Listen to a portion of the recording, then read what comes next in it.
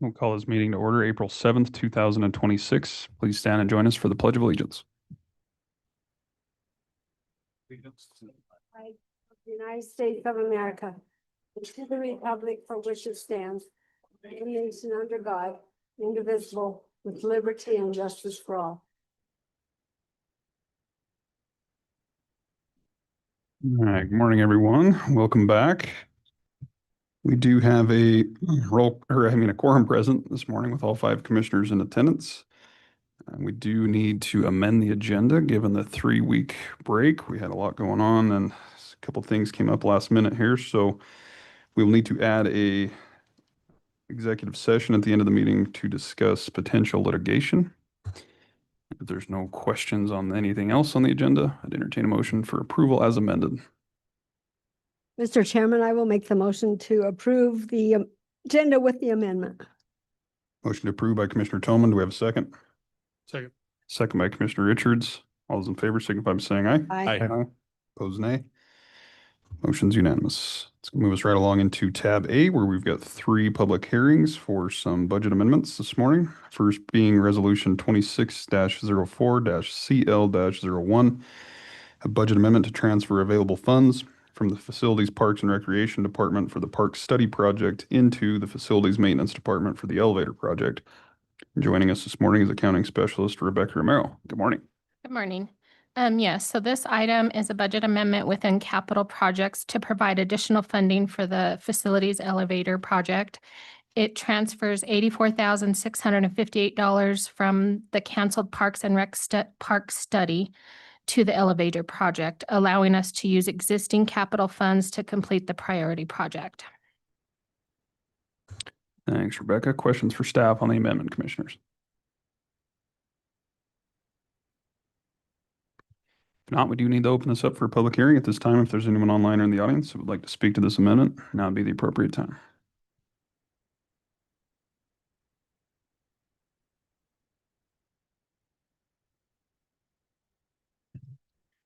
Seeing and hearing none, we'll go ahead and close the public hearing. And commissioners, what's your pleasure? Mr. Chairman, Commissioner Jones. move to approve resolution 26-04-CL-01 in the amount of $84,658. You have a motion to approve by Commissioner Jones. Do we have a second? Second. Second by Commissioner Slaughter. Any discussion? Hearing none, all those in favor signify by saying aye. Aye. Opposed, nay. Motion's unanimous. It's going to move us right along into item number 2 under tab A, resolution 26-04-CL-02. A budget amendment to transfer available funds from the Youth Home Roof Project into the Facilities Maintenance Department for the Youth Home Remodel Feasibility Study Project. And we'll hand it back to Rebecca.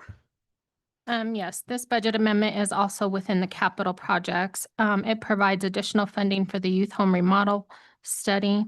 It will transfer $8,200 from the underspent youth home roof project into the remodel study, allowing us to use existing capital funds to complete the project. Thanks, Rebecca. Questions for staff on the amendment, commissioners?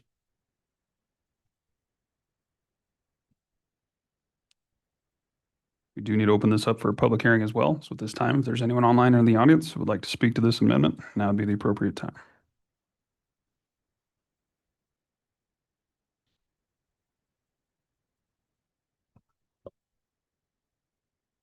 With none, we'll go ahead and close the public hearing. Commissioners, what's your pleasure? Mr. Chairman, I would move to approve resolution 26-04-ZL-02 in the amount of $8,200. Do you have a motion to approve by Commissioner Slaughter? Do we have a second?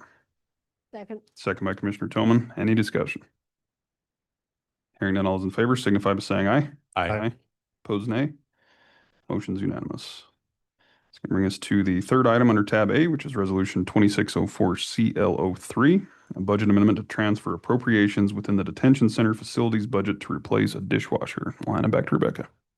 Yes, this item is considered a budget amendment within the facilities detention center budget to provide funding for the replacement of a dishwasher. The amendment transfers $12,000 from repairs and maintenance line to the building and improvement line within the same budget, allowing the county to use existing funds and not the general fund reserves. Thanks, Rebecca. Questions for staff on the amendment, commissioners? Could always have them wash them by hand. Do you need to open this up for public hearing as well at this time? If there's anyone online or in the audience who would like to speak to the amendment, now would be the appropriate time.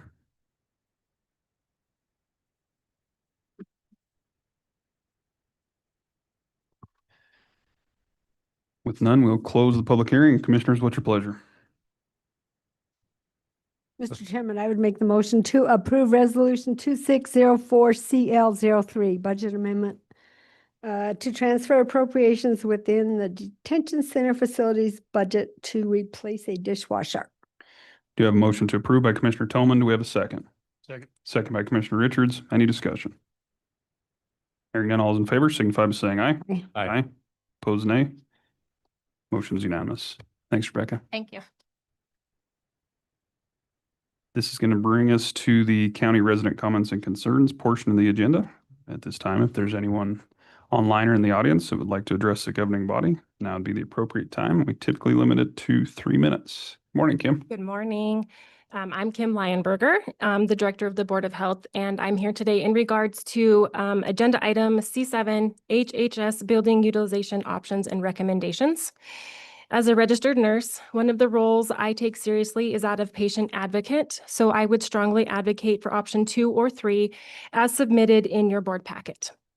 Option 1, as submitted, would cause significant disruption to our day-to-day operations in regards to providing discrete, confidential services to those residents that come to us for STI, HIV testing, and counseling. Currently, an individual is able to receive those services in an area that is utilized by only staff that are trained to provide those services. While option 1 does allow for a private restroom in the orange area, individuals that would be self-collecting their samples would still have to go through the space designated for WIC in that option, which would still have them interacting with WIC staff and participants. If one of the larger stalls in the public restroom is made private, the individual would still have to go through public space to get to the private stall. Additionally, the offices the nurses would relocate to are located in a public hallway, which also decreases privacy and confidentiality. Option 2 or 3 would allow for privacy and confidentiality for individuals that receive sensitive services from public health, because those services would continue to be in a space that is available only to individuals that are trained to provide those services.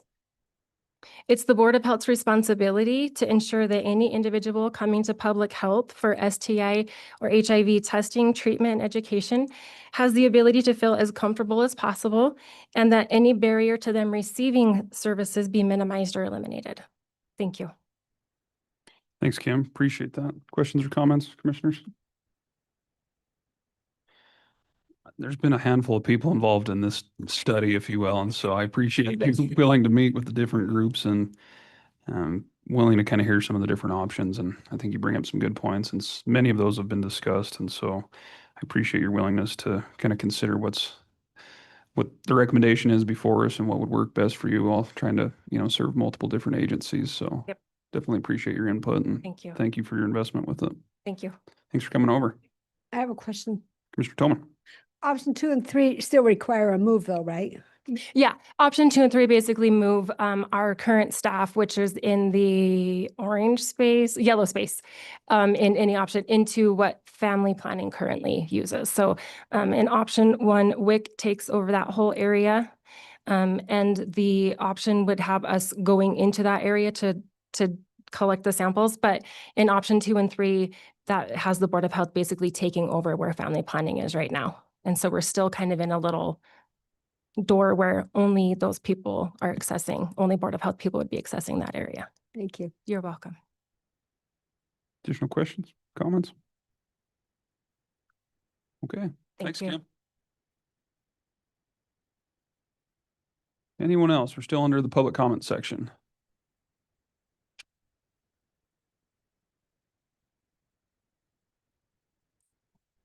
Seeing and hearing none, we'll go ahead and close the county resident comments and concerns portion of the agenda. We're going to move right along, given the stacked agenda this morning, and try and make up a little room for some of the more time-consuming agenda items later on. So that's going to move us right along into tab B, which is the consent agenda. We have got 14 items before you under the consent this morning. You can tell it's been a few weeks. First being the approval of the March 17th, 2026 meeting minutes. Second being the approval of the county vouchers, the warrants, the EALs. Third, the approval of bonds. Fourth, the approval of the monthly reports. Fifth is the approval of the abates and rebates. Sixth is a capital project fund reallocation for facilities projects. 7 is a capital fund reallocation for sheriff vehicles. 8 is a request to ratify Resolution 2603 CC02 to Resolution 2603 CC03 due to a duplication in the number assigned. 9th is a certification of public records resolution adopting uniform rules and regulations in Sweetwater County. 10th is a request to ratify a letter of support for the International Day Committee's Wyoming Cultural Trust Fund grant application. 11th is an amended investment policy. 12th is a request to hire 3 seasonal truck drivers in the Road and Bridge Department. 13 is a request to restaff a vacant position in the Information Technology Department. And lastly, item number 14 is a request for the approval of the UMR 2026 Plan Acceptance Letter. Commissioners, I would ask if there are any requests to remove any items off of the consent agenda for further discussion. Mr. Chairman, Mr. Richards? do we need to pull off B11 to amend it? We do, yes. Yes, and we will remove item B11, the amended investment policy, for a minor change with that. Are there any other requests? If not, I would entertain a motion to approve the consent agenda as amended. So moved. Motion by Commissioner Richards. Is there a second? Second. Second by Commissioner Jones. Any discussion? Hearing none, all those in favor signify by saying aye. Aye. Aye. Opposed, nay. Motion's unanimous. That will take us to the B11 item that was just removed. On the end of that, I think it's the second to last page, it states that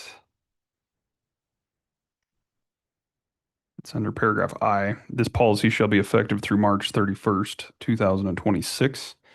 That should read March 31st, 2027.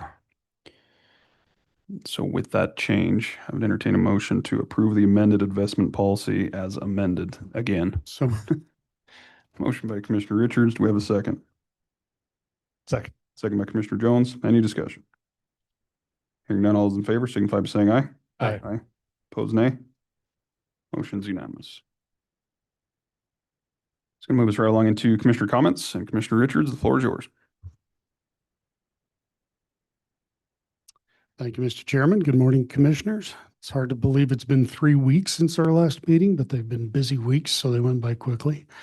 On the 19th, I started the day at the Combined Public Works Facility in a meeting with Public Works Director Legursky, Assistant Public Works Director Hooten, Parks Director Bradford, along with a constituent who would like to find ways to use our county shooting sports facilities for both some competitive shooting as well as some regular club shoots. It was a very productive conversation. It looks like we'll find ways to move forward and work with him. The more our parks are used, the better. Currently, we have a real problem with vandalism at our shooting ranges. But one of the best ways to prevent vandalism is to make sure that there's always other people around. And when that happens, the public will self-police. Later that morning, of course, I joined all of you at the Rock Springs BLM offices for a cooperators meeting for the Rock Springs Resource Management Plan Amendment. It was well attended, very productive, and gave me the first inkling of the feeling of positivity that I think I've ever gotten from the BLM since they dropped the draft EIS on us years ago now. As soon as that was over, I hurried to catch the last part of my last breakout group session for the NACO High Performance Leadership Academy. And then Friday morning, I got to remotely attend my graduation day for the Academy. That was a long 10 weeks, but I think I learned a lot from it. And I think it was well worth the time and investment. I appreciate the opportunity to learn anything I can to help me do this job better on behalf of our constituents. And I would highly recommend it for anyone who wants to improve on their leadership skills. On the 24th, I met with Human Resources Director McLean here at the courthouse to discuss some of the ideas for utilizing space at the HHS building. I think we have some good proposals to work with when we address it later as C7, I think. After that, I attended the SEDC meeting where we discussed the scope of duties that a contract employee would have. On the 25th, I attended the Southwest Counseling Board's monthly meeting where they conducted regular business. On the 25th, I joined the weekly power coalition call. One of the things we did in that loosely formed group was to ask the Sweetwater County Economic Development Coalition to take that group under its umbrella and make it an official committee of the SEDC, which they have agreed to do, formalizing it as a working group. On the 30th, along with most of you, I remotely attended a recap of the RMP Cooperators meeting hosted by the Wyoming County Commissioners Association. Then later that evening, I attended the ribbon cutting ceremony for the Johnson Room at the Rock Springs Library on C Street. The updates they did to that room are fantastic, and it is basically unrecognizable from the old dungeon that it used to be. On the 31st, Commissioner Toman and I attended a meeting at the library with representatives from the library, School District Number 1, and the City of Rock Springs to discuss the legally long defunct CFAC Advisory Board and to make plans going forward. Over the weekend, I heard that some rumors were spread that were pretty much exactly the opposite of what we discussed at that meeting. So rather than even talk about the rumors themselves, I just want to relay what we actually discussed. First, we all agreed to formally dissolve the board. This is basically a reset button, recognizing that the board actually legally ceased to exist in 2016 as a result of their failure to file appropriate reports with the state of Wyoming. We are just recognizing that reality and putting it into a resolution, making it official amongst the former partners. That resolution should be in front of us at our next meeting. Second, we all agreed that we want to see the Community Fine Arts Center continue to provide fine arts to the community as they have been provided historically as a function of the Sweetwater County Library System. The Library Foundation has already taken on the responsibilities of managing some of the funds that used to go through the CFAC nonprofit, which again legally ceased to exist a decade ago. And the library will work hard to make sure that all of the great things that the CFAC does already will continue. And third, we all agreed that we would like to have Sweetwater County School District Number 1's amazing art collection continue to be housed and managed by the Community Fine Arts Center. And we will continue discussions on new agreements to make that happen, which will include new funding agreements. So effectually, we are simply recodifying relationships that have existed for decades, cleaning up expired agreements, and having productive discussions on how to continue moving forward. Am I having an effect on the stream? I blame the IT person. On the first, I joined the weekly power coalition call. One of the things we did in that loosely formed group was to, we already covered that. Then that evening, I joined all of you as well as most of our countywide elected officials at a town hall meeting up in Farson. It was a great turnout and a great evening of discussions with people from the community up there. Big thanks to the land use director Bingham and the land use department for organizing those, and to IT director Knight for all the work he does in making the technology work. Did a lot better there than I do here. So mostly I want to thank all the people from Farson and Eden for showing up and being part of the conversation. Those small community town halls are always great turnouts, and the people from those small communities are so engaged. I'm always happy to talk to them. On the second, I remotely attended the Sweetwater County Outdoor Recreation Coalition Steering Committee meeting. On the third, I attended the monthly First Fridays Federal Partners meeting at the Rock Springs Chamber of Commerce. Even for a holiday, it was well attended with several representatives of the BLM in attendance, as well as representative from Ashley National Forest, the Wyoming Game and Fish, and Sweetwater County Conservation District. Later that morning, I attended my first ever singing gig. I think I might have a real career opportunity there, or at least I would if they brought back Hee Haw. Looking forward, I plan to attend the quarterly SCORC meeting tonight at 5 p.m. That's at the college here in Green River. And of course, you are all invited as well. Tomorrow, I'll join the monthly NACO CEWD call. On Thursday, I'll attend the chamber luncheon and then the legislative report later that evening at the Young at Heart Senior Center. On the 13th and 14th, I'll be attending the Nuclear Energy Emerging Issues Forum at the University of Wyoming in Laramie. I submitted several topics and questions to the organizers of that, and I'm looking forward to in-depth and enlightening discussions. As part of that, the organizers arranged for the Idaho National Laboratories education trailer to be there in attendance on the 13th And I worked with organizers to get them in contact with school district number 1 so that as the trailer makes its way back to Idaho on the 14th, that it'll be available to stop at one of our schools so local students can get a chance to explore it. Tentatively, the plan is for it to be at Rock Springs Junior High from 9 to 11:30 a.m. on the 14th. Not sure about the final location yet, has been nailed down yet, but that's tentative. On the 15th is the airport board meeting. I'll probably won't be back in town yet, so I might have to remote in for that one. On the night of the 15th is the quarterly Sweetwater County Republican Party meeting. On the 16th, I have planned to attend the Rock Springs Chambers conversation with commissioners in the Bison Room at the Sweetwater Events Complex. On the 17th, I have a Teams meeting with Third Horizon, which is a follow-up to work they are doing for Southwest Counseling. On the 18th, I plan to attend Sweetwater County Republican Party's selection committee meeting, where they will choose 3 people to nominate to temporarily fill the vacant clerk of district court seat pending our notification later today. That brings us full circle back to our next regular meeting here on April 21st.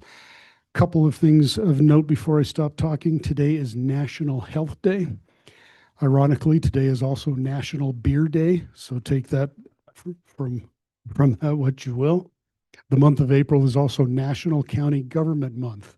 In honor of that, I produced a series of short videos that I'm publishing throughout the month discussing what county government actually does. Those will be dropping about every other weekday during April, so you can look for those on my different social media channels. I think that is all I have for you today, Mr. Chairman. I'm happy to stand for any questions. Thanks, Commissioner. Any questions or comments for Commissioner Richards' report? No questions, Mr. Chairman, but Oh, I knew it was I coming. wouldn't give up my day job for the singing skills if I were you. And I'm not saying my singing skills are any better than yours, similarly to the chairman's dancing skills. I'm not any better at that either, but You'll get your shot. Commissioner Jones, the floor is yours. thank you, Mr. Chairman. On the 19th, as was mentioned, we all got together for the cooperator meeting with the BLM regarding the Rock Springs RMP. I did feel the meeting went well overall. Pretty refreshing to meet with the BLM and walk away thinking we were listened to and that our thoughts are being considered. My hat's off to the change in the landscape at the BLM and the folks that are there. It is very refreshing. So I know there's been a lot of people involved in the process, and not only what's going on now, but making the changes. So just can't thank everyone enough. And that goes back to the many years of Mary down there and all of her time that she put in. So on the 23rd, I had a meeting with the committee putting together the off-road ride celebration of our 250th from Evanston to Cheyenne for the 4th of July. That ride is now sold out and booked. So we are working to finalize some of the smaller details. We're going to have room blocks, so we're going to start getting that information out so people can reserve their rooms. Make sure we have some things like some suggested safety equipment that everybody ought to have along, just some things like that to try and make sure that this thing goes as smooth as possible. Naturally, it's going from one side of our state to the other, so we can't prepare for everything, but we think we have a pretty good grasp of what's happening. And hopefully this turns out to be a route that either this one or something similar is in place for years to come. On the 25th, I attended the Board of Health monthly meeting. A presentation was given. I really appreciate the addition of monthly presentations to that meeting so we know a bit more about what's done through the Board of Health and what the goals and accomplishments are. Most importantly, the accomplishments. It's good to hear those things. After the meeting, I joined Treasurer Cowan and Kim Lineberger for a tour of the building to see with my own eyes the changes that are proposed and what we're going to discuss later today in the HHS building. I'd like to thank Mark and Kim and their time, as well as HR Director McLean for sharing his thoughts and information with me. It certainly clarified a lot of things. On the 25th, I reviewed the MHSC finance and audit packet as I couldn't join the meeting, but thanks to Sally, I think we fixed that issue. The hospital continues a positive trend financially, and all their hard work has really been paying off. On the 26th, I attended the Joint Powers Telecom Board and a meeting, and normal business was conducted there. On the 30th, I caught the tail end of the BLM RMP recap meeting with Wyoming County Commission Association. Appreciate everybody's input again. I know I keep saying that, but there's been so much time and effort put into this RMP that it seems kind of empty to just say thank you, but that thanks also goes along to the WCCA. They've been very valuable in helping us with the RMP. If we had to hire people to do what they've done for us, I have no idea what that bill would be, but it would be monumental. On the 1st of April, I attended the Memorial Hospital Sweetwater County monthly Board of Trustees meeting. It was a brief meeting. I've covered most of what's discussed from previous committee meetings. I would like to take a second to thank everybody at MHSC for continuing with great healthcare and serving our communities. As was mentioned, we had the town hall on the 1st in Farson, and want to thank everybody that showed up. I agree that the small towns tend to show up in force, and it was great to have folks there and have the questions. And it was really good to hear people's concerns, especially when we're talking about reduced funding for a variety of different elements. But what they continue to impress me with is their ability to tax themselves and their understanding of the value of those taxes and how important those things are in order to have a thriving community. On the 3rd, I attended the Federal Partners meeting. Appreciate the reports that were given from the Forest Service, BLM, and Representative Hageman's office. Excuse me. Last thing, I'd like to take a second and give my condolences and my best to the family of Don Coppy, who passed away recently. There's a service this afternoon that I'll obviously miss, but my best to all of his family. He will certainly be missed. And that concludes my report. Thanks, Commissioner. Questions or comments for Commissioner Jones?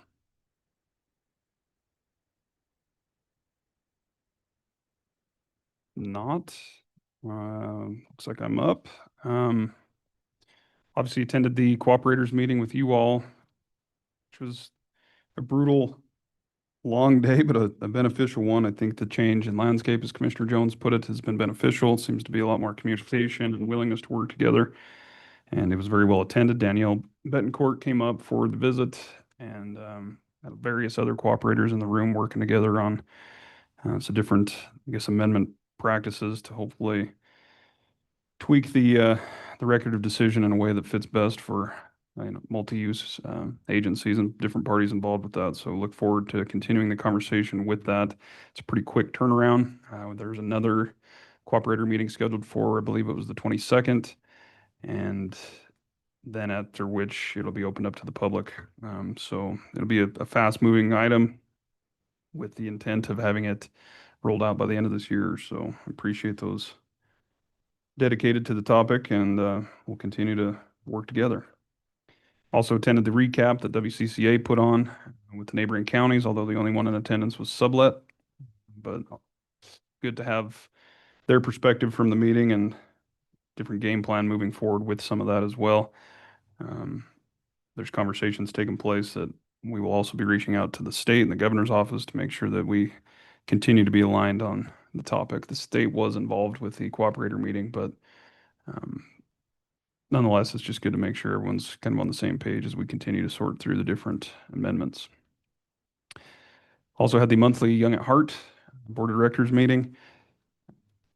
They've got some budget concerns over there I've spoke to in the past, but I'm a little bit concerned heading into fiscal year 27 for where they might be sitting. They had a proposal that was presented that would be a separate MOU between us, the city, and Young at Heart themselves to replace their roof, which is 16 years old.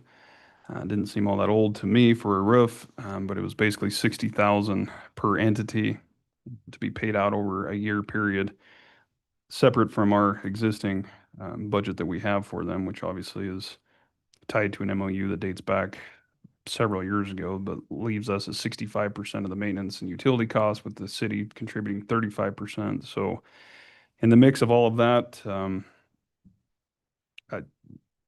there's some numbers that just aren't quite jiving as far as some of the funds that we give them out of our allotment, which was 185,000, are to go to services, and a portion of them are to go to maintenance and utilities. And so I think they've had a little more maintenance come up this year, and as such, they have used more money towards the services than they have the maintenance. And so they're kind of trying to sort through what to do there. It sounds like they might have to dip into some reserves to move forward with those projects. But nonetheless, they are making changes over there. They're in the process of hiring a new director. They've got some new board members that are really diving in and trying to improve efficiencies and policies, and I appreciate their dedication. I think they're on the right track, and we'll get things squared away, and I'll help where I can, but financially ought to be the biggest start, and hopefully we can get some things turned around heading into budget. That evening, I had the Events Complex monthly board meeting. Pretty much business as usual for the most part there. They've got about 80% of their fair sponsorships lined up. The concert series is put together. They have their $2 Tuesday night finalized, and the just kind of standard construction around the grounds with different electrical upgrades. Some of the wrought iron fencing that you can see from Yellowstone Road continues to be installed and completed. And various other projects. They're almost done with the Aspen Hall renovation, and hope to have a tour of that at the end of this month's meeting. One kind of interesting item that you don't really think about, when they're hosting these big events like National High School Finals Rodeo, which obviously won't be coming back, and they've had a few other RV rallies that also won't be returning. Obviously, they're large revenue generators for the complex, and they're working at trying to fulfill or fill those with different needs and potential opportunity with hosting different events. But just by hosting the National High School Finals Rodeo, so on average, their annual electric bill is around, I think Candy said 385,000.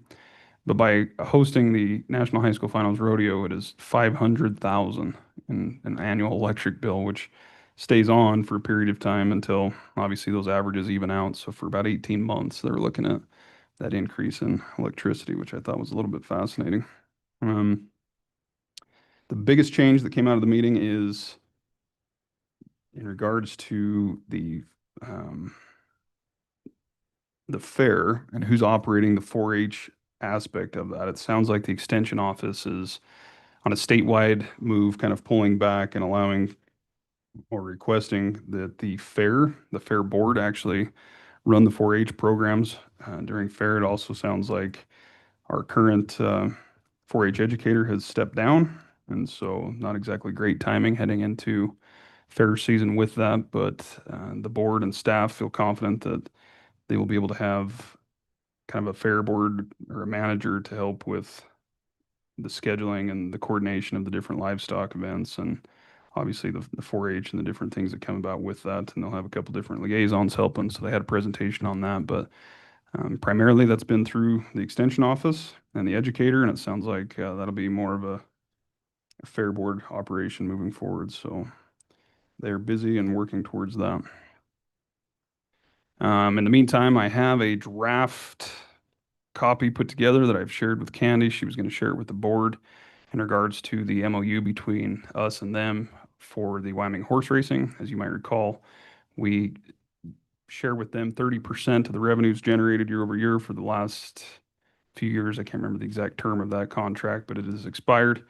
And so we're working through opening up a new one with a different term and potentially different percentages as well. So I did produce a draft with that, with the kind of a history of the revenue that's been generated from the historic horse racing. And so depending on where that goes with their board, we'll be bringing it back before you all for discussion and approval at a future date.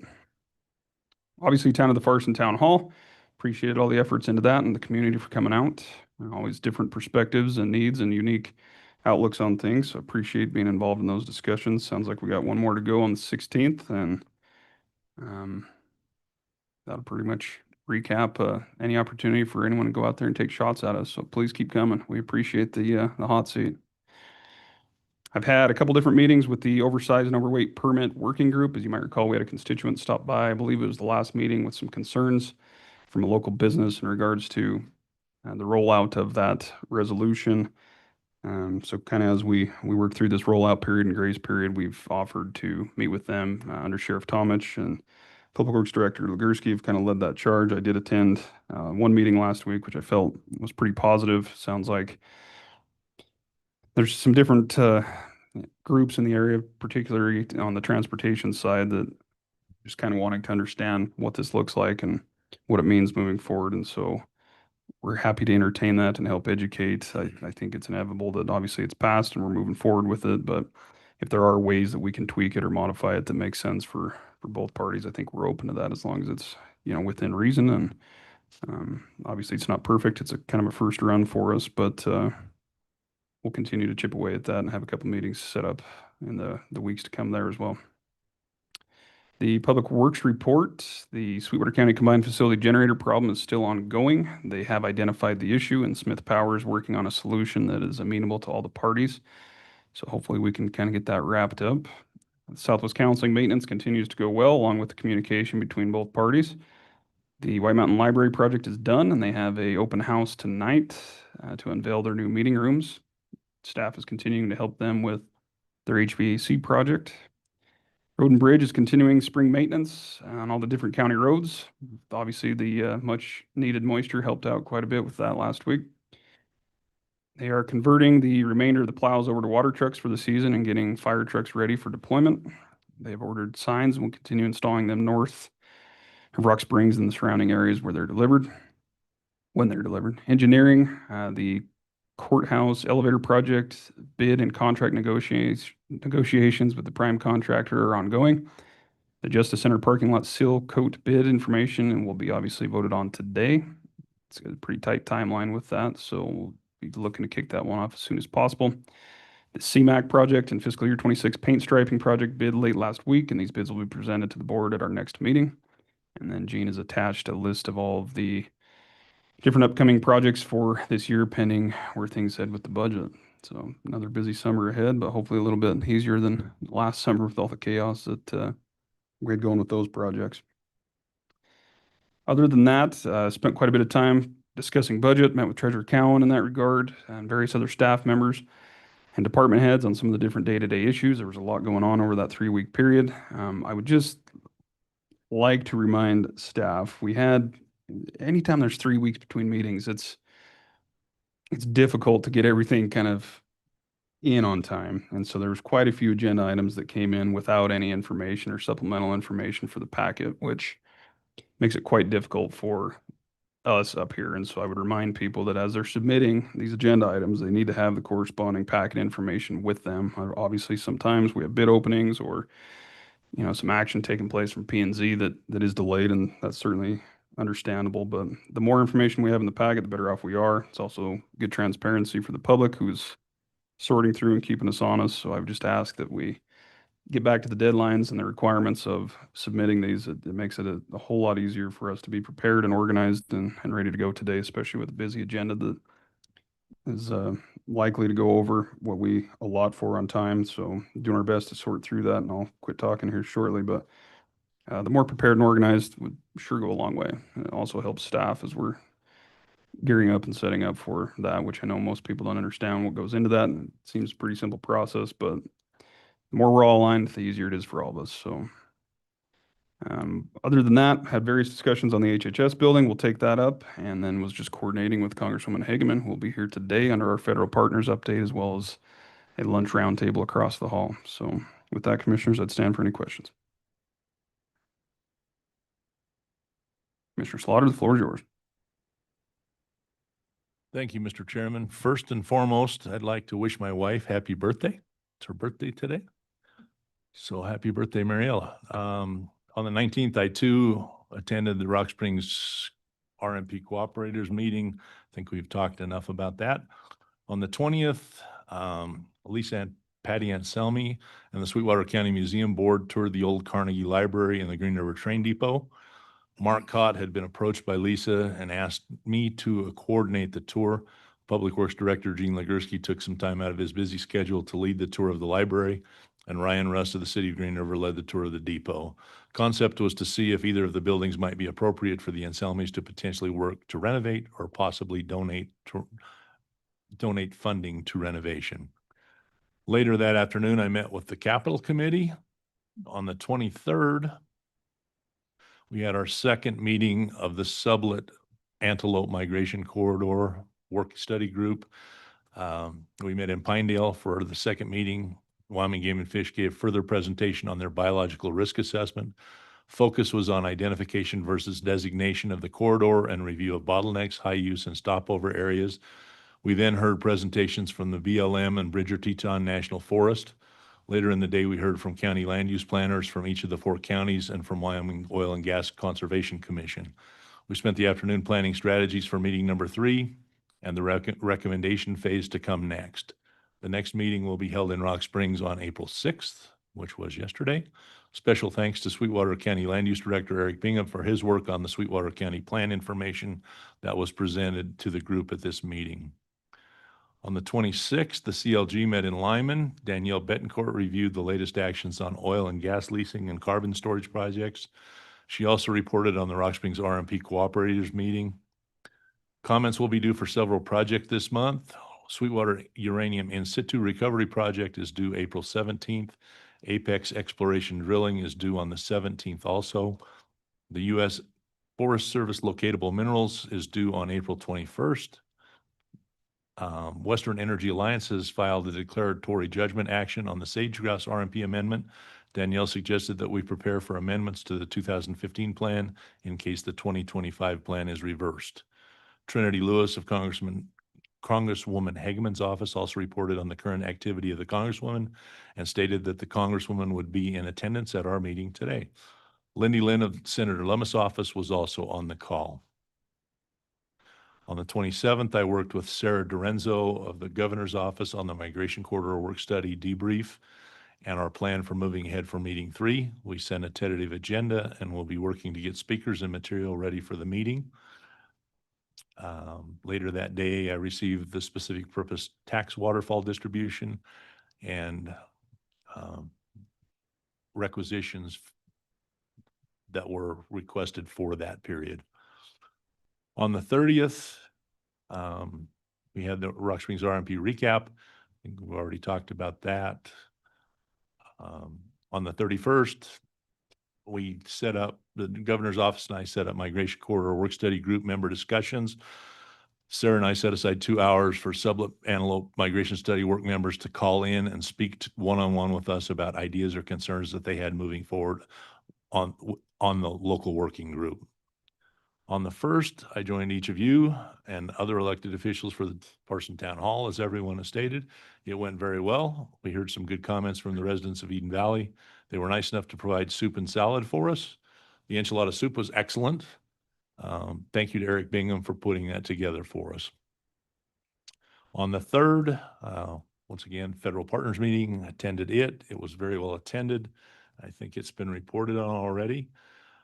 On the 5th, I spent the day preparing for yesterday's Migration Corridor Study meeting, and yesterday we had meeting number 3 at the Sweetwater County Events Complex. I conducted the 3rd meeting of the local working group. We heard further discussion on the individual segments of the corridor from Game and Fish. We also heard from the Office of State Lands and Investment and Wyoming DOT. Wyoming Game and Fish bought pizza for the group, so we held a working lunch and continued developing ideas for our decision process. We ultimately decided on a consensus model that we hope will allow us the flexibility to manage our recommendations. We then worked our way through a couple of sample recommendations and followed up with a discussion on a date for meeting number 4. It will be held May 11th at a site to be determined. Of note, Wyoming Game and Fish Director Angie Bruce and Game and Fish Commissioner Ken Roberts were in attendance, as was Commissioner Tolman. Thank you for coming to the meeting. Mr. Chairman, I think it would probably be appropriate for our next meeting for me to do an update for our commission with respect to where we are on that. It's obviously something that will be affecting Sweetwater County. And we probably should just have some discussion about that. So if you think it would be appropriate, I'll get that on the agenda for our next meeting. We can just have a basic overview of where that process is going and where we're at and get the general consensus of the commission with respect to that process. Very good. You got it. Last but not least, during the period, I also visited with liaison and as liaison with grants coordinator Christina Marshall and land use director Eric Bingham. And then yesterday, I got a message from Dave Mead, director of Sweetwater County Museum. He asked me if I would make note of the fact that the museum is sponsoring a bus trip to Dinosaur National Monument on Saturday, which is the 11th. There are tickets available at the museum or on the museum website. And he wanted everyone to be aware that the museum is putting this forth and give people the opportunity who may not have heard about that in the past. With that, Mr. Chairman, I would stand for any questions. Thanks, Commissioner. Questions or comments for Commissioner Slaughter? 90 minutes enough for your update next meeting? Well, not if we're going to do a full update. We might want the full hour and 2 hours. Very good. Not a problem. Happy birthday to your missus. Commissioner Tolman, the floor is yours. Well, most of my report is redundant. The others have covered most everything. Hope everyone had a nice Easter. I did get my mom from the nursing center, brought her to the ranch, so we had a nice family get together on Easter. My activities since the last meeting, well, the first thing I noticed is the meetings are really ramping up for all of us. It seems to be 2 and 3 meetings a day lately. On the 19th, I did attend the BLM cooperator meeting and followed up with a virtual meeting with the coalition, Danielle Betancourt, attorney, and the Wyoming County Commission Association, Micah, on the 23rd. So the next cooperators meeting will be April 22nd. On the 23rd, I joined Farson Seniors and gubernatorial candidate Eric Barlow. On that same day, I attended the Joint Communication Center meeting at the training center at the Sheriff's Department. The take-home message was they have turned in their budget to Rock Springs City with a decrease of 2.1%. We had asked them for 5%, but they said they absolutely cannot do that. They have eliminated 4 positions, 1 per shift, but overtime may be called for to cover that. So I don't know if it's going to be much of a savings. They moved some capital costs, but next year budget may have to increase by $2 million if they are unable to acquire a 2.083 grant to replace the Motorola radio console and upgrade the 911. So I believe Representative Hageman is trying to help them get a national grant to cover that. There was discussion regarding the Scotts Bottom fire and the possibility of having the county adopt fire restrictions now because of the wind and the dryness, but we did get rain in the meantime. So I had a discussion with Chairman Keaton West about getting it on the agenda for today, and Chief Scott Kitchener and our fire chief Alan Adams will give an update today. Neighboring counties have already adopted fire restrictions. On the 26th, I was not able to catch the Golden Hour board meeting as I was on my way to Lyman for the coalition meeting. And I will leave it at that because I think Slaughter covered that one very well. On the 30th, Commissioner Richards covered for me for the open house for the Rock Springs Library meeting room renovation open house. But I will attend the one tonight at White Mountain. So 5:30 tonight at White Mountain, the meeting room will be having a ribbon cutting ceremony. On the 31st, I was with Commissioner Richards and the superintendent from School District 1, Joe Libby, library staff, School Secretary Kelly, Rock Springs Councilman Hanson, to discuss the dissolution of the Fine Arts Center board. And as I stated, we are not disbanding or throwing out the art collection. We are only making official the loss of the 501c3 status in 2016. There will be future meetings, though, to discuss the inventory, set up a local library committee that will still focus on the Fine Arts Center. And I would encourage everyone to go visit that that center. The artwork there is amazing, and they did get the Governor's Fine Art Center, got the award for the Governor's Art Award in Cheyenne, which was fun to attend. On April 1st, the Farson Town Hall, I attended that, and the community members were very much appreciative of having all of the elected people there to answer questions and share what they're doing. On Thursday, that was Wednesday, on April 2nd, I attended the Conservation District meeting at Roosevelt here. They discussed writing a grant to compile water quality work for education and outreach purposes. So there's grant money available, and they're going to try to get a grant to help them gather information about what they have done with the water over the years. They asked me to ask the commission how Richards and Slaughter plan to assist them in their mill levy venture. I will work the Home and Garden Show on the 19th. They will have a booth there with partners from the Forest Service. So they are doing outreach to the community to let them know all of the things that they have done over the years. On the 3rd, I attended the federal partners meeting at the Chamber of Commerce. And yesterday I attended the Pronghorn Antelope Migration Corridor. It was interesting, and I did learn some new things about the corridor. So thank you, Commissioner Slaughter, for all your hard work on that. And then yesterday afternoon, I did a virtual meeting with the Colorado River Advisory Committee. They're working to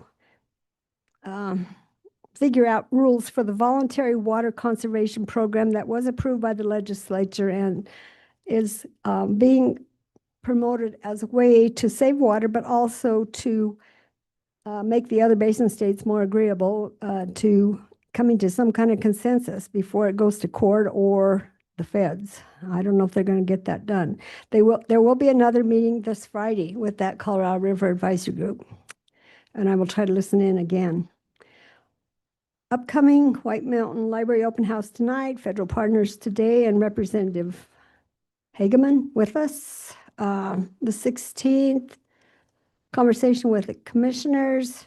Oh, and I do have a ticket to the Museum Foundation, their bus tour to Dinosaur National Monument, and my family has said I have to help with branding, so I might need someone to, if they want that ticket, let me know.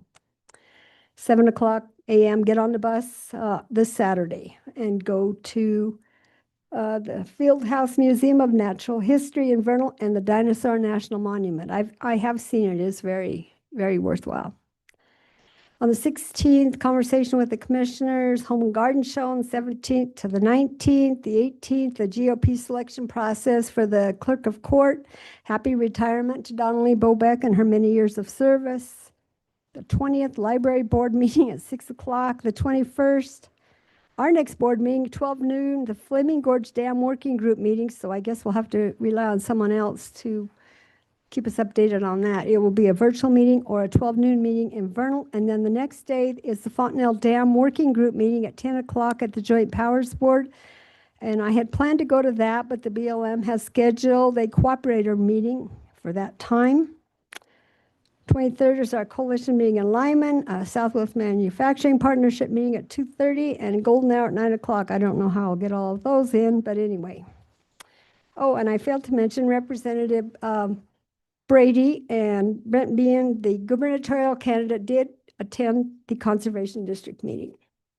So that concludes my report. Thanks, Commissioner. Questions or comments for Commissioner Tomlin's report?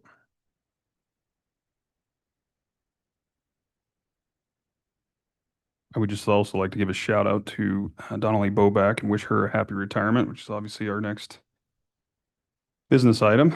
Congratulations on that, but also to the Honorable Judge Lavery, who will be soon retiring here in the next couple weeks. And just want to thank both of them for their service to Sweetwater County and the state of Wyoming for all that they do, and wish them well in their next endeavors. And that'll conclude the commissioner comments portion of the agenda. That'll take us to tab C, behind just a little bit, but I know we can make up some ground here. The first item is the vacancy notice for the office of the Sweetwater County Clerk of District Court.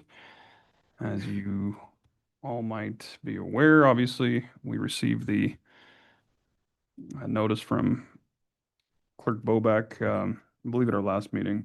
So this is just the next step in the statutory process to inform the chairman of the Republican Central Party Committee.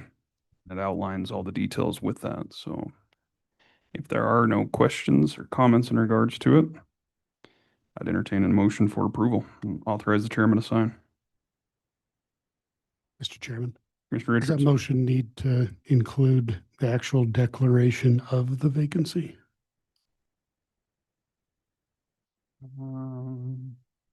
I mean, I think it takes care of it just in the letter itself, but however you want to do it. Mr. Chairman, I move to declare a vacancy in the office of Clerk of District Court and approve the vacancy notice letter prepared for the office of Sweetwater County Clerk of District Court and authorize the chairman to sign and submit to Chairman Nemec of the Sweetwater County Republican Party Central Committee as presented. You have a motion to approve by Commissioner Richards. Do we have a second? Second. Second by Commissioner Toman. Any discussion? Hearing none, all those in favor signify by saying aye. Aye. Aye. Opposed, nay. Motion's unanimous. Item number 2 is a resolution regarding a petition to alter a publicly dedicated roadway. I believe we have Public Works Director Legursky joining us. And good morning, Gene. Good morning, Chairman West, Commissioners. What you have before you is an encapsulation of the public meeting and discussion that you guys had last week or 3 weeks ago. Mr. Hoot and Mr. DeLeon worked really hard on trying to capture everything that you guys had in that meeting and try to put it in a resolution so that it was concise. So I just ask that you approve resolution 2604 EN01 and sign it. Questions on the resolution? I'd entertain a motion to approve resolution 2604 EN01, resolution regarding a petition to alter a publicly dedicated roadway as presented. So moved. Motion by Commissioner Slaughter. Do we have a second? Second. Second by Commissioner Toman. Discussion. Hearing none, all those in favor signify by saying aye. Aye. Aye. Aye. Opposed, nay. Motion's unanimous. Item number 3 is the award of the fiscal year 2026 Justice Center Seal Coat Project. Hand it back to Gene. Thank you, Chairman West. What you have before you is a bid that we had last week on the seal coat project for the Justice Center. This includes seal coating and restriping and some minor asphalt patching around the whole entire Justice Center and the Loop Road. Believe it or not, that asphalt is 10 years old, so it's time to do some maintenance on it. We received 2 bids, and we request that you award the Justice Center parking lot and seal coat project in the sum of $60,374.99 to R&D Sweeping and Asphalt Maintenance of Rock Springs, Wyoming, and allow the chairman to sign all project documents. Questions on the award, Commissioner?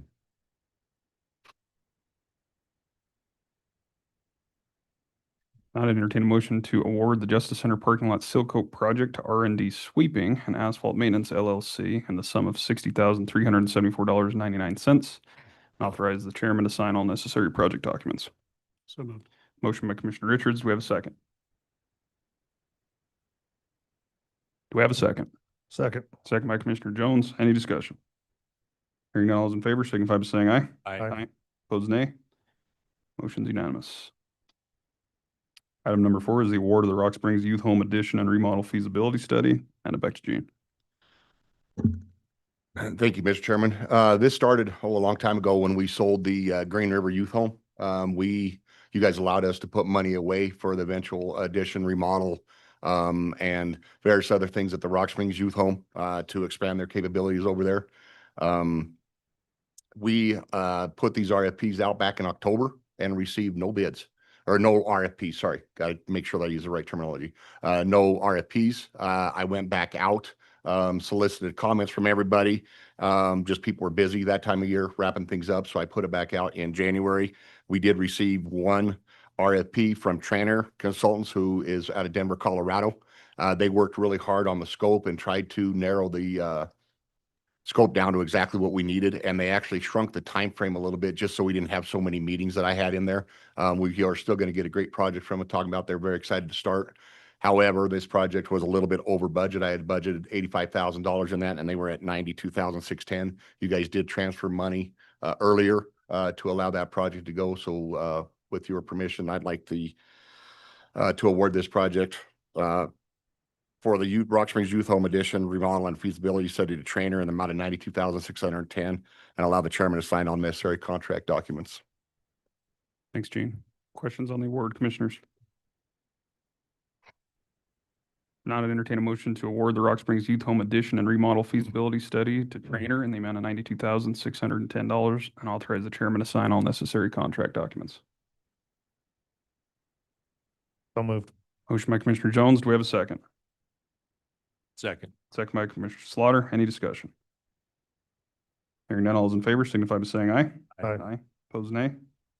Motion's unanimous.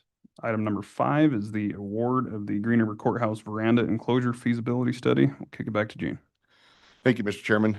This is the enclosure study that we need to complete for the veranda to make emergency access available and to possibly add other offices and meeting rooms over in this area and the other area. As you can see, I had $150,000 originally allocated to this project under capital. However, we were able to unearth some plans and some structural analysis from the first time that the veranda was done and when we sent this out to the various architects. They were able to use a lot of that data in there, so we didn't have to duplicate the structural analysis and everything. So we saved quite a bit of money on that. So I would like to have you guys award the Sweetwater County Public Works Green River Courthouse Veranda Enclosure Feasibility Study to EDA in the amount of $75,344 and allow the chairman to sign all necessary project documents. Thanks, Gene. Questions on this award, commissioners?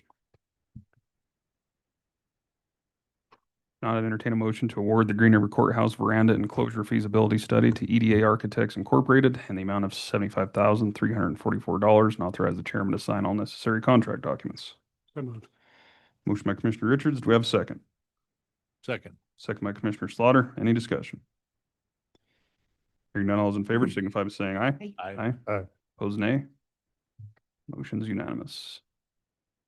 Item number 6 is a discussion on the RFP for the needs assessment, resource analysis, and strategic plan for the Sweetwater County Parks and Recreation Department. And we'll kick it back to Gene. Thank you, Mr. Chairman. What this was a needs assessment for the parks, trying to get a handle on updating our parks. Most of our parks were built in the 70s and 80s, and how people use parks now are completely different. Also look at thinking outside the box, what we can use our parks for, what we need to address. That includes both the archery range, the shooting range, and the trap club. So all 13 different areas that the parks is over. We went out for RFPs in October and received no RFPs. So I again went out and solicited, hey, what did I do wrong? Why weren't you guys interested in this? I received 2 solicits back that said basically you were unrealistic about your price. You were asking too much. One firm was from Scottsdale, Arizona. The other one was from Boston, Massachusetts. I'm like, well, okay, maybe that'll fly out here. So I got with the city of Rock Springs, looked at their master plan, what they got and received, and also went through everything, cut back some scope, cut back some stuff to what we needed to absolutely fund to get a good project, release this back out on the street for RFPs. We did receive 1 from Confluence. They were 3 times the amount still, what we had in that budget. So I need to really go back to the drawing board and figure out what needs to be done and what we can do. So I am asking for you to reject all RFPs that were received on the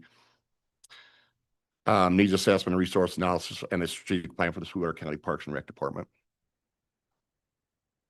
Very good. Unfortunate. Questions on the RFP discussion, commissioners? Just, Mr. Chairman, Commissioner Slaughter? Gene, where do you think you're going to go from here? I This is something we've been talking about for 3 Yeah. years and something we really would like to see done. So, Mhm.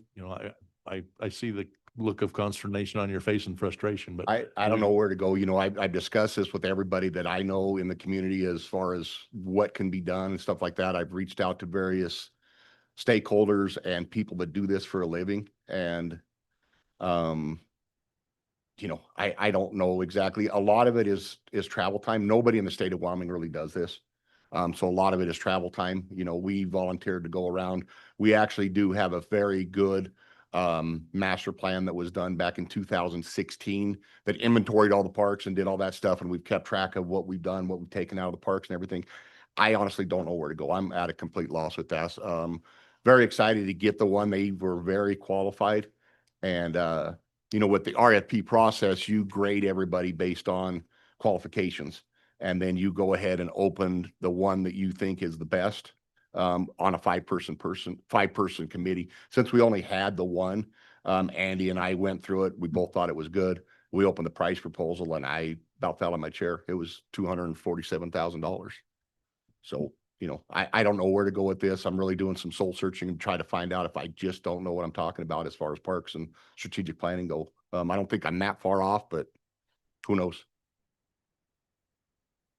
Do you think it has anything to do with just how spread out we are? It is. I mean- That was a lot of the concern. You know, they were like, well, how fast can you go, you know, to all the parks and everything like that? I'm like, well, you can do it in a day, but it's a 157-mile round. Yeah. You know, so that is some of the concern. Some of the other concern too is I really want to not compete with the city of Rock Springs and the city of Green River Parks. I want to be, and you know, we got to coexist together, and we can't duplicate a lot of the same things. We got to be, and especially where our parks are uniquely situated. You know, some of them are, you know, 20 miles away, and some of them are in very small communities. So we need to really look at what those community needs and pull back. So a lot of that was the time that it would take to get community engagement. You know, that is one of those things that's very hard to do. You know, everybody's been involved in community engagement and out resourcing and stuff like that. And, you know, you send everything and you have meetings and you get 5% of the stuff back. So that's the people that I talked to were very concerned about that. And they had put extra time in to, you know, to dial it in to make sure that we got what we needed. And I think that's where we're at. Additional questions, comments? I'd entertain a motion to reject the RFPs that were received in regards to the needs assessment, resource analysis, and strategic plan for the Sweetwater County Parks and Recreation Department as presented. So moved. Motion by Commissioner Jones. Is there a second? Second. Second by Commissioner Slaughter. Any discussion? All in favor, say aye. Aye. Opposed, nay. Motion's unanimous. Thanks, Jane. You caught us up. Item number 7 is the HHS, the Health and Human Services Building Utilization Options and Recommendations. I believe we have a report from Public Works Director Legursky as well as HR Director Gary McLean. And good morning to you both. Bear with us just a second. Good morning, County Commissioners. We'll get this fired up. While we're loading up some drawings so we can have a cogent discussion about this, I'll share with you a few things that were identified with the changes with respite and family planning. There was space available at the HHS building, the Health and Human Service building the county has. Some of the needs and possible relocation that came before us for that building were Treasurer Mark Cowan and County Clerk Cindy Lane approached about moving into the HHS building. The County Treasurer would like to do license plates currently being done at the Chamber of Commerce on Mondays and Fridays. Clerk Lane indicated that they would do titles 1 day a week at that building. So that was one of the needs that was identified. We were contacted by the Women's, Infants, and Children's Program, or WIC. They had historically been affiliated in county buildings up at the old hospital location, and they had expressed interest. They were currently located down by the Civic Center. Some of you know the Old Timers building on the 3rd floor of that building down there above the restaurant.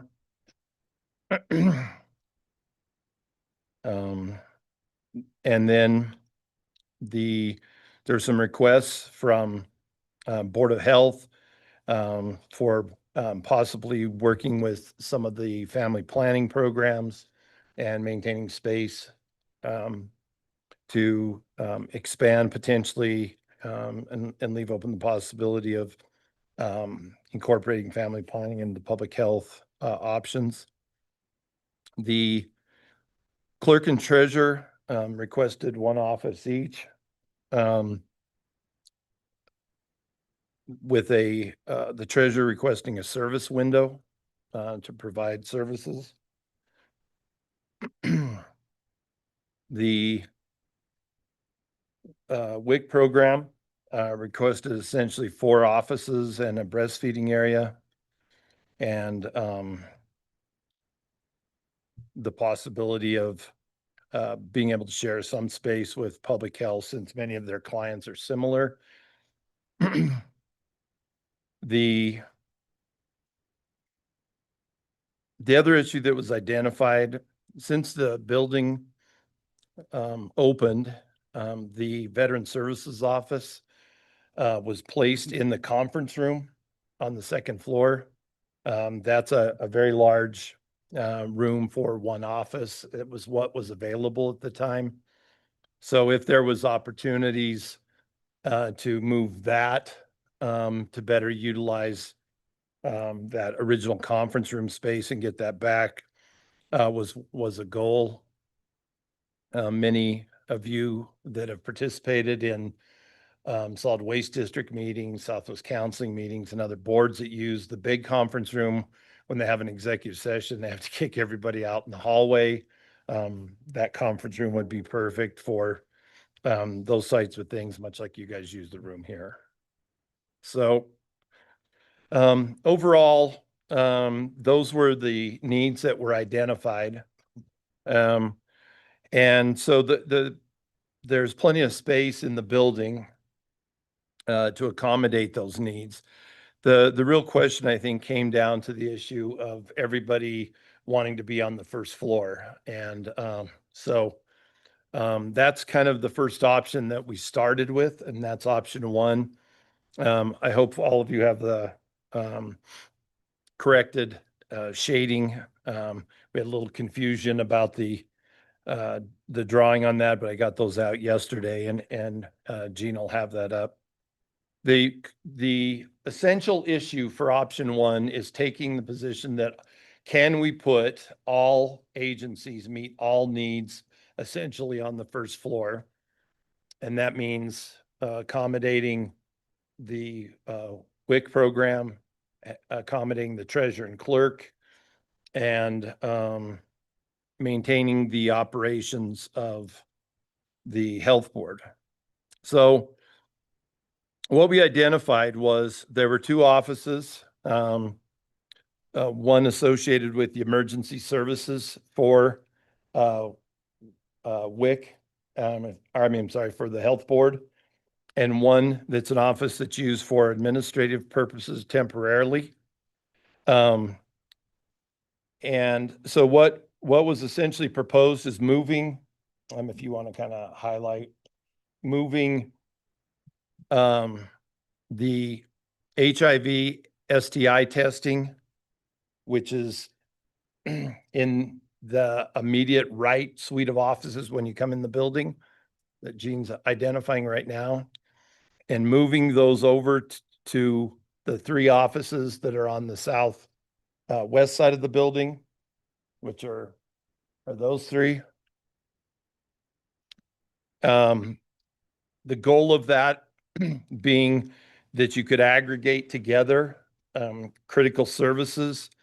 Those are services and programs that need more confidentiality and privacy. In the space that was vacated on that suite of offices to the right, then the clerk and treasurer could go in there, and the emergency services position from the Board of Health and the administrative position could go in there because they're not incompatible with that area. Those are highlighted in yellow on that drawing. So we're swapping some spaces to create compatible uses, and also to get the more private operations in their area. Now, the STI HIV testing needs private bathrooms. So we looked at 2 options. There's a bathroom that Gene's highlighting now in the southeast corner of the building. That area, that whole suite of area would be occupied under option one by WIC, just essentially replacing family planning with WIC. But there would be some areas that could be shared. In order to access that, those restrooms, at the end of the hallway, there is a wall that was created to partition that suite. We believe that could be removed and a door placed there so that there could be egress up and down that hallway for minimal remodel. The other option was remodeling the handicap stalls, making them essentially more private, more of a door entry, like a room sort of issue, to accomplish that goal.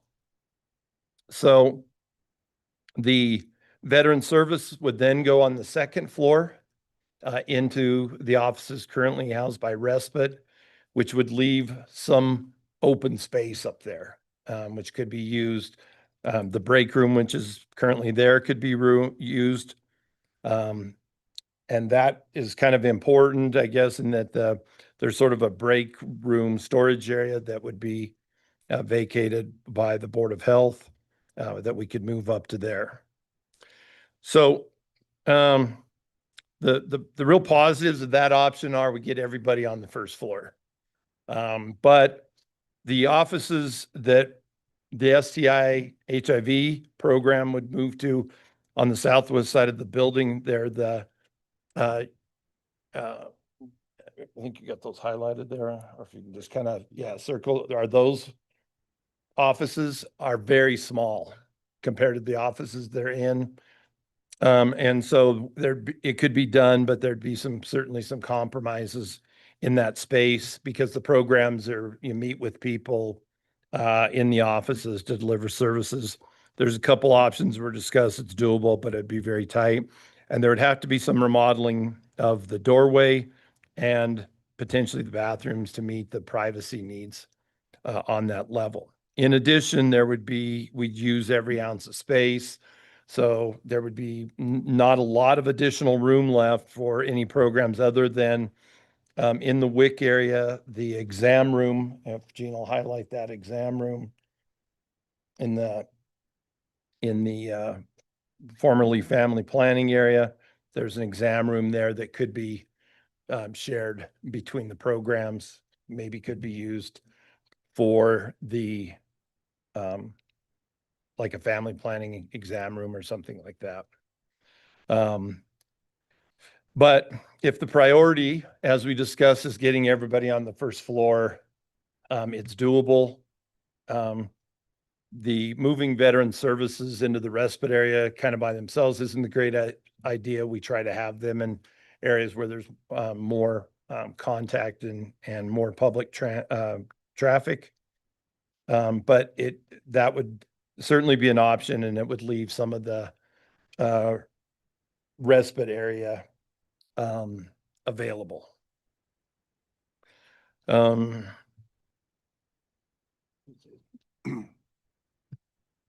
So a couple things about that. Gary talked about small offices. When you aren't meeting with somebody, architectural standards are between 100 and 110 square feet of office. So basically 10 by 10, 10 by 11. If you are meeting with somebody on a regular basis or having consultants, come in, if you have to meet with two people, you want 120 to about 140 square foot office. So that just kind of puts it in perspective what we're looking at.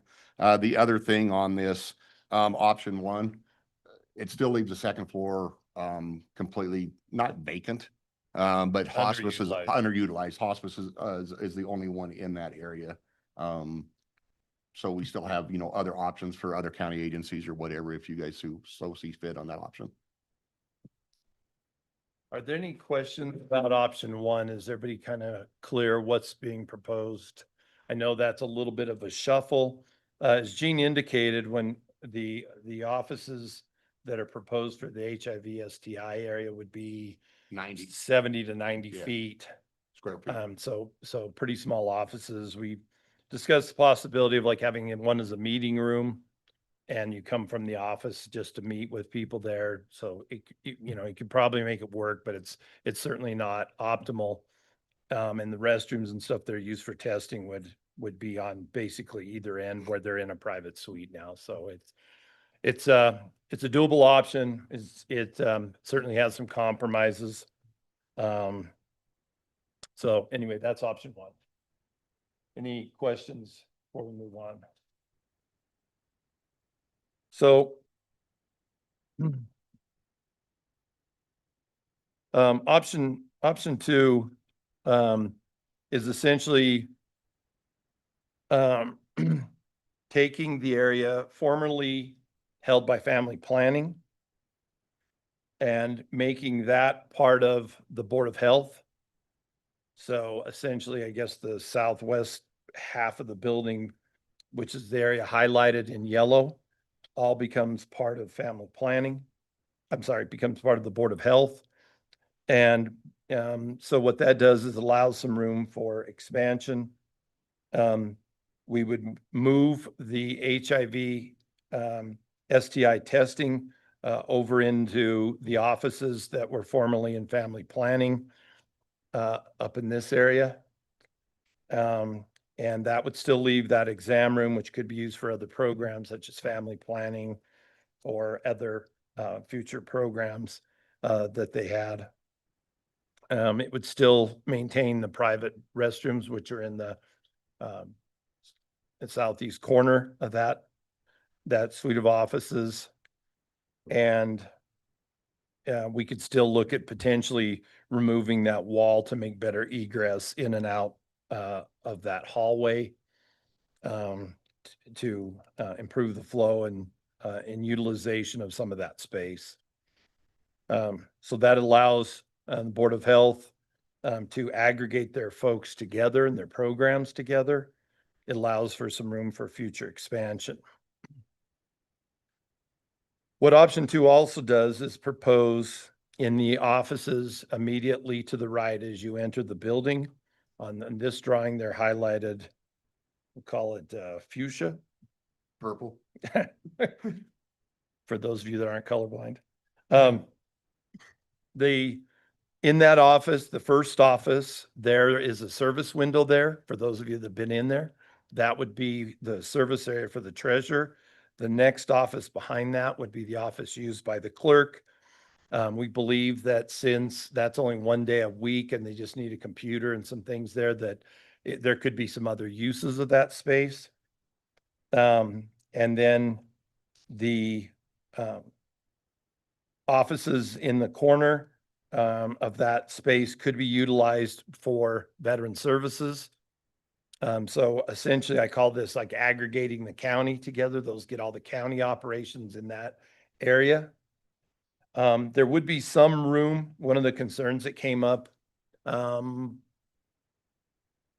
through this process was that during the peak times, as some of you have seen here, when license plates are being distributed, there can be on those last days of the month, people coming in all at the same time, and you can develop queues. There was some concern about queuing and people up blocking kind of the entrance or conflicting with other traffic in there.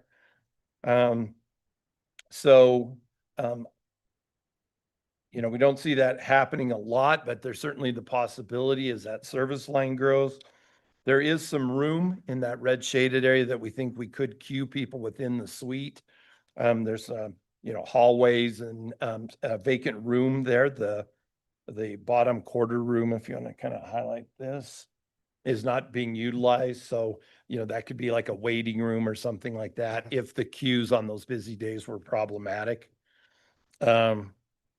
So we think we could handle that there. Again, those would be the county operations, which would be the clerk and treasurer for the time that they're there, and then veteran services in that area. There's a separate door going into that suite. And there's some storage in there that would meet the clerk and treasurer's needs for storage to provide their services.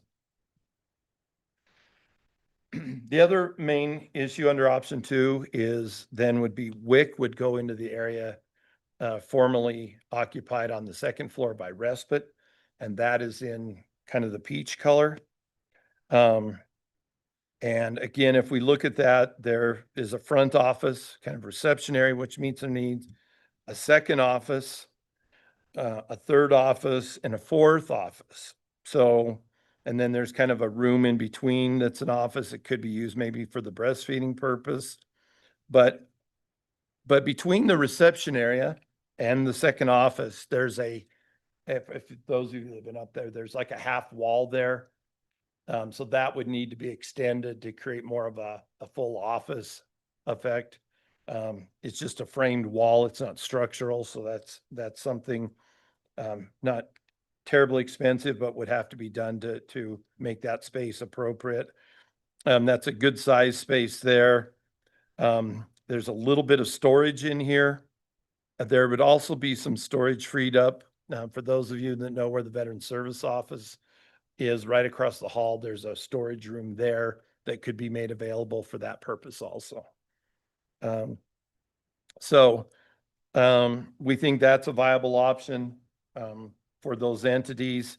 It uses some of the space better and still ends up with some underutilization of the space in some of the county areas, but it gets the county operations on the first floor.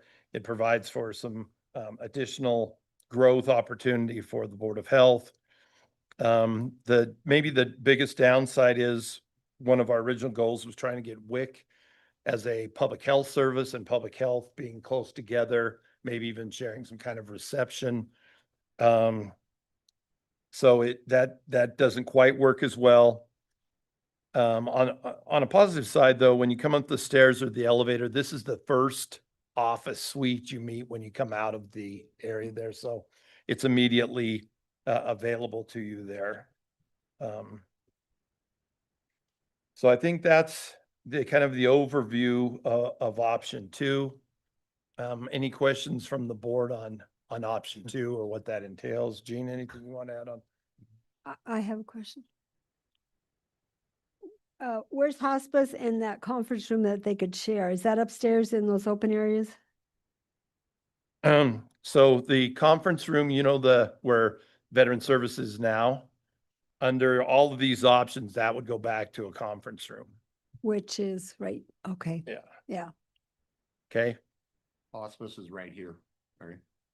Okay. So it stays up there. Yeah. What else is going to stay up there? Is there anything else going to stay up there? So this will all be vacant on to the. Well, there's a big conference room, the Yeah. small conference room that we're proposing. Then hospice has, if you want to highlight, a storage room that they use for their medical equipment, durable medical equipment, and their offices. Okay. And the storage room is on that end. That's all that's up there. Thank you.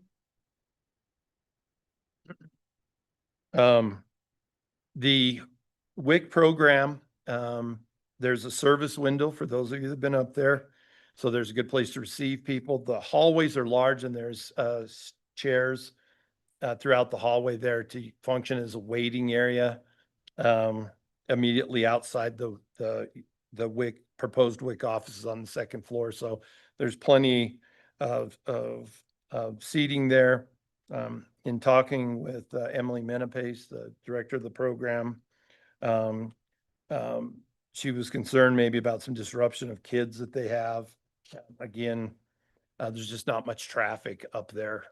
So I think that certainly could be accommodated, by cording off an area for that purpose or whatever there. There's just not much traffic on that floor, mostly just for the meetings and occasionally for hospice, but very little traffic up on that floor. Any other questions on option 2?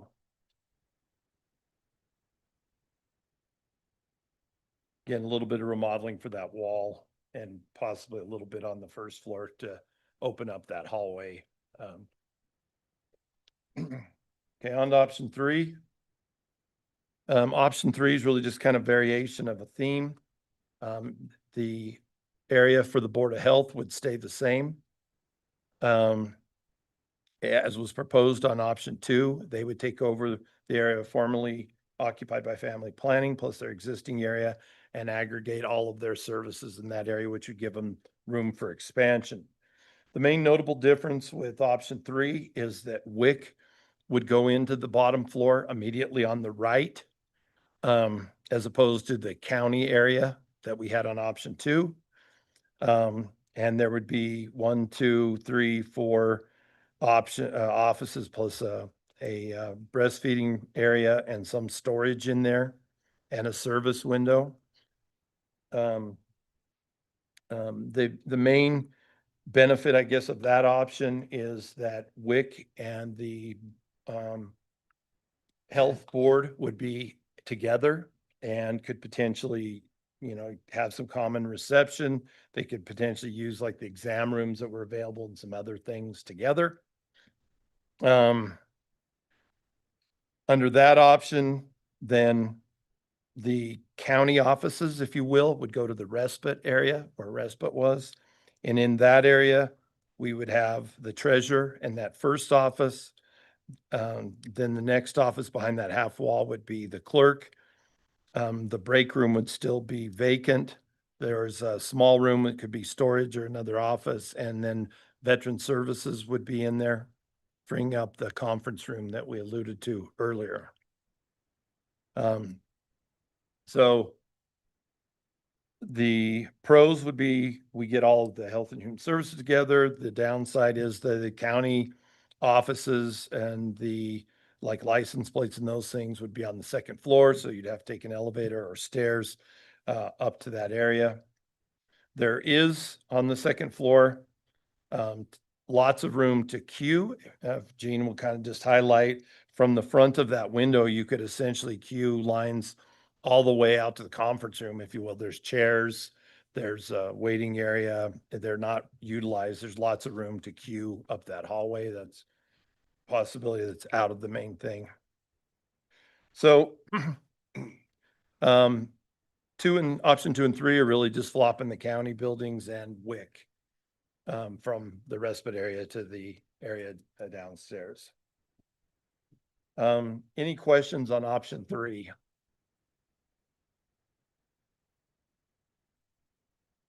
Okay. There has been some questions on the elevator in that building, and I just want to make some clarifications. Of the 6 elevators that we have, that is the newest elevator by far. It's actually in really good shape. Yes, elevators do have problems. They do stop. They do everything like that. They have to be serviced, stuff like that. Just for trial and error yesterday, as part of my job, I went down and took the elevator a couple times just to see cycle times and everything like that. I don't go by maximums in an elevator because we live in Wyoming and we do not like crowding in elevators. You can fit 6 people fairly comfortable in that elevator. The cycle time is about 37 seconds. And that's coming from the second floor down, picking somebody up and returning to the second floor.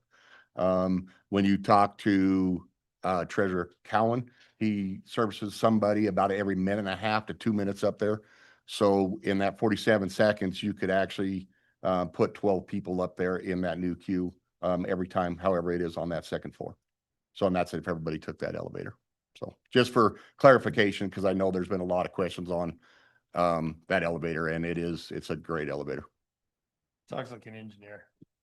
Well, got to clear that up because I don't want, I mean, it's all good for stairs, but that elevator is in good shape. We maintain it regularly and have Kone maintain it every 6 months like we should.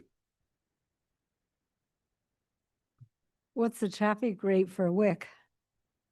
I mean, how many people at a time? Do you know? Yeah, Emily's here. Emily, you wanna just adjust that for that?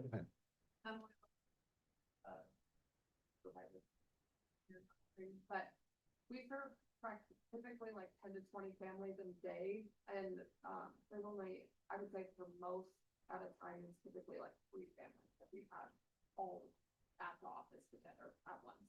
So that would be less stress on the elevator for the days the treasurer would be there. It might be a whole lot more, right?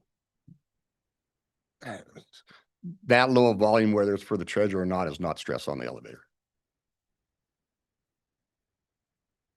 No, it might be stress on the people though, if you get them all jammed, if you get them all jammed up there. The claustrophobic maybe. Just no questions or comments. Did like you guys had a recommendation in there. Do you want to touch on that?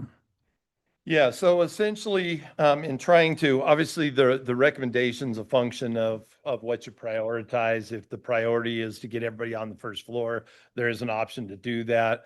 The trade-off didn't seem real great for that option because every available space is used. There's very little opportunity to grow or develop, and we've got to move a bunch of people around and still do some remodeling, and we don't really accomplish a whole lot. So we didn't feel like option one was really the best option.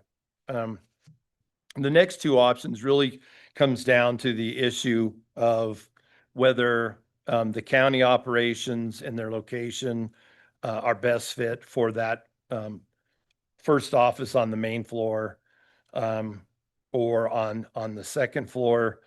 And I think the recommendation really under option two is that the idea, in fact, it's similar to this building when you go to get plates or those things that are high volume, short duration, in, out, in, out, in, out. So you'll see lots of people come into this building here to here. I think that was intentional.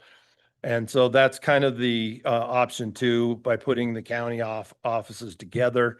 And that first suite of offices there allows for that kind of in and out traffic. And the WIC operations, as Emily mentioned, don't have that same type of volume. And they're still in a relatively convenient location. And so that's probably looking at that, giving those things the priority. Option twos would be the recommendation, given those factors. A couple side notes. Again, we think it's important to get the conference room back. That's something that both the big conference room and the small conference room would be significantly utilized, and with these other entities in there would be utilized some more. There would be a little bit of cost to put up the teleconference screen and stuff in there, maybe around $1,000. The IT staff have reviewed the room, and all that infrastructure is already there because that's how it was intended in the first place. So we probably would just need to identify a table and some chairs, and that could be up and running with the IT. And so I think that's an important under any of these scenarios. Lots of agencies use those. The other thing which we haven't talked about, because it's not really part of this main shuffle, on the bottom floor of the building is the juvenile probation. For those of you that have been in there, they're very, very tight. Karen Kelly's office is a break room / conference / office. So there are some space that we can make available to help alleviate that. They meet a lot with teachers and parents and kids. They don't have a very good meeting space. Further in the back of the room, when we originally created the building, remodeled the building, there's an IT room in that corner. There's two offices and like a small conference room there. We think we can make that available for juvenile probation to help alleviate some of that space, which is not currently being utilized at all. On the second floor. On the basement, actually. Oh. Yeah, this is in the back corner of Okay. the basement, but they're nice offices, and it's a nice small conference room that was kind of set up more for having IT staff over there. But once we got the building configured and all of the equipment in, there just isn't really a need for that in there. So that's something we could do to help alleviate some of their needs.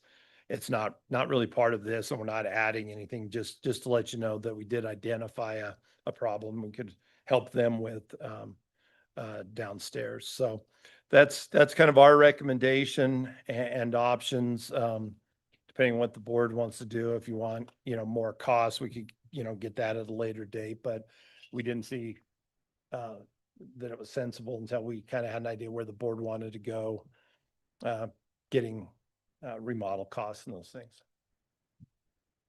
Very good. Any questions, additional comments on the proposals? I appreciate the work that went into it. I know there was a lot.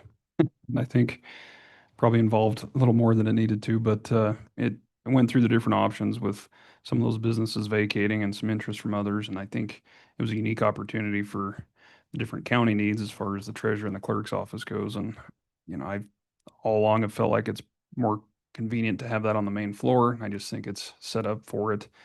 And it allows for, some future growth too. Right now, it's only a 1 or 2 day, operation, but that could quickly, grow into more. And so it's, I think, better to plan for the future and have some additional space available now rather than just go through this again in a few years, So I think that makes the most sense. And hopefully it seems as though everyone's pretty comfortable with that move from what I've heard. So I certainly support option 2.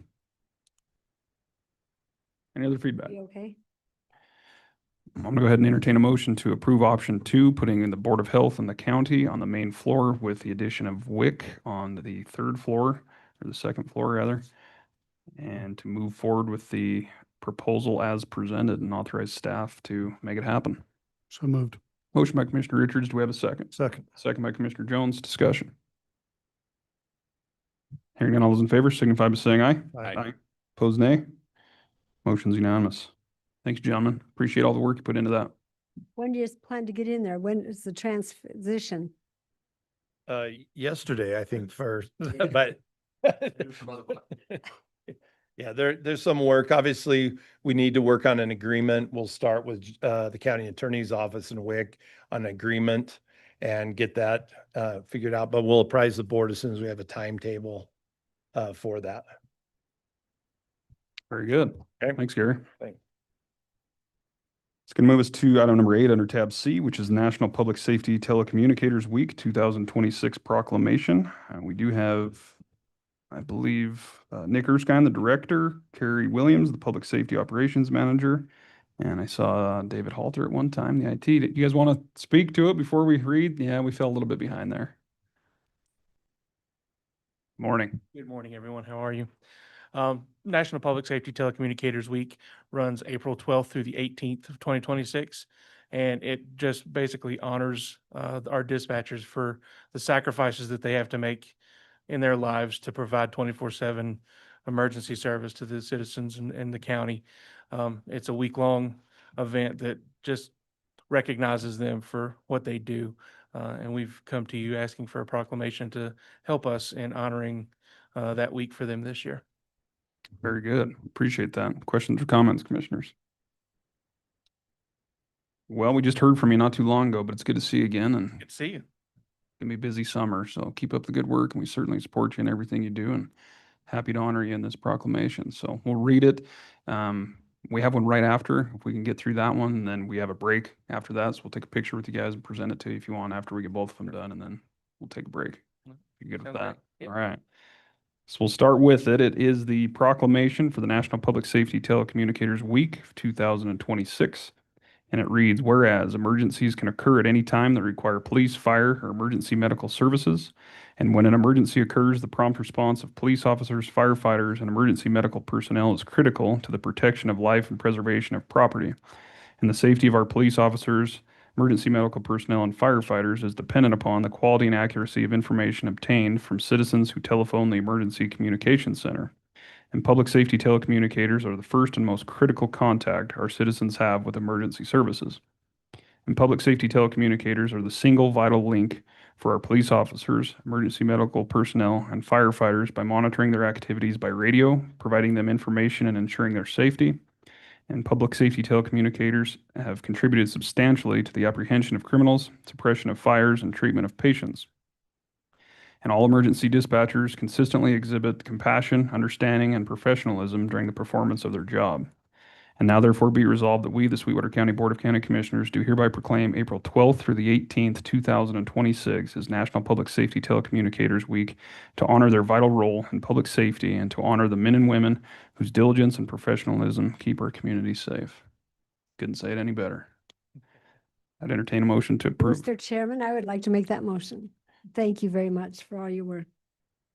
Motion by Commissioner Toman. Do we have a second? Second. Second by Commissioner Jones. All in favor, say aye. Aye. Opposed, nay. Motion's unanimous. Thanks very much. Sit tight just for a couple more minutes and we'll join you. Next item is the item number 9, the Sexual Assault Awareness Month proclamation. I believe we have Melinda Boss and Kelly Smith joining us. Good morning. So we're coming back before you on our annual visit.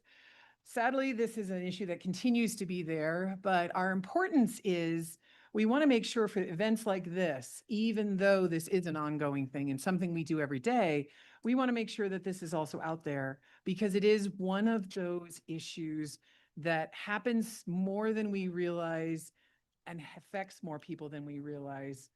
And the way to combat it is by talking and telling and reporting and sharing with friends and standing up and saying, no, this is not what we want in this county. We can do our part as the YWCA because I am the executive director there, and this is Kelly Smith, who is our director of our Victims Advocacy Center. We do the parts we can, but every single person has a role in this because you're the ones that are going to talk to your friends. You're going to talk to the victim probably first. Many victims will reach out tentatively to talk to a friend, a family, someone they trust. And we hope that you can also not only believe them and support them, but then direct them where the resources are. And so that is one of the big important things we do with Sexual Assault Awareness Month each year is to promote this. So I'm going to go ahead and hand out a few of our little swag gifts while Kelly tells you some information and statistics and about this in our community. So 2026 is the 25th year that the YWCA has been giving services to sexual assault victims. Usually I would come to you with an annual number, but I just thought you'd find this interesting. In the last 30 days, we've served 6 victims of sexual violence, 3 adults, 2 children, and 1 child pornography case. Thank you. And that's just in the last 30 days. The national average is only 1 in 4 people report. So imagine how many people are actually affected by sexual violence in our communities. The YWCA has events the entire month of April. We maintain a sexual assault response team in conjunction with law enforcement and county attorney's office. We provide protection orders, sexual assault protection orders for victims. It's close to 70% of people are sexually victimized by someone they know, so it's important to have those tools in place. We do direct service advocacy with victims who are having sexual assault nurse examinations in person 24 hours a day. Victims are able to get services 24 hours via our crisis line. And so it's a vital service for those in the community. And in addition to providing direct services to victims, we also provide that support to family, friends, and give them all the resources necessary to start healing from their victimization. Thank you. So as part of that, each year we also try to put awareness and hosting events. One of them we just simply tell you about, and that is the last Wednesday of the month, which I should have actually pulled up, but you know, this is what the day is. So the 29th is Denim Day. So we encourage you to also join in. That is not one that we put on. This is a national event that is held every year nationwide. It encourages people to use social media for the cause, taking a picture and hashtagging Denim Day 2026 of wearing jeans. The argument is it doesn't matter what you wear. It doesn't matter what you said. Consent is the key for sexual assault. If you didn't get consent, it is sexual assault. It doesn't matter if you wore jeans. This based on an old story from probably almost 20 years ago where a guy was freed from a sexual assault because the judge ruled that because the jeans were so tight, she had to help get them off. That's meaning she consented. And essentially that's not the issue. That's not where it comes from. And so they started Denim Day as a protest for that. But it definitely points out where the concern is. If we're looking at the wrong issues, we need to look at consent. And that is something you can take at any level, at any age. Ironically, we will use it in our childcare. And you think, oh my gosh, what are you talking sexual assault in a childcare? No, nope. It's called, can I hug you? Is that okay?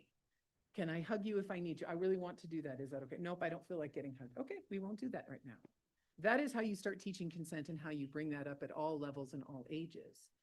But the other thing we do is our Run with the Badges. That is our annual event with all of our law enforcement community. And it is had at the 5th, and I'm not going to say it wrong. 25th of this month. It is in Rock Springs this year. It is at the Young at Heart Senior Center.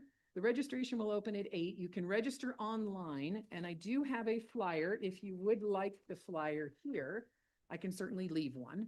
And it has a QR code. You can get on and register. If you want one of the cool shirts that are going to have all the badges, then you can get on and order that. They are only available until the 9th, and then we have to turn in our order and all that. But you can always show up day of. You don't have to, it doesn't cost anything for that, just $5 to help us with shirt costs. But you can come join us in all the badges as we run a 5K, a 10K, or if you more want to walk one, you know, that's fine too. We're okay with that.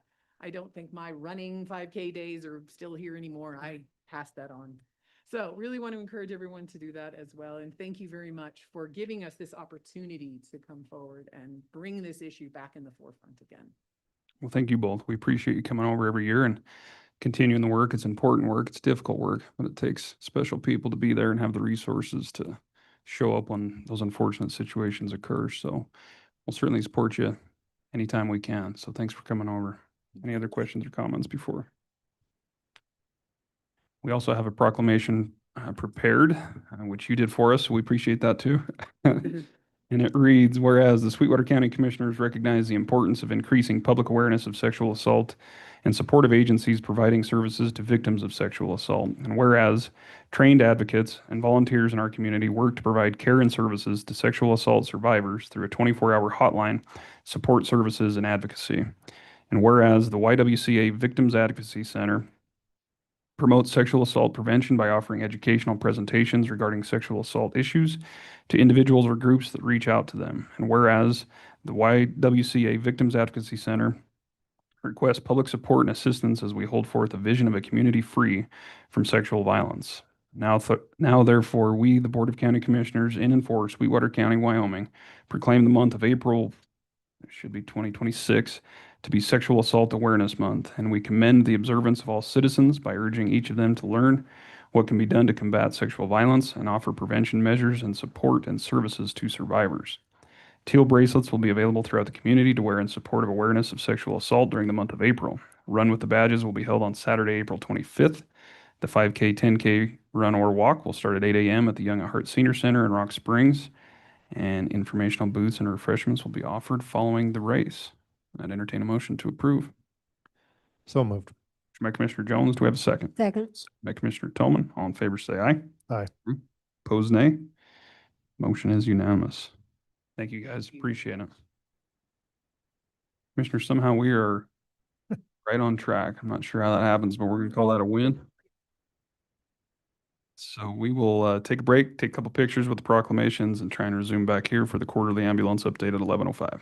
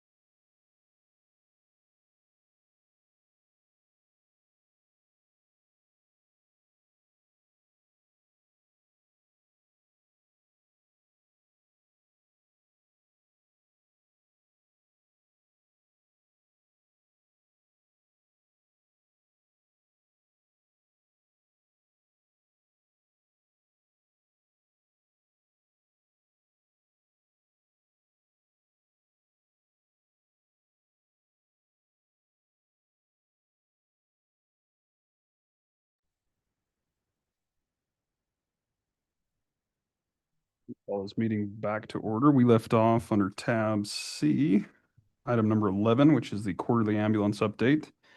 Joining us today is Castle Rock Hospital District CEO Bailey Doctor, along with staff and board, and good morning.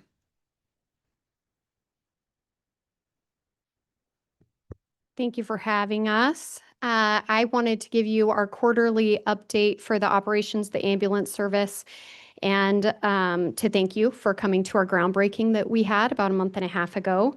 I'll just give you a brief update on construction for the new ambulance barn in Rock Springs. As you know, we're constructing one over on Gateway Boulevard. Ground has been broken. We experienced a little bit of a delay because permitting took a little longer than we had anticipated.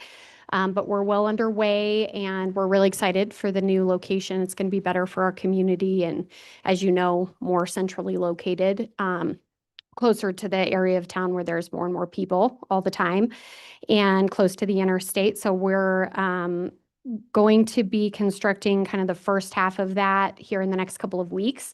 They've poured all the footings and we have a prefabricated, sorry, that word's always hard for me to say, metal building that's going to be the back half of the ambulance barn, and that's going to be constructed here in the next couple of weeks. So we do anticipate moving in late in the fall.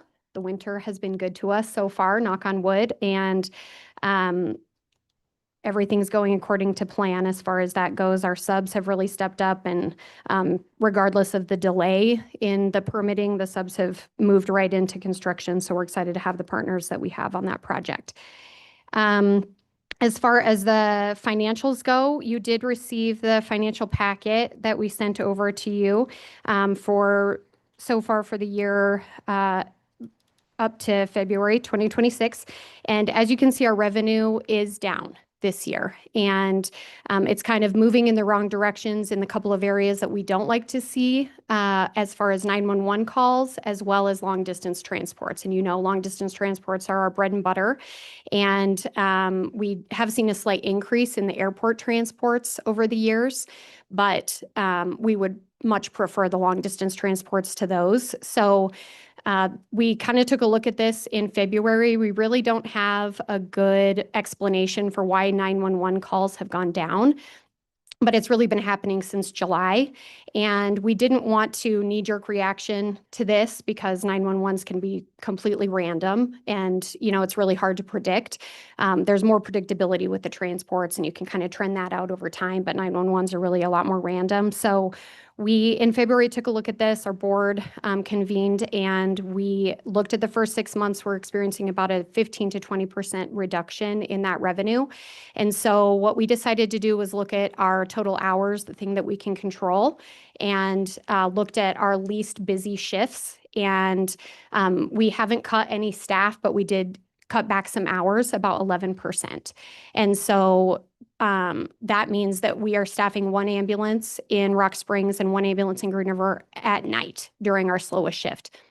That shift typically has about 3 calls over a 8-hour period. And so that is more than manageable between 2 ambulances.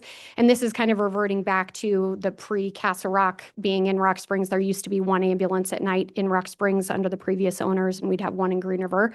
And this is kind of what we're going back to as far as that staffing.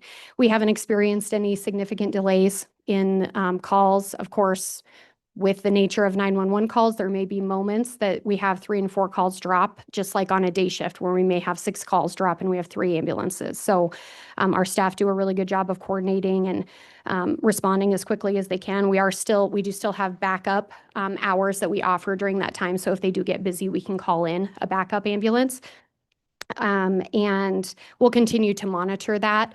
So what that means is the contract, you know, that we have with the county this next year does look like we're going to be asking for the maximum 1.8 million. This year, we do anticipate spending about 2 million on ambulance, but the district, according to the contract, is committed to covering that additional subsidy. And, you know, in years past, we've been able to reduce the subsidy. It's just that this year, because of the downturn in revenue, it doesn't look like we'll be able to do that again.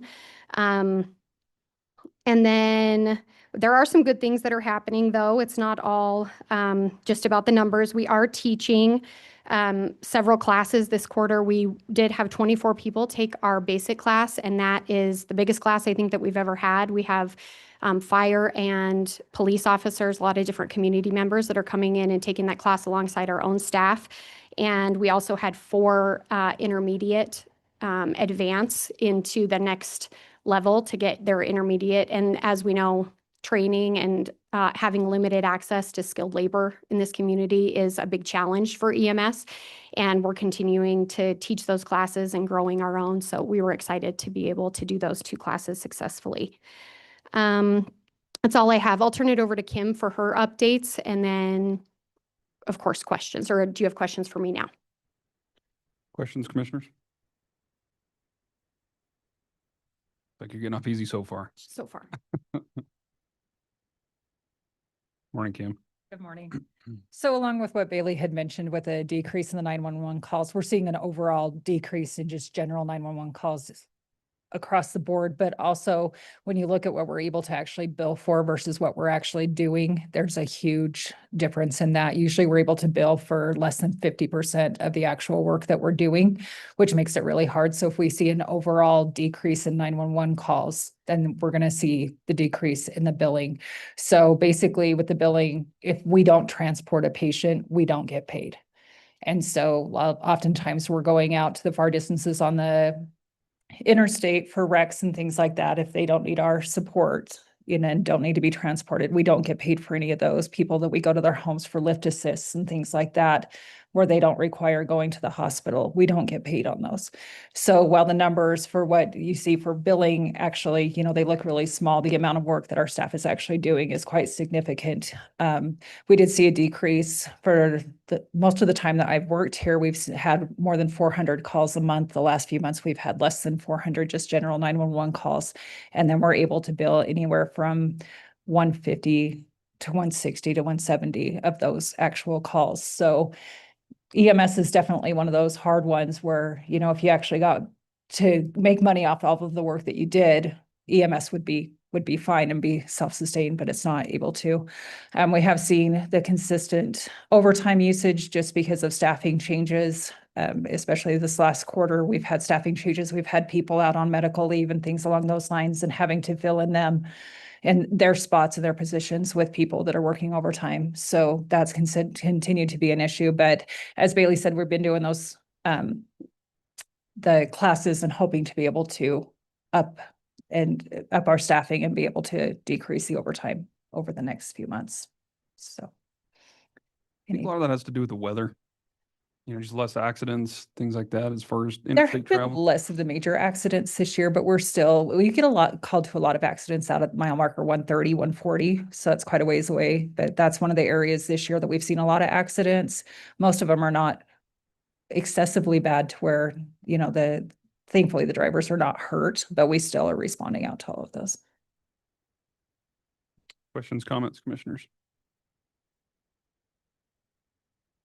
They're awful quiet today. I know. Thank you. We do appreciate you. So thank you. Yeah, thank you. You guys have anything else?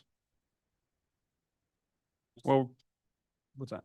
Oh, okay. Well, we appreciate you coming over and keeping us updated. Obviously, it's never good to see things going in the wrong direction, but it's been successful and I appreciate the relationship. I think we've come a long way and we'll continue to support you guys. And obviously the groundbreaking is exciting news and we'll look forward to seeing that. Have you had any issues with the cutback on the hours as far as keeping up, managing? I mean, I know you said it, and we appreciate that email, by the way, of just letting us know what's going on, but it was your busy, or excuse me, your slow times, and so you didn't see any issues, but does that seem to be going okay? Yeah, between the hours of 11 and 7, we typically have 3 calls, often less than that and sometimes more than that. So we feel that with 2 ambulances, it's adequate to be able to staff it. We do run into a little bit of a challenge when we get a transport request in the middle of the night from the hospital. And we like to take those, but we also don't want to minimize 911 to the point that we only have 1 ambulance in the community. And typically the hospital has been great about, keeping a patient stable and letting us get our third ambulance on. But we, last weekend, for instance, we had a call that we had to turn away for a long distance transport. So that's like one example of something that we're trying to work with the hospital, and Kim's doing a good job of staying in communication with them to try to make sure, if it's a really urgent situation, we'll do our very best, but oftentimes they can stabilize a patient and work with us to be able to get our staffing back up. So that's a partnership that we really value and hope to be able to do the best for our community. But that's a challenge when you just have to cut back to one ambulance. That's tough to do. So. Mr. Jones? Thank you, Mr. Chairman. Bailey, just a quick question, maybe you can help me out. I didn't know where we were going with questions and when, so I didn't know when to ask, but so does this reflect the reduction? Do these numbers reflect the reduction to 2 ambulances? No. From 3, or I'm just trying to figure out where we are in the transition Sure. from, a reduction in ambulances, but not a reduction in expenses. So. Yeah, good question. We made the change to our schedule March 8th. So these financials are through the end of March, and Todd will be doing the financials this week. We don't anticipate seeing a big swing because, like I said, it's about 10% in hours. And if revenue continues, to be decreased like it is, people are antsy to make sure that we get back up to those hours sometimes, but we just want to make sure that we are financially conservative and responsible. So we'll be looking at it, of course, we look at it every 2 weeks and review our hours and make sure that we're, that everything with payroll is copacetic. But no, we don't have those financials finished quite yet, but we'll start to see in the next couple of months what that impact looks like. We have seen a reduction in hours. Overall, we just don't know quite what the impact is yet. Okay, thank you. So it looks like 911 calls are down about 15%, transfers about 20% through the end of February, and then you guys made the adjustments. Yep. The first week of March. Yep. But Yeah, when we reviewed our financials for the first 6 months, we had kind of seen this trend, but again, we didn't want to knee jerk and make any big changes, after 1 or 2 months, because then you're going to end up short staffed if something changes quickly, and that we felt would be a worse situation to be in. So we've been monitoring it, and it's something that we felt comfortable doing now at this point. additional comments, questions? All right, well, thanks as always. We appreciate it. Keep you. up the good work, and Thank you. it's a weird thing to say. I mean, you hope for busier, but you also don't hope for busier. So, True. we'll be here either way, but we appreciate keeping us updated, and it's gonna be a busy summer, I think. So Good. Yes, we're anticipating lots of events and standbys for those. So we appreciate your support. Thank you.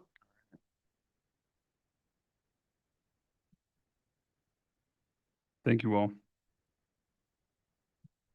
Going to bring us to item number 12. Under tab C of the action presentation items, but I can't help but take a break real quick and recognize not every day you have the United States Congresswoman enter your meeting. So Congresswoman Hageman, we appreciate you being here and look forward to the discussion. So welcome. We got one more presentation and then I'll put you on the hot seat if you're okay with that. All right.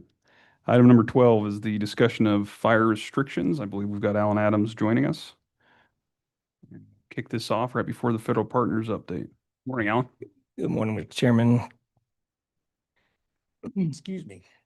Commissioners. So, couple of things, but we'll address this first. So I reached out to the BLM, to the fire and fuels specialist, and last week she went out and took a reading, and just for an update, they have validated the green up phase is underway for the growth of the sage.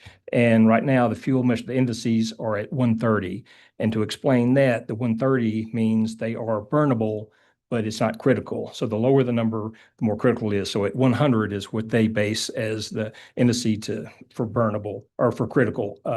And based on the 130 reading they have, they are not in favor of any fire restrictions at this date. And to expand on that even more so, yesterday in Kimmer was the annual AOP High District, which we were in Region 4 AOP meeting. And with the other agencies being the U.S. Wildlife Service or Forest Service, as well as the State Service, neither of them are in favor of any fire restrictions in Western Wyoming at this point in time. I know Commissioner Tolman did mention about other counties that are in fire restrictions. The majority of those, it's in eastern Wyoming, in the eastern part of the state. The only county, western Wyoming, is Uinta at this point in time. But as far as, like I said, the BLM and the other agencies, they're not in favor of any fire restrictions today at the state.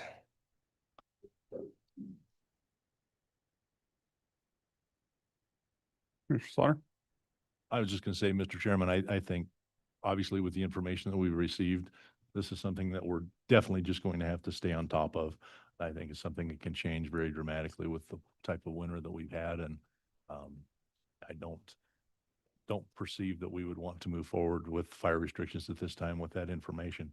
But I do believe it's going to be something, and I don't mean to be facetious, but it's going to be a hot topic for the next several months, I think, with what we've seen, the lack of moisture over the course of this winter. And in that discussion yesterday with the BLM, that's exactly basically the point we were hitting at, and they and the others in the room alluded to was we don't want to create confusion.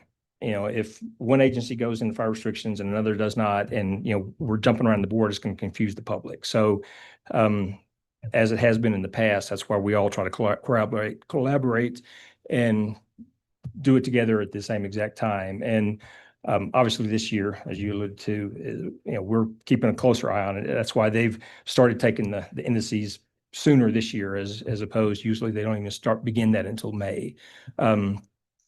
But all is being watched very closely at this point in time. Mr. Chairman. Commissioner Tolman? Well, I was at the combined communications meeting after that Scotts Bottom fire and before we got the moisture that we got, and they were very concerned. But I think with the moisture we have in the green up, it will be okay. But we need the refuge and the forest and the BLM to kind of coordinate with Alan Adams, our fire warden. If you feel like it needs to be moving forward, please let him know.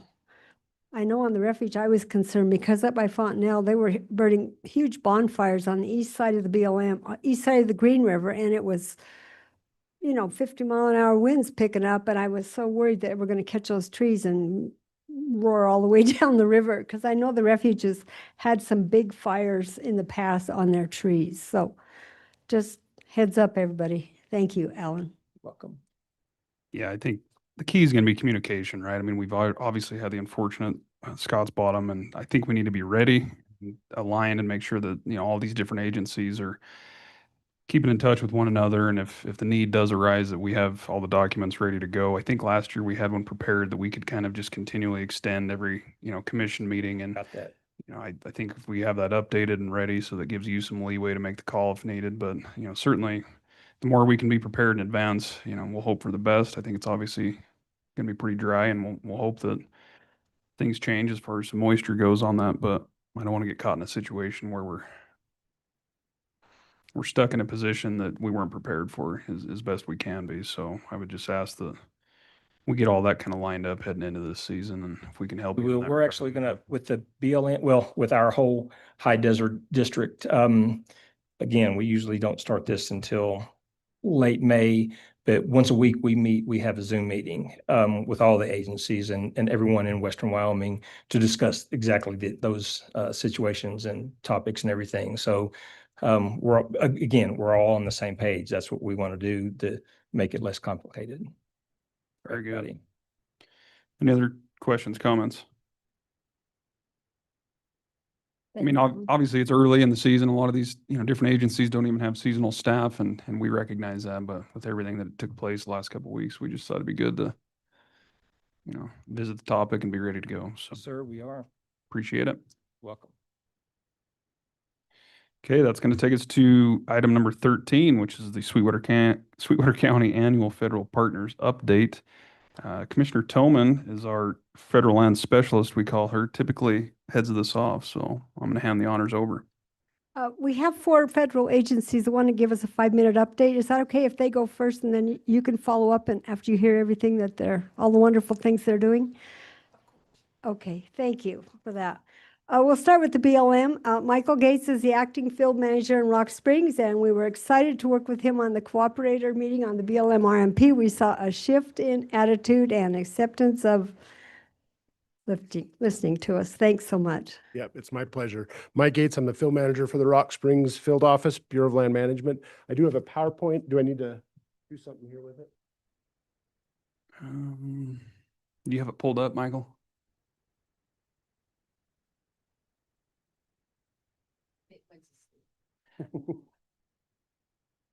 Then we'll go with the refuge, and then Ashley, and then the Bureau of Rec, in that order.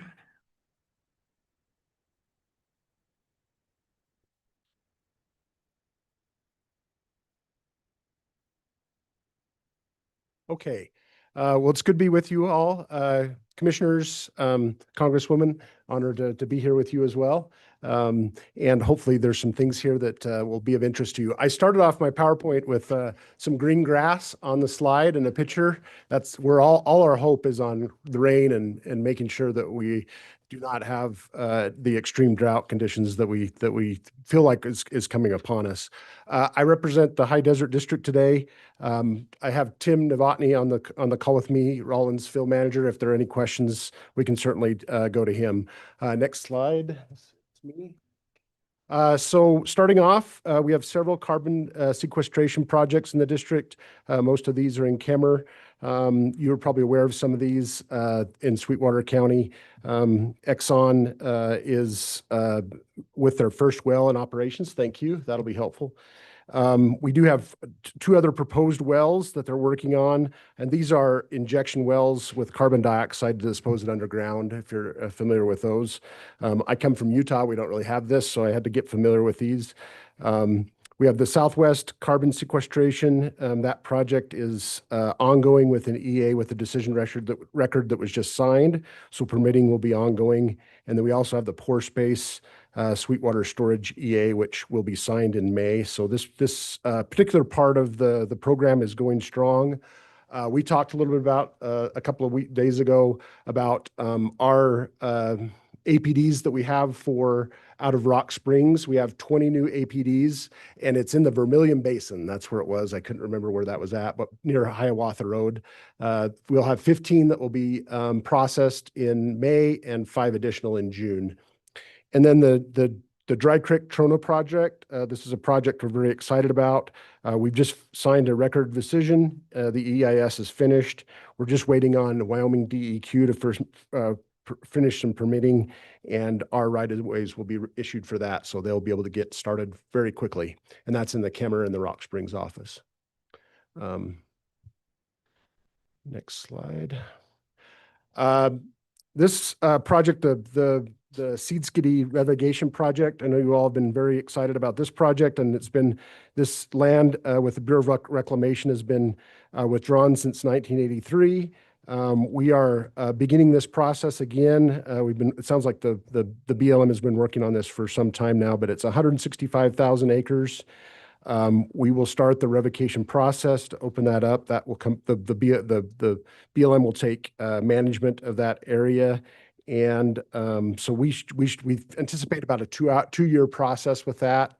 There's a lot of T's to cross, I's to dot with that, but we are putting a lot of energy into getting that project completed.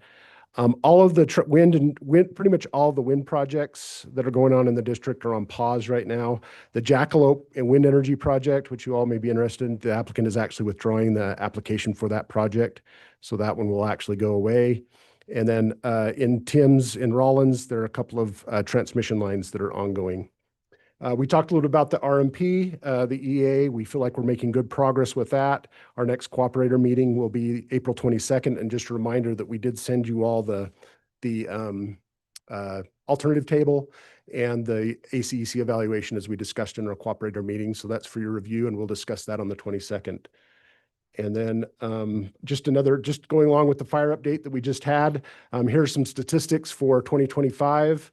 Looks like our largest fire was about 320 acres, had about 500 acres burned in Sweetwater County with 58 incidents. We're very active in the fuels treatment category of 961 acres, and we're doing a lot of treatment with treat grass, which coming from the Great Basin, you want to stay on top of that. We're doing a 11,000 acre project with that. And then our seat base has been very active with, 50,000 gallons of load retardant mixed and delivered. With that, that's my presentation. If there's any questions or anything else, happy to answer. Questions? Miraculous. I don't know how you got that much into that short of a time period. Thank you Thank very you. much. Yep. Mr. Jones has a question. Commissioner. I don't really have a question. I just want to thank you for your time and your efforts and meetings, and appreciate the openness and willing to work with us and listen to us. It's my pleasure. Thank you for letting me be a part of this community and in this plan. So Thank you very much. Okay, Refuge, Ross Flagan, manager of numerous refuges, and Katie Teeley is the manager of Seaskiddy. Well, thank you for having us. I'll see if I can get. Oh, I think it's this side. He said work best. Oh, maybe. Looks best. That one can work. Okay. Maybe. I don't know if those are the right ports, but we'll give it a try. Don't worry, Commissioner Richards is our IT liaison. And ever since I've turned that job to him, he's had nothing but trouble with his computers. Say overall, it's been pretty smooth. It actually looks like it's gonna open. I will mention that we did have IT issues at the meeting yesterday when Mary showed up. Oh, thank you. And attributed that to her. That hole. I knew they'd be getting back at me. And then do I just go to slideshow from the beginning? Is that gonna work? How do I get out of the display settings? Oh, it actually looks like it's working up there. That's some elk that looks like they're in pretty good shape right there. Yeah. Okay, perfect. Thank you. All right. Well, thank you, commissioners. We appreciate the invite, and Congresswoman Hageman. Yep, thanks for being here. So my name's Katie Tooley. I am refuge manager at Seatskiddy. And this is Ross Flagan. He's our project leader for the whole complex. I'll apologize now. I probably have too many slides, so it might feel a little bit rushed, but I emailed Sally a copy so that you can go back and look at some of the projects in a little bit more detail. But so we are Seatskiddy's part of the Central Sage Steppe Conservation Complex, and that spreads all the way out down to Walden, Colorado, with the office down there.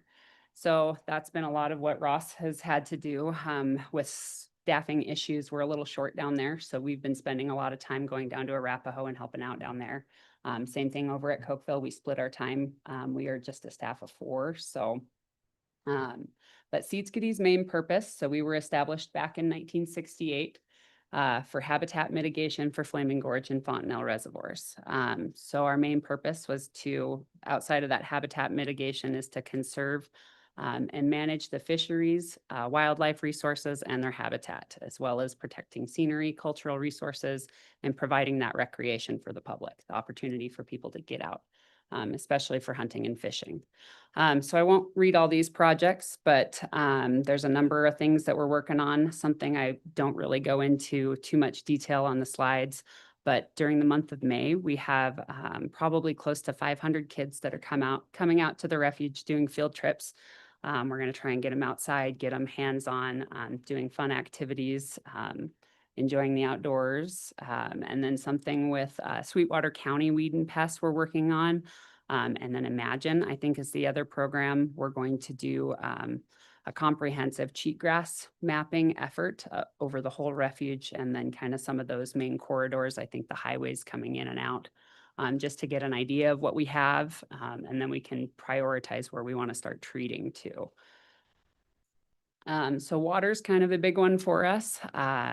We installed a few new water control structures. We're able to create a few more irrigated wet meadow habitat to that goes towards that habitat mitigation that we were created for. In addition to that, we've been doing cottonwood and willow plantings and sprinkling with pumps out of the ditches, the irrigation ditches that we have and maintain. So some of that habitat goes right to support our namesake, Seed Skiddy. We're named after the river of the prairie hen. So lots of sage grouse out there that come down and utilize that river corridor and those wet meadow habitats in the late summer once everything starts to dry out, or maybe this spring, the early summer, as it's kind of looking. But with that wet meadow habitat that we create, it requires a lot of ditches and water control structures. And as you can see in that middle picture, ditches end up silting in, need cleaned out. Same thing with the water control structures. The beavers love to fight us on where we're trying to hold the water. And so most of what we're doing is just maintenance and upkeep on what we have.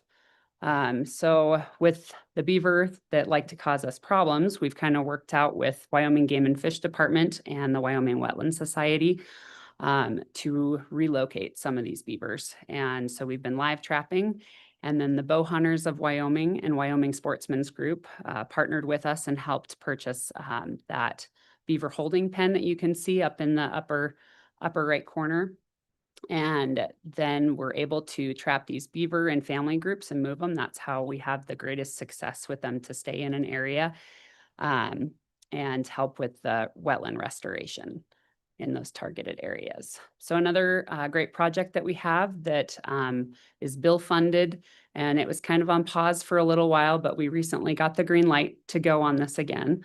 But we've been working with a permittee to with virtual fence to graze in the winter on the refuge, which helps with our wetland management.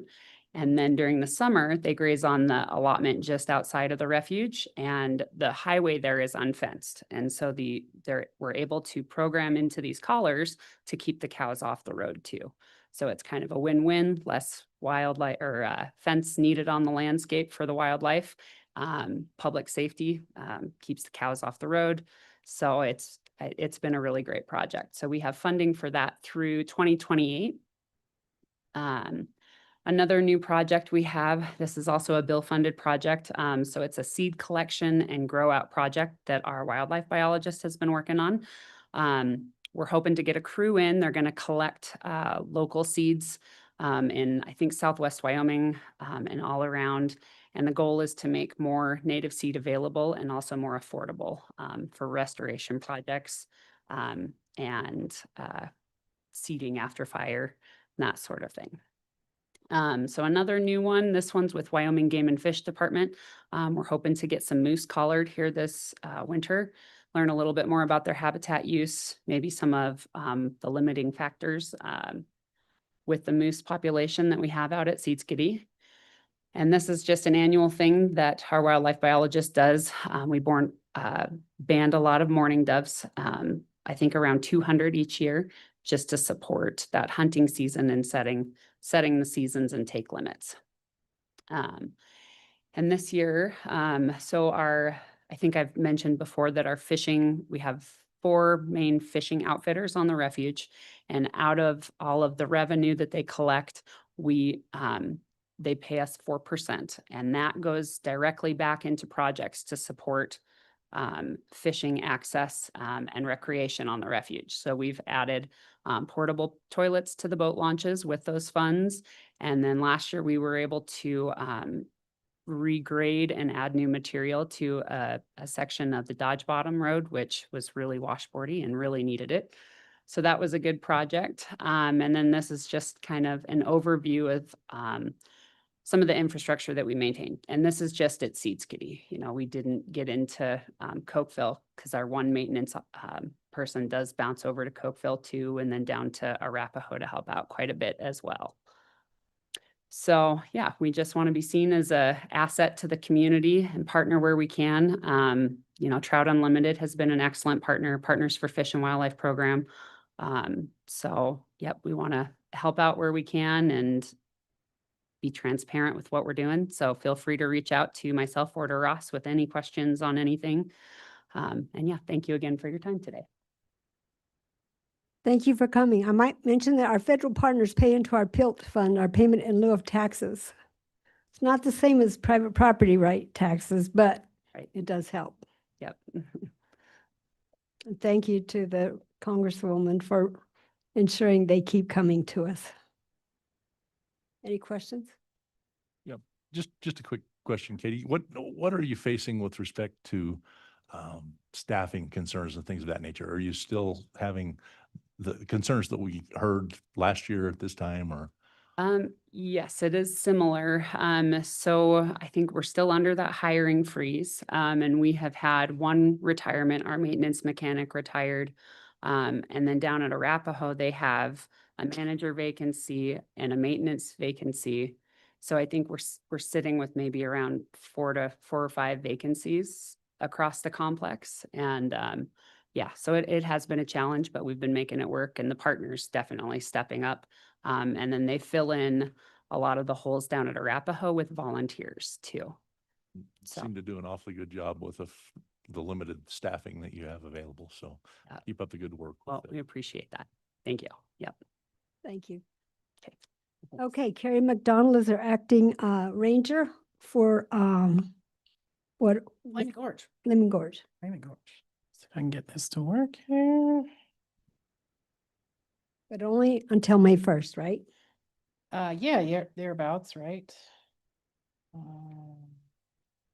This PC. Is this my right drive, a USB drive? Yep, the Lemon project, that's gotta be it, right?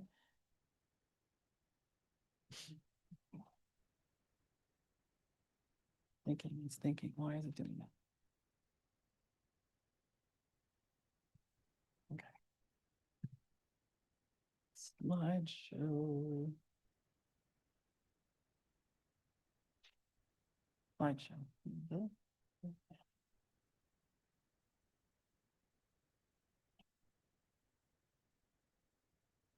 Oh, thank you.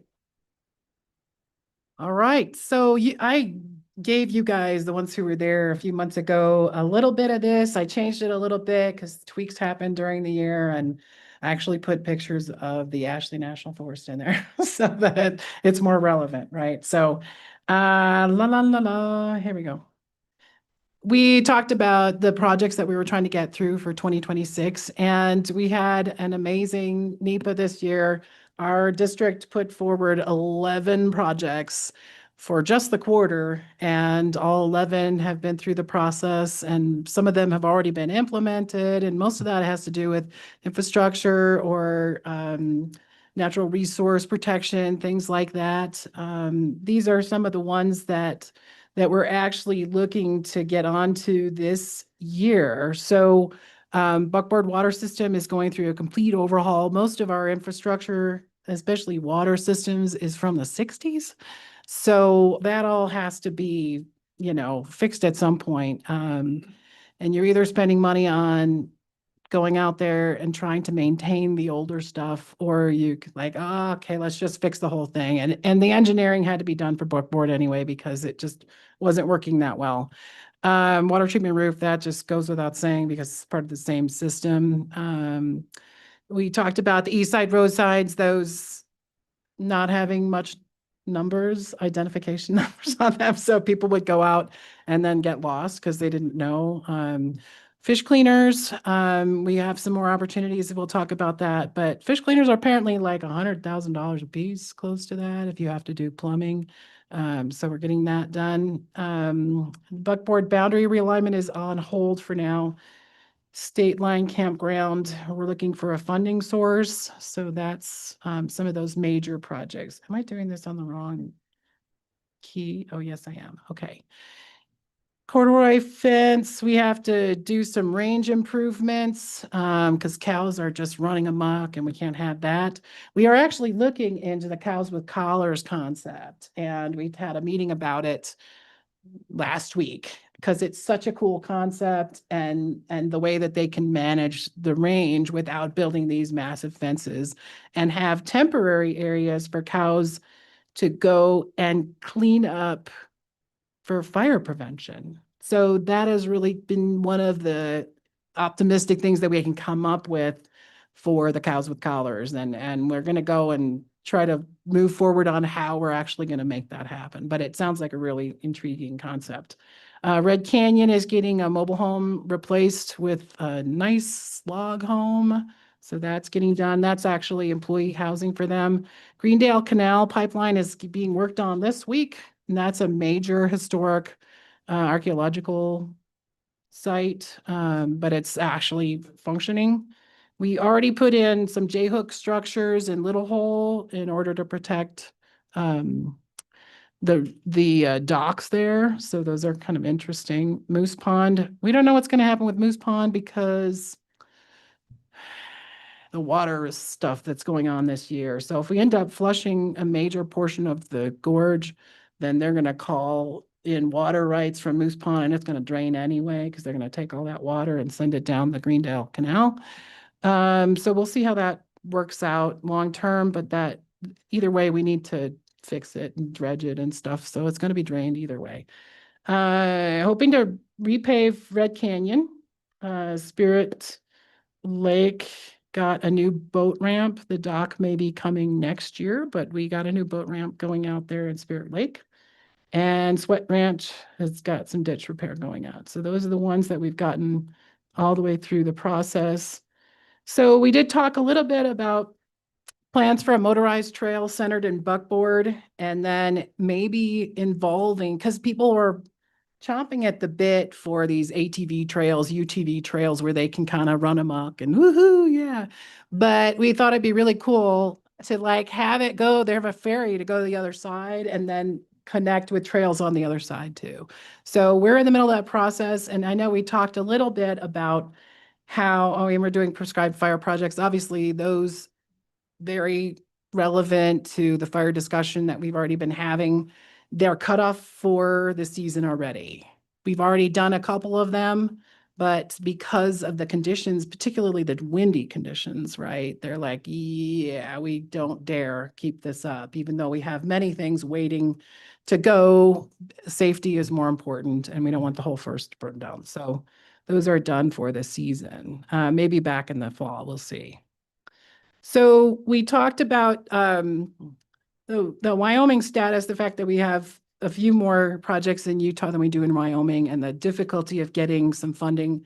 Somebody was really helpful and gave us information about the Outdoor Rec Collaborative, and they're being really helpful. So just this week, we've gotten contacts from Wyoming Game and Fish, right? Is it Fish and Game or Game and Fish? I don't know.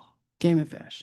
So they want to apply for money on our behalf to work on certain projects, and they're going to go to the state of Wyoming and say, we would like to get some funding to push forward some of these projects. So they're looking at some of these things specifically. So we came up with our top three. Obviously, the fish cleaners are a big hit and very expensive. Buckboard needs to be repaved, and Anvil Draw is probably going to need a boat extension anyway. If we keep dropping the level of the lake, then Anvil Draw is going to go dry first. So that moving all those ramps takes a lot of people. We don't have a lot of people. It takes a lot of energy, a lot of, equipment. So if this is the answer during our drought, it's to get things to a point where they require less maintenance in times like this. So that's kind of where we're at like that. And we're thankful to, I forget who even told me that information. To the outdoor rec people. Yeah, they're pretty amazing. So thank you for that. And we're optimistic that we may get something from them. So any questions at all? There's the woohoo off-road guy. Mr. Off-Road. Try not to run amok, but Run amok. Don't run amok. That's all we're asking. Don't run amok. there are some other funds available through the State Trails Advisory Council. State Trails Advisory Council. So I just texted Forrest Kaminga, who's the head of the State Trails Program. Yeah. And we'll get together and see if we can work on some grants. And that outdoor rec thing is this evening, right? They have a meeting this evening, and they're wanting to help with the planning of all that too. So it's not going to happen this year, but maybe down the line. So that's a pretty exciting process. Everybody's like, oh, even my forest supervisor's like, hey, that's a good idea. So Yeah, there's some grants out there from gas taxes that. Excellent. That's great because you get them coming and going. Get the gas. Which actually, thanks, And it goes towards. thanks to our legislators, There you go. DC, make Yeah. that possible. Way to So go. if it wasn't for them. That FTP, Federal Trails Program, I'm drawing a blank on the name of it. That's not it, but at any rate, there's, Seems like an excellent partition of putting it in the right place, I would think. So anyway, Taken years, but all the voices are coming together, it looks like. it sounds does, like. doesn't it? Yeah. Thank you. Anyway, I'm only here for 3 weeks, so Okay. this might be the last time I see you all, but Thank you very much. doesn't mean I don't Appreciate love that. you. Do we have Luke Ryan on Zoom from the Bureau of Reclamation? Yes, I am here. Get my video on. What is that? I don't know. Any other questions for Carrie? Anybody? Hello, everyone. Is my audio coming through okay? You're not going to get out of this report, Luke. I don't care what you do. Can you hear me? I think it's on your end, Luke. It's pretty muffled. We can't hear anything. We can see you. I apologize. Let me try my audio setting here.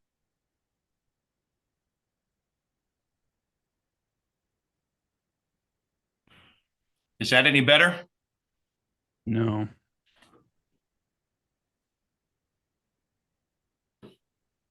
Is there a call-in number he can call? Can you hear me now? No, I can read your lips, but no, we cannot hear you. Do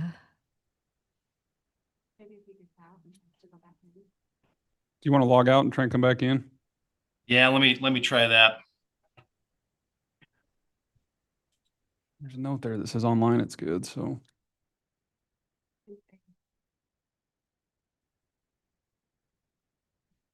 Well, Congresswoman Hageman, you picked a good day to find out everything that's happening in Sweetwater County on federal lands. We have 70% federal, so I'm glad you're here to hear all of this. They are doing great work in spite of the funding shortages.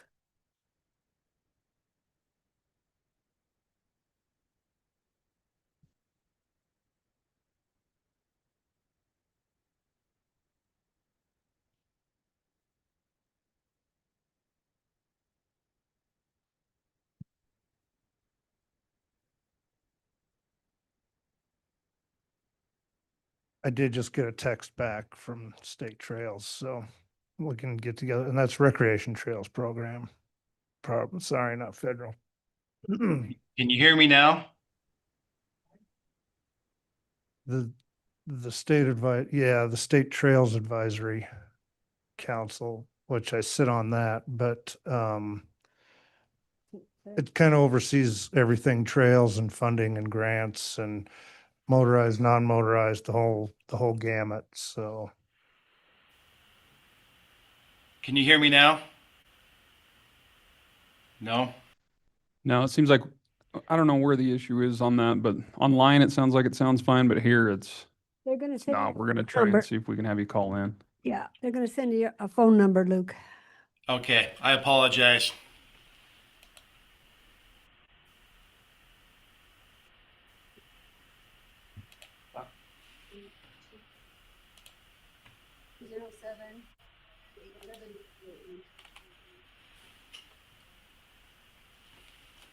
All right, Luke, we got a phone number for you. If you're ready. Yep. 307 872 3892.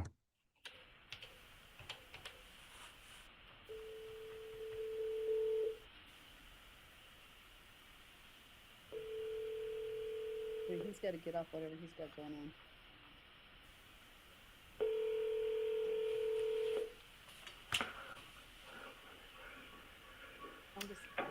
Can you hear me?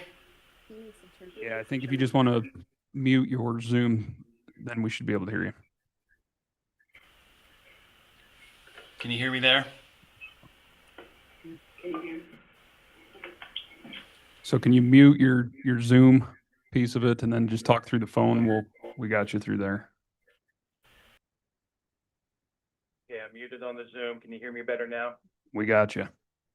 I apologize.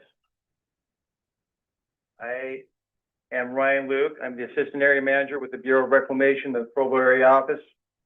I appreciate this opportunity to join you today.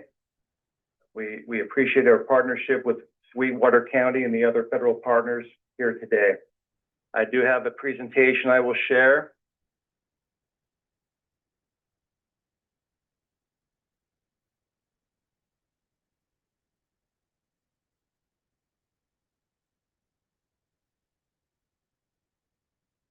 Are you able to see the presentation slides?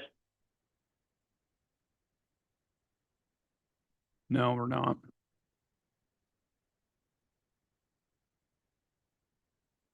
It looks like they're there in the background, though. They're not coming on the big screen.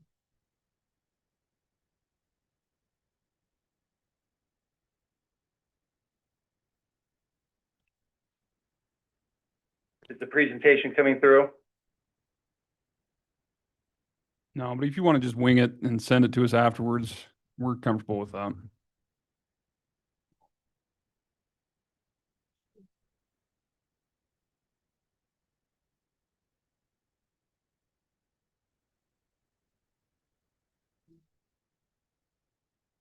Is that showing up?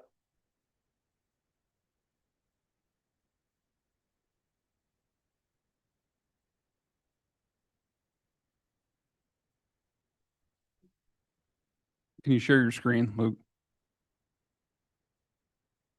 Yeah, it shows it as sharing. Is anything coming through? No, it's just you. Well, it's in the background. We just can't get There it we on the go. big screen. There we go. We got you. Okay, I apologize. I will jump into it. I'm going to share a brief update on the current operations of 3 facilities that may be of interest to the county. I'll start with Fontenelle. So currently Fontenelle is 49% full, releasing 800 CFS. And as everybody's aware, we have very dry conditions, very poor snowpack. The forecast that just barely came out last week from the Colorado Basin River Forecast Center has a projected April through July runoff of 440,000 acre feet. That would be 60% of average.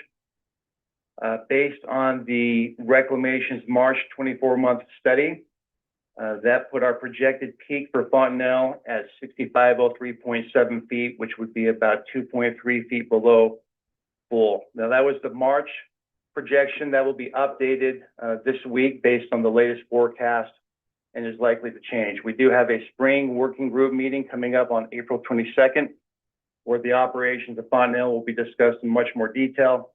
You can see the plot showing the current reservoir elevation on the black line. So we're higher than last year, but again, facing some very poor runoff projections. This is a snowpack in the basin upstream of Fontenelle. The black line shows the current conditions for this year. And you can see where we had that early melt in March due to the dry and warm conditions. And we are approaching the record low territory for snowpack, unfortunately. This was mentioned earlier in the BLM update, the Seaskiddy land revocation, the revoking the withdrawal of approximately 163,000 acres to the BLM. This has been going on for many years and is now it's a higher priority following recent meetings between Reclamation and BLM leadership. Current activities include completing a joint land survey report and also working on a minerals report and NEPA update with the BLM team, with the end goal to have the BLM publish a federal register notice. So this is moving forward. In the image on the right, you can see the pink colored. That's the lands that are part of this revocation. Moving to Big Sandy Dam and Reservoir. Our partner for Big Sandy is the Eden Valley Irrigation District out of Barsom.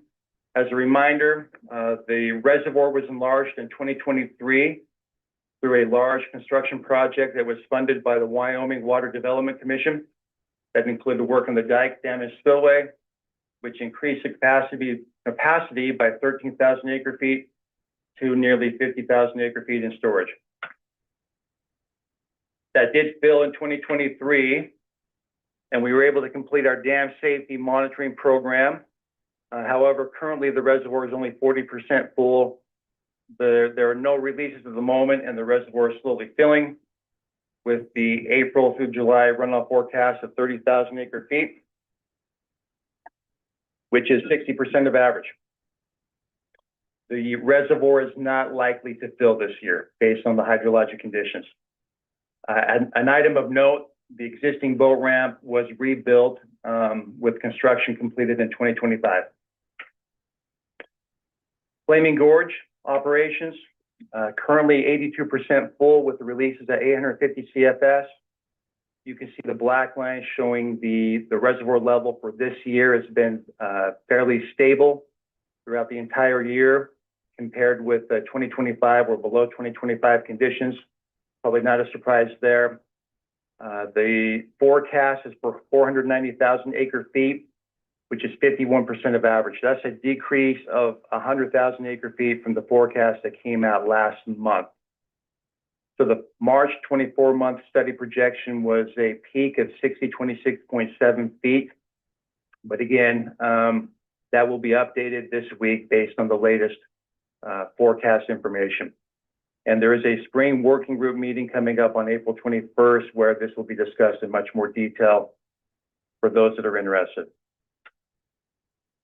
And you can see the snowpack in the basin above Flaming Gorge. There's 23 sites, snowtail sites. You can see the black line has officially dropped below the minimum line, and we are currently in record low territory for snowpack. One final item of note is the Drought Response Operations Agreement, or DROA, releases that's anticipated to happen this year due to the dry conditions. That's preliminary. Currently unclear on those amounts. The possible impacts of the boat ramps are being evaluated with more discussion on this process for DROA releases in the April 21st meeting. I apologize for the IT issues, but thank you for your time. I'd be happy to try to answer any questions if there are any. Well, some of us were planning to attend the meetings, but we have our commission meeting on your Flaming Gorge meeting at noon. But maybe I can catch part of it on Zoom. And the 22nd, the BLM has scheduled the cooperator meeting for the Fontenelle Day.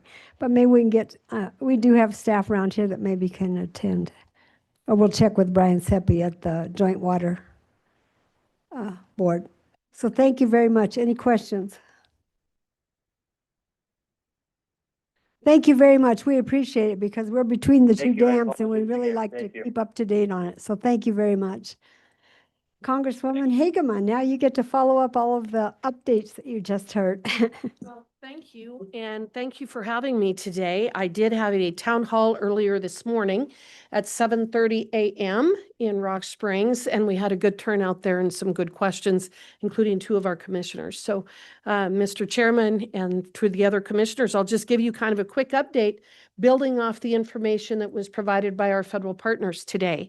One of the things I did visit about this morning during the town hall is the directed funding program that we do in our office. And we have been able to direct certain funds to Sweetwater County, to the communities in this area through directed funding. And what that is that we identify with our partners, such as the county commissioners or city council members, or sheriff's offices, projects that they would like to receive funding for. We then write up a good reason as to why they should be funded, and then we submit those to the various appropriations committees. We did that just 2 weeks ago for this upcoming budget session. We are entitled to 20 different projects. This year, we actually did submit for the full 20. I cannot guarantee that we will get all of them, but hopefully we will be fortunate that they will be appropriating money for some of them. Just two of the projects for Sweetwater County is one relates to the airport, and then some other work that you have requested us to seek funding for. In the past, we've been able to obtain funds for your Bitter Creek project. We've received funding for the airport and a few other things. So we have been able to direct some funding back here to Sweetwater County and to the communities. We're getting more requests all the time. Keep in mind, we are in competition with all of the other members of Congress in terms of the funding that is available. So I think that we've done pretty well so far. In the 2 years that we have been able to get funding for Wyoming, it's totaled about $40 million. The first year we received almost $15 million for the various projects that we requested for. And this last year we were fortunate enough to get over $25 million. So that is something that I encourage you to continue working with my office so that we are able to bring some of those federal funds back to our communities. One other update on the Rock Springs RMP. I very much appreciate the changes that have been made with the BLM office here in Wyoming. I also want to thank you for the continued efforts for this body and the other stakeholders who have worked very closely with my office over the last couple of years, trying to address the problems with the previous RMP that was issued by the BLM. This has been a huge priority of mine to make sure that this RMP was fixed. I know that there were some people, including the head of the BLM at the time, who thought that this was the right way to go. I know that our stakeholders and our communities who are here affected by it were not. I understand from speaking with you that the alternative that they actually chose had only been worked on for about 2 weeks, as compared to the years upon years upon years that had been invested in the other alternative that would be better. I have made clear to the Department of Interior and the BLM that the status quo from the RMP issued under the previous administration was not acceptable, that they were going to have to work with you, and that they were going to have to develop an alternative and a plan that would work for these communities in southwestern Wyoming. United States Bureau of Reclamation, one of my very favorite agencies, because I have worked with them for years and years and years. So I appreciate the report that was just provided. The numbers don't look good. Those are similar to the numbers that we see around the state and our other projects. This year, for this term, this is my 3rd year in Congress. I am a sophomore, but I was fortunate enough to be appointed to be the chairman of the Subcommittee on Water, Wildlife, and Fisheries for the Natural Resources Committee. I handle about 50% of the portfolio for the Natural Resources Committee, overseeing U.S. Bureau of Reclamation, the Endangered Species Act, all of those different things that affect water, wildlife, and fisheries. So I am fortunate to be able to deal with the issues that are incredibly important to Wyoming, including our U.S. Bureau of Reclamation infrastructure. It is interesting for me to hear when people talk about the age of these facilities, indicating that that one, the Flaming Gorge, I believe it was stated that it was built in perhaps around the 1960s. A lot of our infrastructure is about 100 years old. The Reclamation Act was adopted in 1902. The very first project that was ever permitted under the federal, the United States, the Reclamation Act was in 1904, and that was Pathfinder Reservoir, Dam and Reservoir right here in central Wyoming. The second project that was ever permitted under the 1902 Reclamation Act was the Buffalo Bill project up in northwestern Wyoming, up near Cody. That was actually the first one that was constructed. So you can do the math and you can figure out that a lot of this infrastructure is right at 100 or 110 years old. And it has been a huge priority of mine that we are continuing to invest money in our USBR infrastructure to make sure that it can last for the long term. I've always said that when they were building those structures 100 years ago, they weren't building them for them, they were building them for us. And we need to make sure that we are protecting them into the long distant future. One of the things that I've been able to do is I was able to get $14 million in directed funding for the reconstruction of the Fort Laramie Canal over in the eastern side of the state. That tunnel failed after 100 years in 2019. So we have been searching for funds to be able to rebuild that. I did get $14 million this year, but we also got an additional $100 million out of the reconciliation package that we did in July of last year. That $100 million was part of the funding that we gave to the Department of Interior, specifically to be funding projects like this. And fortunately, they announced just a couple of weeks ago that the Fort Laramie Canal was one of them. I will continue working to help you within the USBR infrastructure as we need to over here in Western Wyoming as well. So I encourage not only the agencies, but all of you and other people in the community to make sure that you are in touch with my office so that we know what the needs are and what the projects are that we need to be dealing with. As chairman of Water, Wildlife, and Fisheries, about a month ago, we had a hearing on our refuge system. And so talking about how we need to be investing the money in the wildlife refuge system. We had several people come in and testify. I would encourage any of you, if you are interested in what we talked about and some of the challenges that we face in that regard, you can sure watch the video of that particular hearing. But again, I know that this is a priority for Bruce Westerman, who is the chairman of the Natural Resources Committee, making sure that our refuge system is working the way that it was intended. Yes, I'm a strong supporter of PILT, or payment in lieu of taxes. Recently wrote a letter encouraging to make sure that we continue to receive the funds that we are entitled to, especially when we've had various administrations over the years who have attempted to really restrict the manner in which we can use and access our federal lands and energy resources. So PILT is important for these communities. The last thing that I would talk about is the same thing has happened with our National Forest Service lands. Over the years, there has been a dramatic decrease in the amount of timber harvesting that we have seen in our National Forest Service lands. That's really impacted those communities that border our national forests. So Buffalo, Sheridan, by the Bighorn, that sort of thing. It has really impacted the revenue that is coming into those communities because we just don't have the same kind of jobs that we used to in the timber industry. We are actually really hurting. We need more timber companies in the state of Wyoming.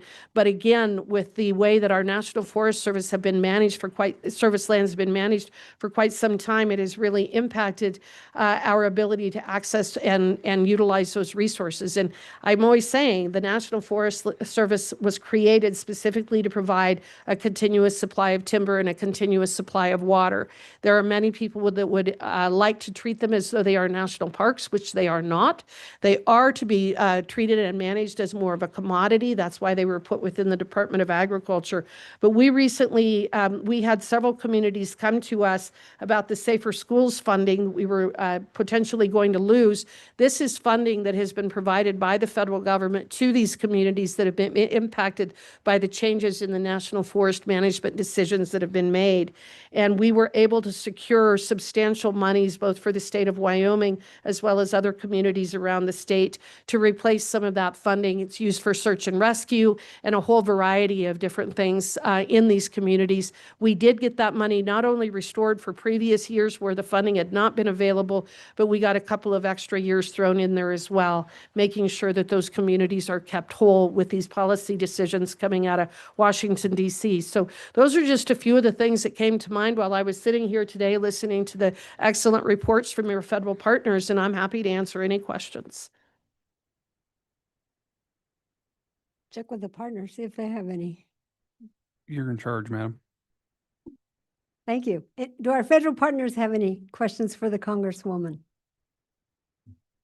They probably do, but they're kind of shy. They had some pretty exciting reports today, and so thank you for that follow-up. That was very helpful. Thank you, and thank you for all that you do. I know that sometimes this can be a thankless job when you're right here in the community, but I'm awfully proud of all of our county commissioners and the work that they do in making sure that these communities stay strong and that Wyoming does as well. So thank you. We do have one of the most energetic, ambitious commissions, I would say. Good. You've got about a half a dozen, I think, letters on the directed funding, so we appreciate that. And they all kind of came at once, but a unique opportunity that we tried to take full advantage of. So appreciate your efforts in that regard, and certainly for your help with the RMP and that ongoing process. And obviously, you're well aware of the issues that we faced with that, but appreciate all the support we've had throughout that process. Things seem to be moving in the right direction, and we appreciate these newly established relationships and look forward to continuing the fight. So thank you for your support and certainly for coming today. Thank you. Commissioner Slaughter. Congresswoman, just once again, thank you. It's so nice to have you come be out in front of us. We get the opportunity to visit with you personally quite often, and it's very nice to do that. We really appreciate that. Thank you. Mr. Chairman. Commissioner Richards. Congresswoman, last year we ran into a real roadblock with airport funding, and I know that you and your staff were integral to freeing up those funds. It was a real scare for us because it was gonna be a huge hit to our budget for money that that we had already been awarded, put us in a real bind. And I know that you stepped up and took care of us, and truly, truly appreciate that. Well, thank you very much for that. And I sure enjoyed being able to be over here for the grand opening of that beautiful facility. I think it's wonderful that your community has that. Thank you.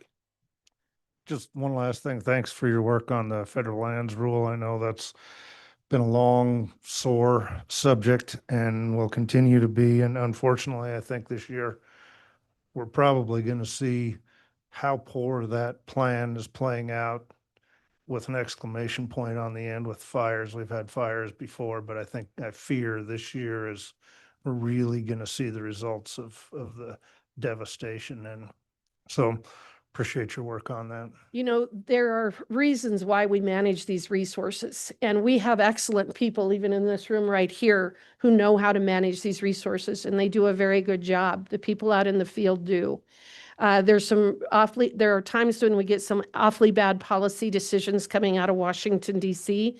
I talked about one earlier today, which was the roadless rule that was adopted in 2001. That has been devastating to our national forests. The catastrophic forest fires, the insect infestation that we have suffered, the loss of the resources, the loss of the grazing resources, just the impact on our watersheds. I look around at places like Du Bois and the national forest that surrounds that, and really all you see is toothpicks. The people who are here know how to manage those resources well and for the long term. We need to make sure that we're not getting policies out of DC that destroy their ability to do so. Thank you. Thank you. And I believe that concludes, Commissioner. Thank you, everyone. Yeah, we appreciate that. I mean, obviously, it's an annual opportunity for everyone to exchange all the different programs and things going on, and we appreciate you taking the time out to come update us today. So you're behind by 10 minutes. We are going to take a break and break for lunch with the good Congresswoman. We'll be across the hall in the Castle Rock room. Our next item is at 1:30, and so we will adjourn until then.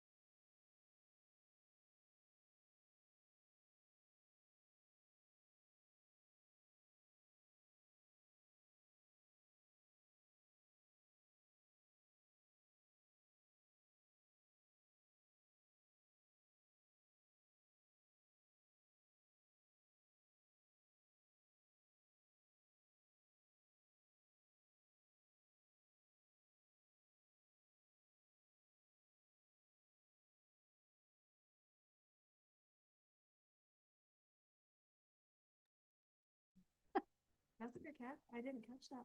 He caught it. Call this meeting back to order. We have returned from lunch, had good conversation with Congresswoman Hageman, and certainly appreciate once again for her being in attendance today. And that's going to move us right along into item number 15, which is the approval to request earmarked funds for the prevention and treatment of problematic gambling behavior from the Wyoming Department of Health. And joining us this afternoon is County Grants Manager Christina Marshall. And good afternoon. Good afternoon, which I can't remember last time I said that to you. I know. So this agenda item is probably familiar to y'all. The purpose of this is to request earmarked funds for the prevention and treatment of problematic gambling behavior by submitting an invoice to the Wyoming Department of Health. Back in 2021, Governor Gordon signed into law House Enrolled Act number 50, authorizing and regulating online sports wagering. In accordance with state statute, each month sports wagering operators remit 10% of online sports wagering revenue from the prior month, and $300,000 of this revenue is appropriated to the Wyoming Department of Health. They distribute this funding to counties based on population estimates of individuals 18 years and older. It must be used to prevent and treat problematic gambling behavior. So for fiscal year 26, Sweetwater County is eligible to receive $25,650.81. That will be added to the county's Fund 270 called Problematic Gambling with Prior Year Payments. I provided for you in your packet the prior payments. And so with this payment, the total amount received will be $123,695.33. Some notes. This payment includes unclaimed funding from other counties from the last state fiscal year 2025. At present, no expenses have been incurred in the problematic gambling fund. During prior budget workshops, the county commission decided to accumulate this funding so that it could develop a substantial and impactful project. And then finally, Corona Insights informally tried to obtain gambling behavior information during their interviews while working on the opioid community assessment, but did not receive any conclusive information.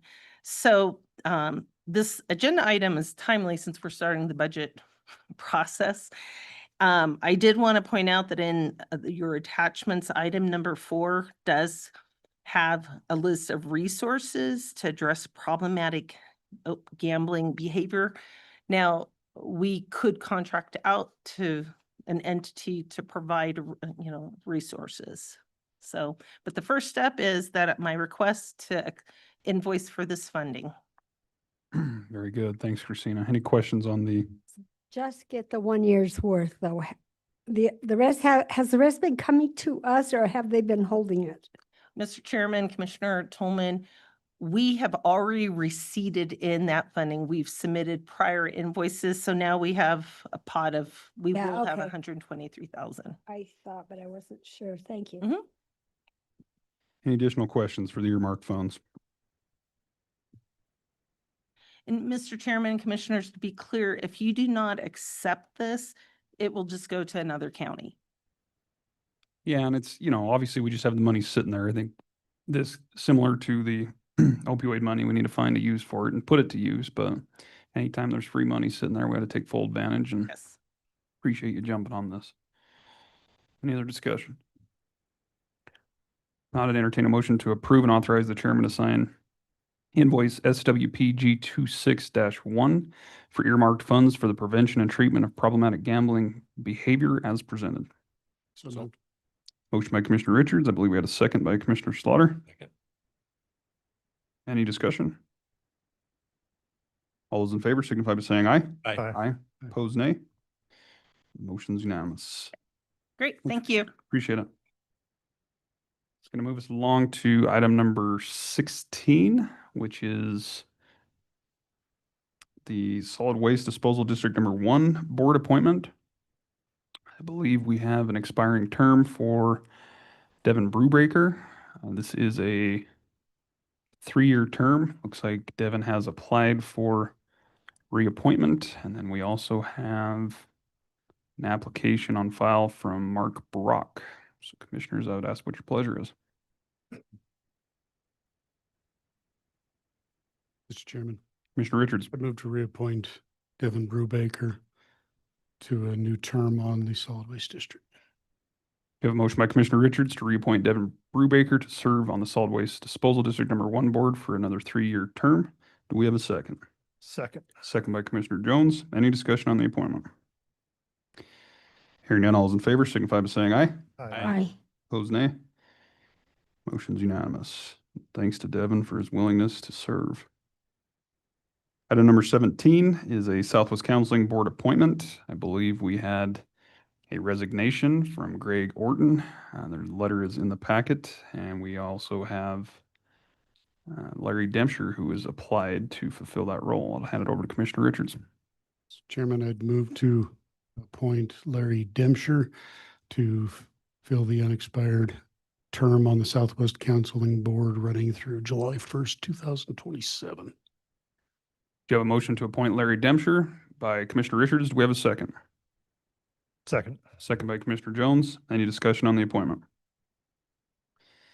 That is a tough role, so I certainly appreciate Larry stepping up to take that on. With a motion and a second on the table, all those in favor signify by saying aye. Aye. Aye. Opposed, nay. Motion's unanimous. Item number 18 is the 2026 polling location assignment. And joining us is County Clerk Cindy Swenson. Good afternoon, Clerk Swenson. Good afternoon, Chairman, Commissioners. I got a lot of maps and stuff, so give me just a second. Okay, before you use Resolution 2026-04-CC-01, a resolution adopting and establishing 2026 election districts, precincts, and a location for an absentee voting and counting center for Sweetwater County, Wyoming. Before we get into that piece, I do have, there's going to be some changes if you approve them. So I wanted to go over what those changes would be in this resolution, because the minutes have to state why we're choosing to do what we're doing. So I have written it out, so I will read it to make sure I get it correct for the minutes. So it's in regard to ward boundary changes for the city of Rock Springs. So for this, I'd like to note that the city of Rock Springs has submitted proposed changes to city ward boundaries in close proximity to the 2026 election and per Wyoming State Statute 227103A. In establishing or altering election districts or voting precincts, the Board of County Commissioners shall be guided by the best interests and convenience of the greatest number of electors involved. Election districts and voting precincts shall coincide with the boundary of a municipality or ward therein and school and community college trustee residence areas and shall not cross municipal boundaries except in cases where the Board of County Commission finds and specifies in the minutes of its meeting the reasons why it is not practical to conform to the boundaries of the election district or precinct to the municipal boundary. So I am asking that the Board of County Commissioners allow voting precincts 37, 41, 44, 45, 510, 56, 57, 58, 61, and 66 to cross the municipal boundaries due to the close proximity to the 2026 election, where changes to the precinct boundaries are not practical due to the timing of the changes as WS, so Wyoming State Statute 227-104 states that within 5 days after adoption of a resolution changing a precinct boundary, the county clerk shall send a certified copy of the resolution to the Secretary of State and to the county chairman of each political party and notify by mail all registered electors receiving a new precinct number by the first meeting in May. So to note, anytime we change a precinct number, I have to change all precinct numbers, as the Wild Reg system is a live updated program, which is our program we use to register voters. So therefore, it wouldn't keep the previous information for the last voting cycle. It would change all of the numbers. So I have to give all precincts in the city of Rock Springs a new number. So that would affect thousands of registered voters in that precinct. So I'll continue. which may not be, so getting a new number, which may not be practical in the shortened time frame. Understanding the practicality that not all electors receive their mail immediately, leaving the current districts and precincts, but leaving the current districts and precincts unchanged avoids unnecessary confusion, staff modifications, and taxpayer resources. Leaving the current voting precincts unchanged affects approximately 554 electors, while making changes to follow the new ward boundaries would affect all registered voters in Sweetwater County, which as of April, or not Sweetwater, that should not say Sweetwater County in my notes. It should say in City of Rock Springs, which as of April 6th, 2026 is approximately 6,834 electors. This inconvenience would be exasperated by the fact that precinct numbers changed in 2022 due to state redistricting. There was a change in polling locations for many electors due to the remodeling projects at the Sweetwater County Library and the White Mountain Library in 2024. And there will be a change in precinct numbers once again after the 2030 census when the state goes through the redistricting process. In order to send out postcards to all registered voters, I did not put that into my budget for this year. I was not expecting this to happen. Where I only have to send out 554 letters if we leave it how it is. And what that does for us is it just creates a split in those precincts.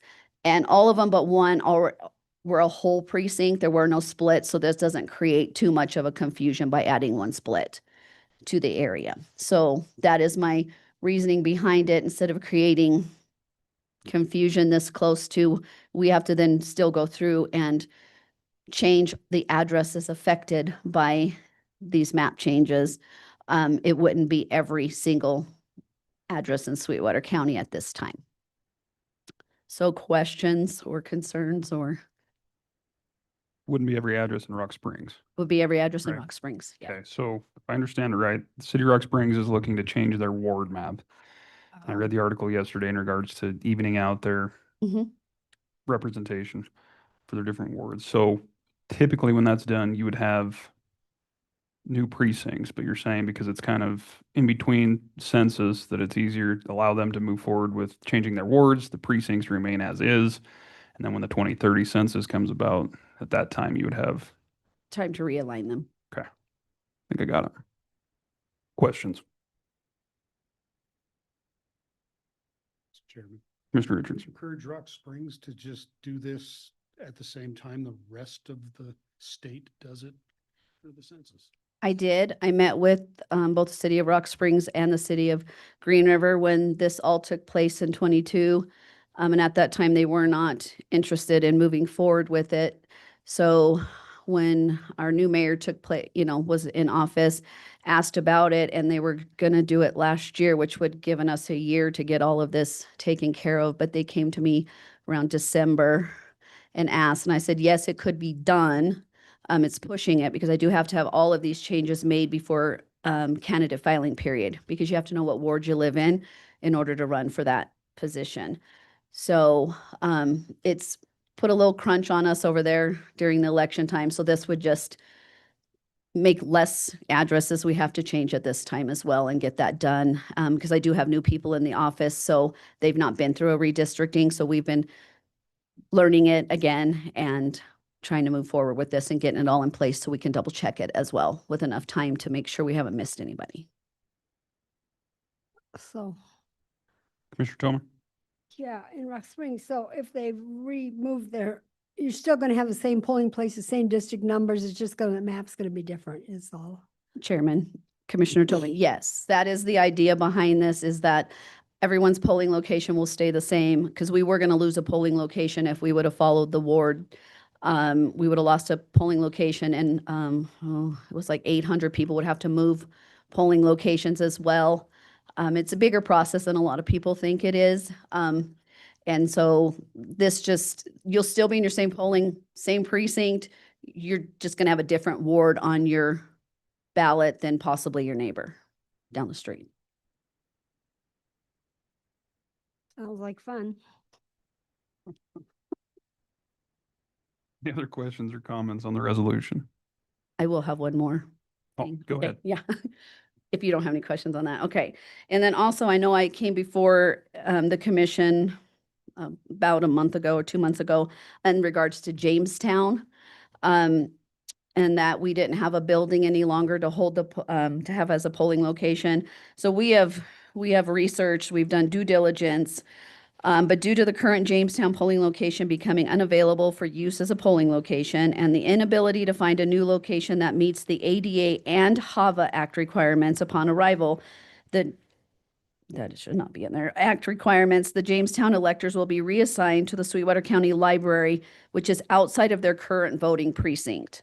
My office has worked with the Green River Chamber of Commerce and other individuals to help find businesses that would be suitable as a polling location and toured a few facilities with nothing meeting the requirements of a polling location. So proper notice will be advertised in the newspaper of record, and notice will be mailed to all registered voters affected by this change, along with a notice sent to all major party chairmen. So we could not find anywhere that my staff even was out there with measuring tapes to see if the handicap spots met the requirements, and we could not. We found one facility but didn't have a restroom. So that's not feasible for our polling judges, election judges who'll be there all day. So we couldn't use that building.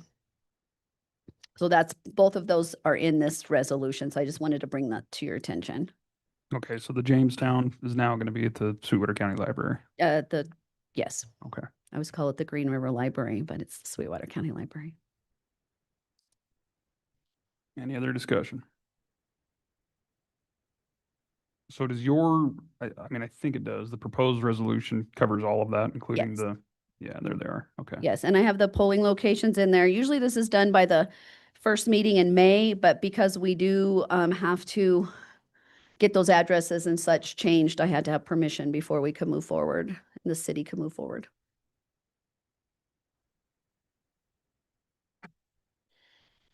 Any other discussion? Not to entertain a motion to approve resolution 2026-04-CC-01 as presented. So moved. Motion by Commissioner Jones. Is there a second?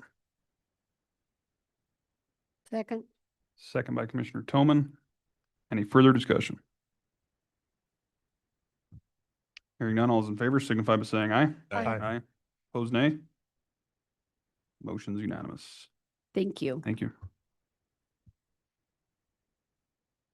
It's going to bring us to our final item under the regular business, which is item number 19, the special districts and legislative updates provided by Assessor Davis. Good afternoon, sir. Good afternoon, Mr. Chairman, Commissioners.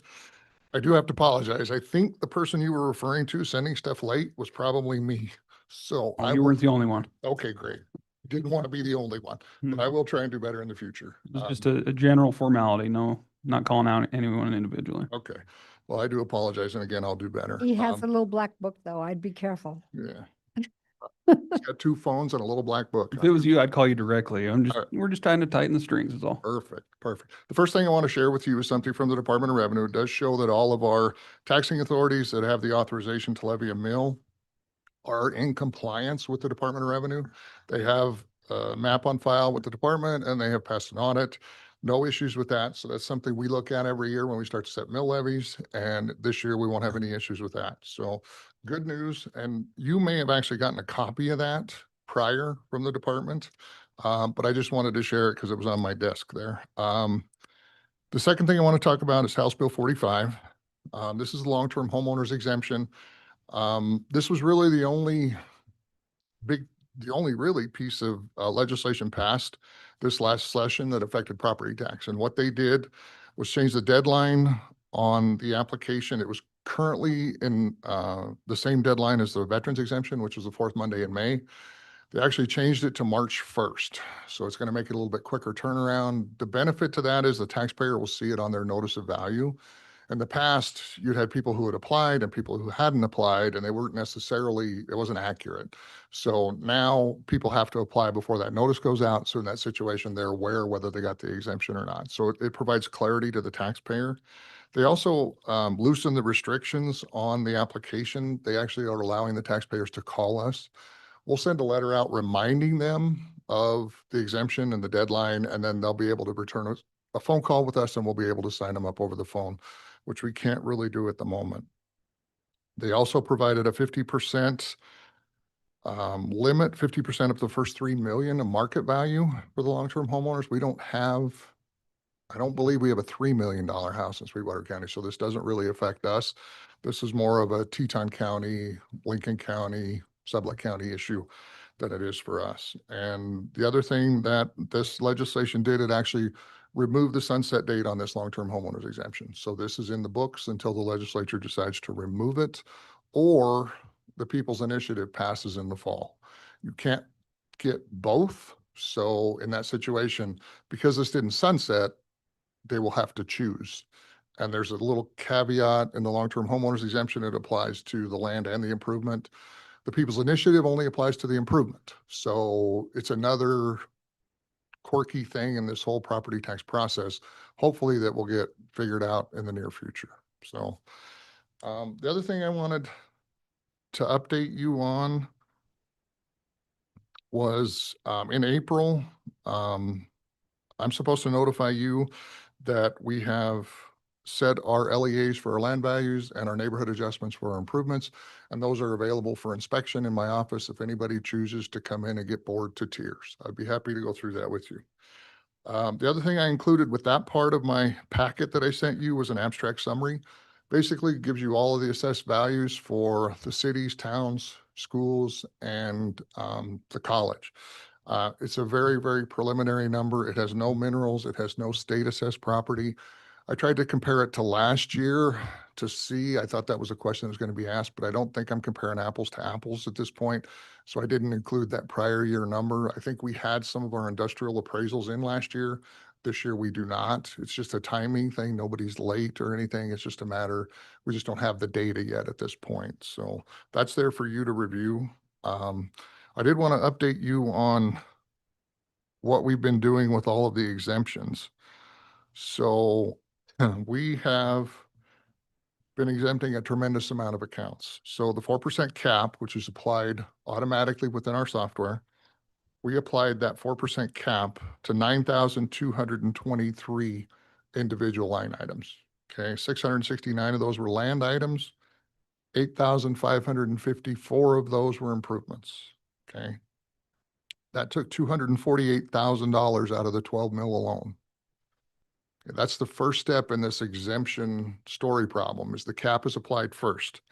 Then it's the long-term homeowners or the 25% owner occupied exemption. Long-term homeowners, we had 4,484 applications, and these were all entered by my staff individually. The cap was done in a batch process, and it can be done by our system. The homeowner's exemption required an application that the individual had to go out and apply for. The Department of Revenue set up a portal for people to do that. We applied 4,390 of those. That reduced property taxes for the 12 mil by $205,000. Our veterans exemption is another exemption that we manage in our office, and we had 1,034. This particular exemption is reimbursed. So it's not something where it's something that's taken away and we don't get that funding. This is reimbursed by the state. But this year, with all of the added exemptions, one of the things we've been doing is notifying our veterans, because with the long-term homeowners exemption and the veterans exemption that actually doubled in value, we have people who actually have a zero tax bill. Provided they have money left over on their veterans exemption, we've been notifying them that they can come in and apply that to a motor vehicle. Okay, we think that's important for the veterans to be aware. And this is something that's relatively new. We're doing it this year, and we also did it last year. The other thing that's new this year is a personal property exemption.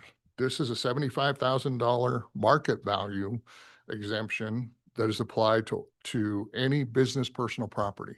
So it applies to oil and gas equipment. It also applies to personal property. It will apply to all of the mining operations, everything out there. It's not a big dollar amount, but it is something, again, that we've had to manage. We had 201 oil and gas accounts that received the exemption, and 31 of those went to zero. We had 1,795 personal property accounts that got the exemption, and 1,324 of those went to zero. The total for that out of the 12 mil with those two exemptions cost the county probably about $36,000 just in the 12 mil. The other part of that legislation, it actually froze the trending tables on assets to the year life of the equipment. So we're still working out some of the details on how that affected values, but that is a piece of that as well. So wanted to keep you updated on that. And when you add it all up with the preliminary report that the Department of Revenue provided last year, the residential exemptions cost the county as a total in every tax authority $7.8 million. With the fact that the 25% is now owner occupied, I think that's part of it. Tax year 2026, that total is 5.3. So we did have less exempted across the board this year than we did the prior year.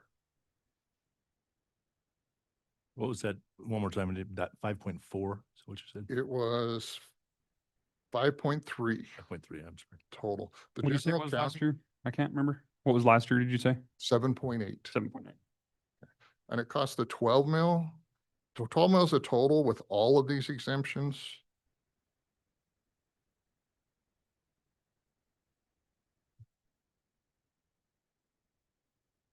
Was $858,000 when you put them all together. That's applied to the 12 mil, right? Yeah. This Commissioner told me. That's compared to about 1.2 last year, is it? I believe that's correct number, yes. Okay, we're having a budget hearing here shortly. The best estimate right now for county valuation is 2 billion flat. My industrial appraisals have started to trickle in of the ones that I've looked at. Values are down. I don't know tremendously. Some of them may be up. It's just the first version. We have 83 or 84 accounts that are appraised by our industrial appraising firm, and they send individual appraisals for all those. I think we currently have like 5. So we just haven't got enough data to know whether that number is going to tweak up a little bit or tweak down a little bit.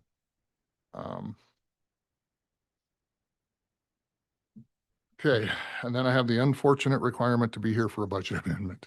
I just hate that. But when I budgeted for our contract to outsource our GIS, we underestimated, and it was nobody's fault but mine. I had talked to our previous employee that did the GIS at one point, and she had told me that she works 2 or 3 days a week on the assessor stuff for the GIS portion, and the rest is doing other things in land use. I applied that same math to estimate my dollar amount for the contract, and that was, in hindsight, not a very good way to do that, because we have, the GIS is kind of an evolving project for us. Not only does it do splits, combines, and subdivisions, which is what was happening when it was in the building, but it also goes back, and we've been able to identify areas in the county that have issues. And nobody's fault in any way, shape, or form, but it was stuff that needs to be corrected. So I talked to the vendor initially. I was asked if I wanted to pursue this, and the answer was absolutely. This tool is only a tool if it is accurate and if it is up to date, and accuracy was lacking in certain areas. So I told them to do the work and get started on the fix. We started in McKinnon, and one of the attachments that I had given you is the one that's got the blue line and the red line on the property. And as you see that, you can see the old version of the data has the blue line going right through the middle of a modular home. Okay, what we had found over time is that the PLSS data that was being used down there was off, and it wasn't anybody's fault. It was data improves over time, tools improve over time. We were able to make the correction. And when we did that, this line now more accurately follows fence lines. It's a much better tool, but this takes a lot of work. I mean, this is researching deeds. This is actually drawing the polygons. This is us updating information in our office, and then that information being published to the county map server. So it's not just a simple fix. It's something that there's a process and it has to be done. And as you fix one property, one boundary, you've moved another. So as we move through this process, we're fixing all of these areas. And we were made aware of this by a split that happened down there in McKinnon. It was 2 or 3 years ago when we were actually looking at this, and we knew things were a little wonky, but our vendor was able to identify the problem, find a better set of data to start with, and then start making the fix. And that's why I have to ask for the budget amendment.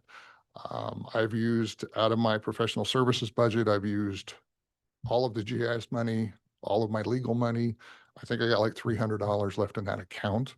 So in order to finish the year, I'm pretty sure 25,000 will get me to that point where I can finish this year, and then I will budget much more appropriately for the upcoming year. So I want to work with Ms. Romero and have that budget amendment ready for you at the next meeting, but I wanted to give you the opportunity to at least be aware of it, and then if there's any questions that you're interested in, I can try and answer those now.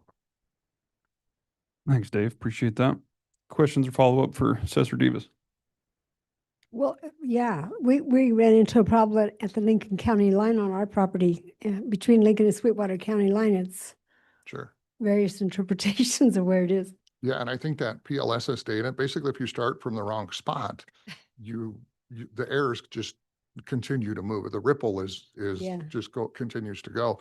And in fact, I was talking to our vendor, and we had she had been working with the Public Works Department, and actually somebody was out in the field down there, and with the new information that she had done, whoever she was working with was able to find the corner point because of the updated information. So not only is it making the map look better, it's also making the work in the field easier too. And you can see on the other attachment that I've given you, this is the Cedar Rest subdivision. And you can see the blue line actually doesn't even remotely match where the road is and that kind of stuff. And with the correction, it's pretty much dead on. So again, we're making this data much more accurate, much more usable by the public. And I think it's a huge improvement. Now, the other thing that I had sent you, and this just still blows me away. I got statistics from Terra GIS, who is the vendor that actually is doing the map server stuff. And I asked him for hits on the map server. So, and that's the first document that I had sent. So, he had to clarify. So we show that since January, we have 1.7 million hits to the GIS layer. Okay, now that includes everybody. That includes our office as we're going through our revals. That includes everybody out there. And every time someone hits it, that's a new click. So if Rob's going out and looking for his lot line and trying to figure out how much sod to order, if he clicks it once and then moves the map and then clicks it again, that's 2 clicks. So the numbers are a little bit skewed, but 1.7 million is incredible. And of that, 31% of those clicks are not during business hours. So this tool is truly 24/7, 365. It is something that everybody uses all the time. But when you give a tech person a project, they dig a little deeper. So our vendor emailed me this morning, and since January, our website has been hit by individual IP addresses 33,948 times. So this tool is being used roughly 350 times a day by us, by taxpayers. And again, individual addresses. So these are individual hits by different people. To me, it just really emphasizes how important that is. And it's used by engineering firms and realtors and title companies and everybody in between. And you know, I know Teton County had some issues not too long ago with a vendor, and they ended up switching midstream. And now my understanding is they're going back, but the amount of headaches it created and the amount of drama with the public is tremendous. And we know too, because there are rare occasions where this thing, it gets a little clunky or gets bogged down. They have to restart it or do a little tweak. And when it doesn't work, it's about 10 minutes before we get a phone call. So it is very widely used by the taxpayers. And one thing I want to do too, you know, I think we owe a great debt to the people who started this. I mean, years ago, when Rich Greenwood approached Dave Rousey, the county assessor, I think it was, I don't know if it was Sue P or if it was when you were the treasurer, Commissioner Slaughter.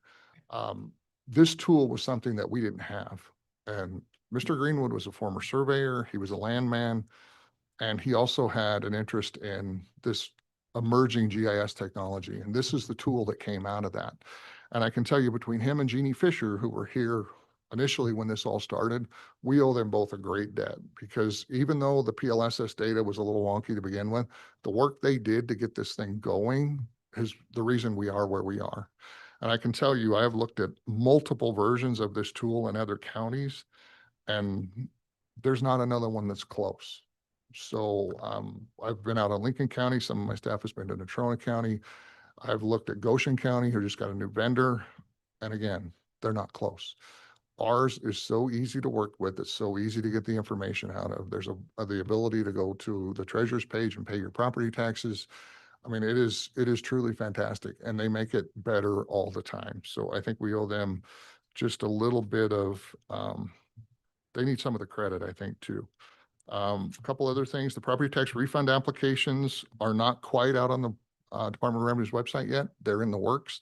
They're going to mail applications to everybody that applied the prior year, and those applications will go out by the end of April.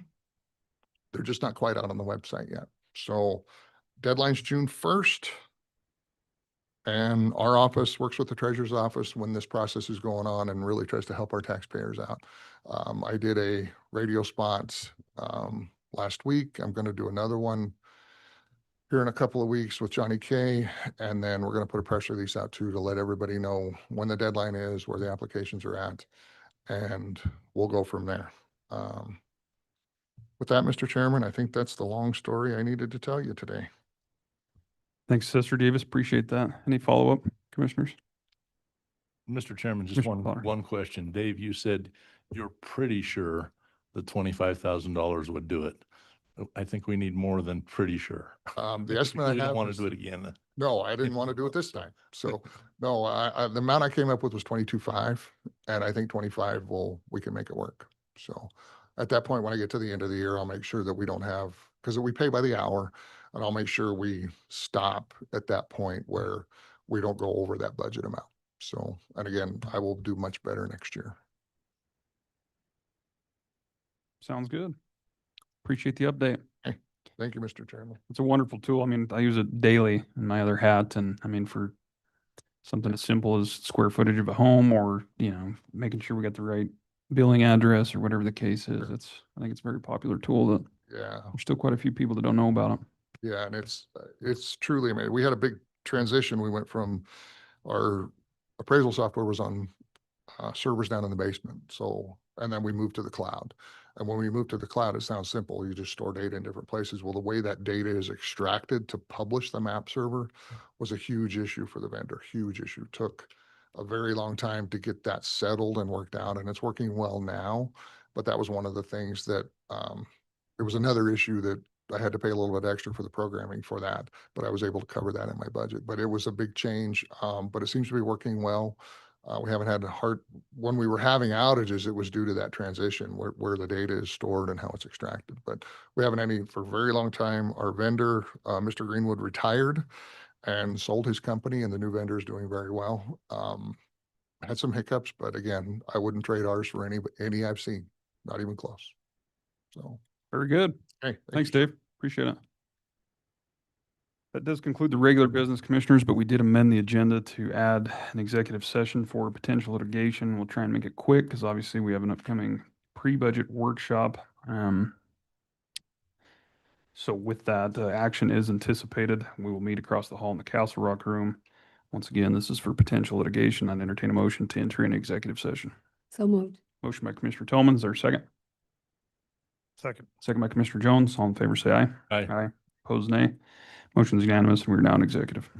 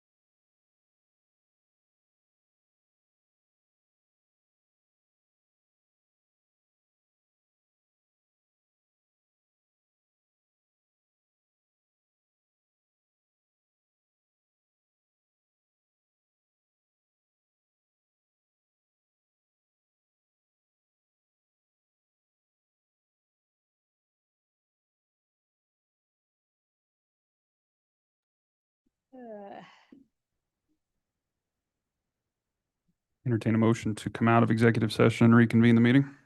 So moved. Motion by Commissioner Jones. Do we have a second? Second. Second by Commissioner Slaughter. All in favor, say aye. Aye. Aye. Opposed, nay. Motion's unanimous. We're out of executive session. We do need to take action. Commissioners, I'd entertain a motion to approve the terms of the employee agreement as discussed in executive session. So moved. Motion by Commissioner Jones. Do we have a second? Second. Second by Commissioner Slaughter. All those in favor signify by saying aye. Aye. Aye. Opposed, nay. Motion's unanimous. Commissioners, with no further business before us, I promise to make the next one shorter, and it adjourns our regular business. We will then move right into the pre-budget workshop. Sorry to hold you guys up. Call the workshop to order, and we'll keep on keeping on. Sorry about that, Rebecca. That was kind of a last minute change that came in, but purpose is to get rolling, and I'll hand it over to you if you're ready. And this is just a short overview as we start working on the budget year. So these numbers are very early estimates and will continue to change throughout the process. So just to kind of give a summary of the information that I sent over to you guys, the overall carryover is lower than prior years, which shows projects are moving forward, which is a good thing. We have the night oil project that was completed, or not completed, but it's close, and we're not carrying over close to $7 million for that. The hospital carryover has been updated to about $500,000 from 769. This amount includes the remodel project and the maintenance project, so those are tied together. So overall, we're seeing less money being carried forward and more being used. Revenue for this budget year is projected to decrease overall. The largest decrease is taxes. PILT is down about 1 million compared to prior years. There are some smaller increases, but not enough at this point to offset the overall decline. When we compare the revenues to expenses, we are currently showing a shortfall. This is based on the original budget year of 2026. I used the final numbers that we had last year for the final budget, not including the big budget amendments. And so at this stage, it's expected that we're working through it, moving forward. Reserves are still available. 3.4 million of that is ARPA funds, and I'll continue to monitor the spending. In the paperwork I sent you, we do have a couple budget amendments that I was projecting. In addition to that, we have a $14,000 one for the clerk's office, and then the $25,000 one for the assessor's office. And then the projection right now does not include a COLA, and it does not include any increases to the overall budget. In addition, the revenue estimates from the WCCA should be finalized within the next couple weeks. I used the draft numbers, so those will be updated hopefully by the next budget workshop. So at this point, that's all I have, unless you guys have questions about anything that I sent over. And then I do need to get the letter or the memo to send out to the agencies when I send their form out tomorrow, if that's been completed yet. If not, I can complete one and have you approve it in the morning. Either one. Same Yeah, as so there's, last year, pretty much, huh? Mhm. The letter or different? well, there's a lot to unpack there. I mean, obviously, that's the ongoing struggle of, we just don't quite know. I mean, the best we can do is estimate at this point in time, but there's a lot to consider, whether that's, COLAs. We've got obviously the elected official salaries coming up. It'd be ideal to kind of give that awareness ahead of time, which I think helps with some of those different, especially on the component unit level of what to plan for and what to submit for. I mean, it's a lot more work, I think, when we come in months down the road and then make changes and everyone has to resubmit everything or reallocate it. So I don't know. I don't have that crystal ball, but I'm open to suggestions and feedback on that.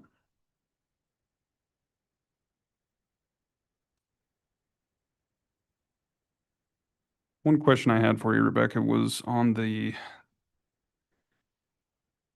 let me see, your second paragraph, the summary of the unspent. And you said the carryover is 1.6, which is between Core County and the hospital. But then down below in your little chart, it's talking about the total carryover of 5.5. Can you clarify that?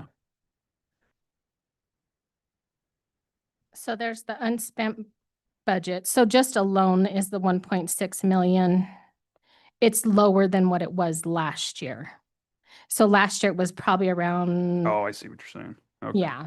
So last year it was higher. This year it's at 5. Last year it was like Difference 8. from last year. So Yes. that's not the total carryover. Yes. Okay. Good. Or read that wrong.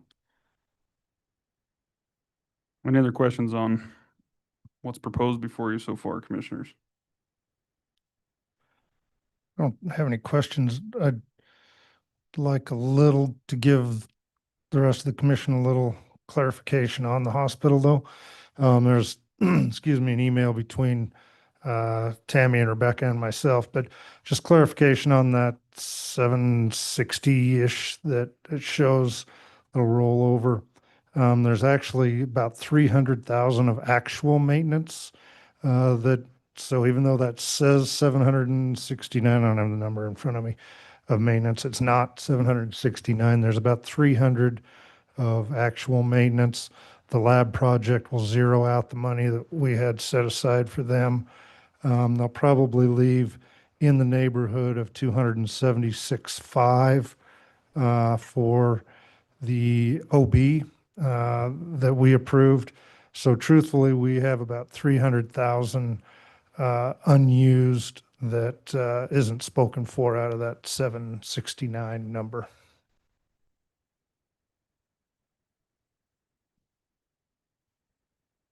So you'll think they'll fully expend that amount? The 300, not sure. Tammy said it depends on if they get that laundry project started or not. They've just got so much going on up there that, and they don't want to just spend it, but do what's right with it. So, but Tammy thinks there'll be about 300 roughly. Anyway, this was 319. So, a few weeks ago, a couple weeks ago-ish, 3 weeks, I guess, maybe. So, as things are progressing, and that's why she said this would leave about 300,000 unused. So it's not an exact number, and obviously there's time for them to use some of that, but that's an estimate.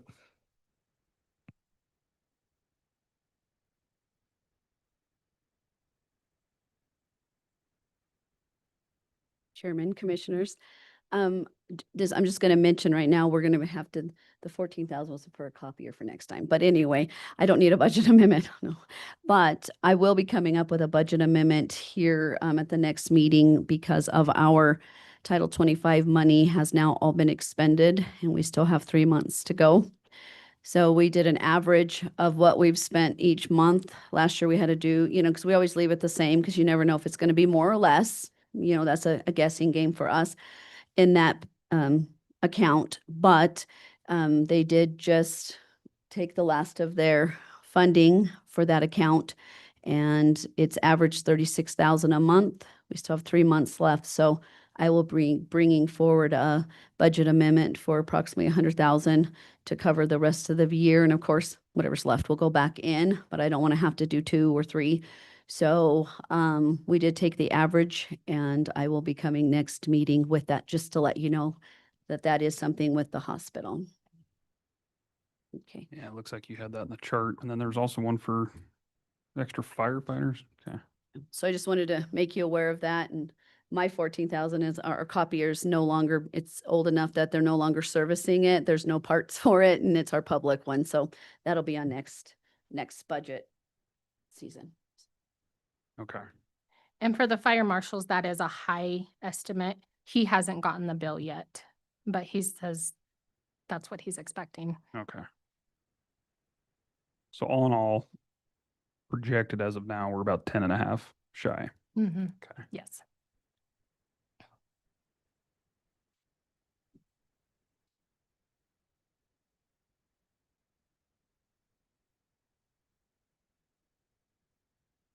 Well, with that, we got some work to do. Just to be clear, it's showing current projections based off of everything just discussed that we'll be short by about 10.5 million, 10.4 right now.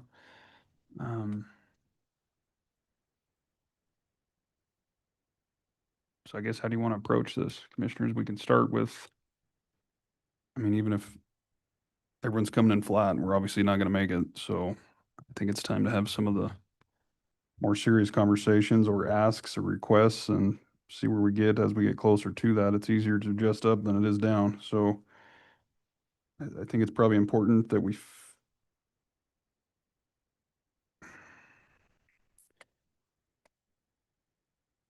let me back up real quick, Rebecca. Do you have in the operating, there's no, because we have to revisit the statutory requirement to visit every 4 years the elected official salaries. So those are just at current rates, right? Doesn't Yes. reflect anything. Yeah, Other- personnel hasn't given me any updates. Okay. So that's something to consider too. I know HR sent out some information yesterday in regards to employee status this year versus last year, current employees, and a lengthy explanation on that. If you guys want to get into that now, if you want a presentation at the next meeting, I'm happy to go either way, but I need some feedback here.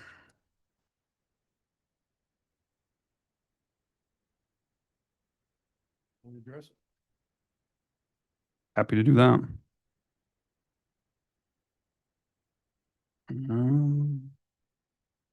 Easier if we had the employee though, and we don't know what that's gonna. Should come in about the same without the COLA, right? The employee thing, payroll. He sent out a We got that yesterday.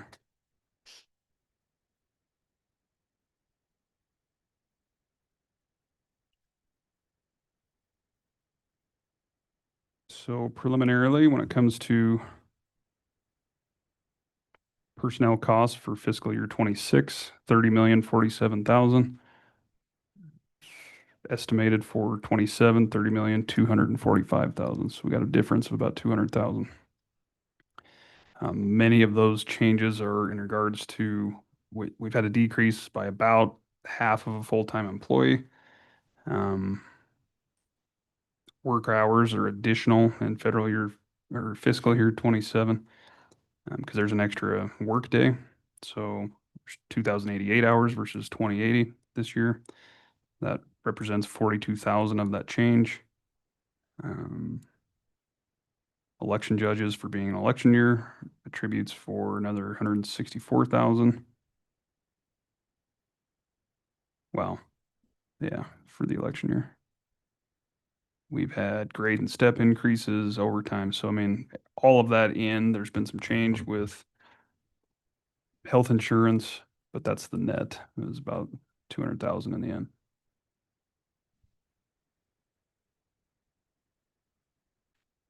That does account for, I believe, a 5% increase in health insurance.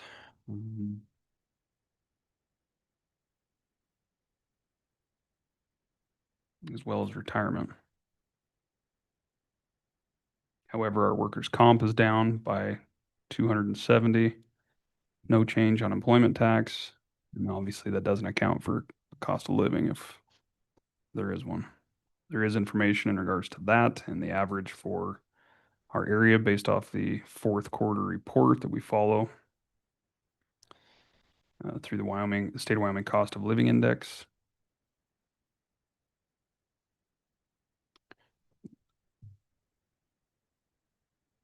I feel like I'm just doing all the talking. You guys, I mean, where do you guys want to go with this? Do you want to get into, start with that? Do you want to get into the elected official salaries? I'm just trying to open the report because my computer's messed up.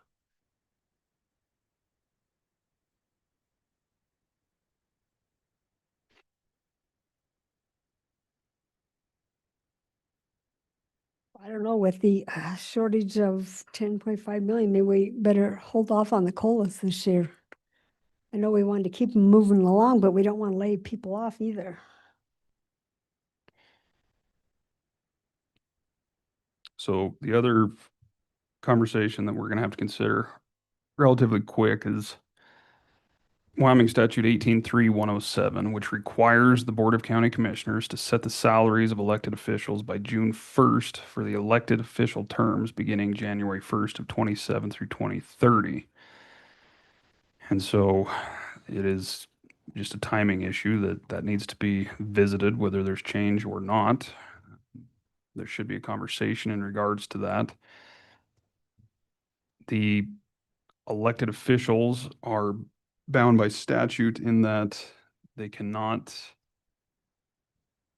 exceed the salary for circuit court judges, which comes from the state. Currently, the county attorney is set at 145,000, which was last increased January 1st of 2023.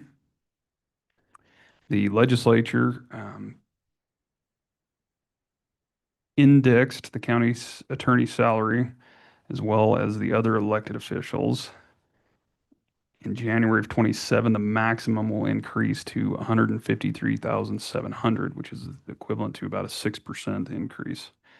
Caveat with the county attorney's office is the legislature passed a bill that provides an additional 22,000 and some change in annual reimbursement. So right now, 50,000 of the county attorney's salary is paid for by the state. They've increased that 50 by adding in an additional 22 plus change.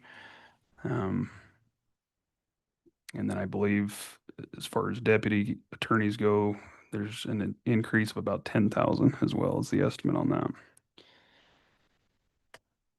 And there's a whole list of information that you all received that I don't need to reread to you, but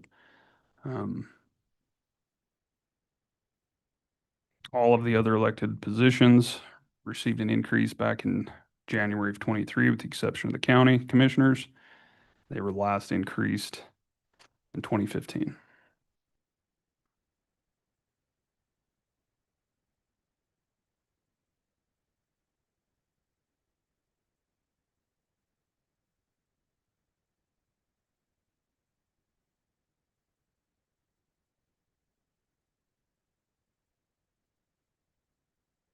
So I have a question. So the county attorneys are going to get 72,000 total from the state? Was it 22,000 plus 50,000? Mm-hmm. Okay. Mr. Chairman, so basically, if I understand it right, if we increase the county attorney to the maximum allowed by current statute, it would be no net increase to our budget because the state would cover. So I think that I think that one particularly is a given. We would have a slight increase of about, I think it was around 4,000 or 4,500. It was in that report. But yeah, primarily the state's picking up. Because it doesn't go in effect until January. So you would still have the remainder of this fiscal or this calendar year. Pay the difference. Unless you wanted to postpone the change until January 1st of 27. Technically, that's when we would be setting these salaries for anyway, would be the new terms. Yeah, you're right. So maybe that's a mistype then. Yeah, Mr. Chairman, it says therefore the net result of the county of such an increase to the county attorney's salary would be a cost reduction to the county of 17,462.90. Yeah, that makes more sense. Sorry about that.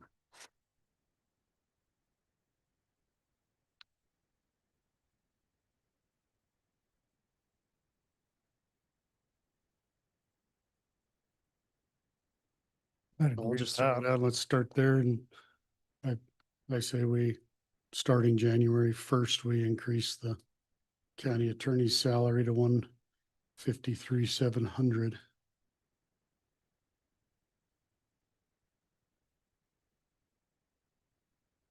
I agree with that one. Yep. That's the easy one. Amazing, the state helped pick up something for a change.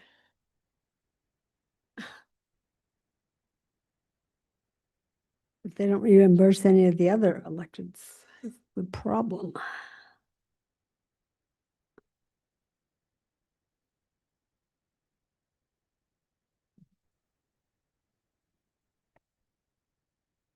Mr. Chairman, I think that's about according to this report, it's about a 6% increase.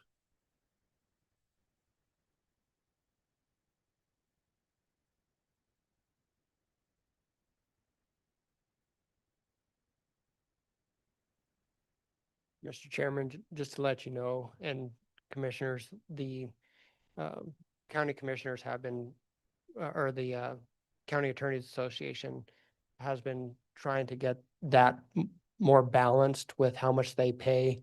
And I think you heard the county attorney when he identified that the county attorneys do so much for the state that they've tried to try to make that more balanced, how much the state is paying. And so they were able to get success, as Commissioner Richards identified. That particular bill was sponsored out of Sheridan, and there's still discussion about continuing to improve that in future years. And so they'll continue to work on that next legislative session as well.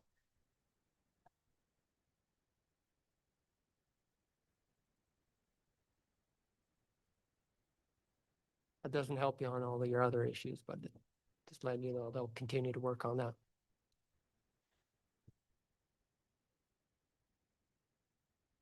So it doesn't seem like anyone's ready for prime time on this.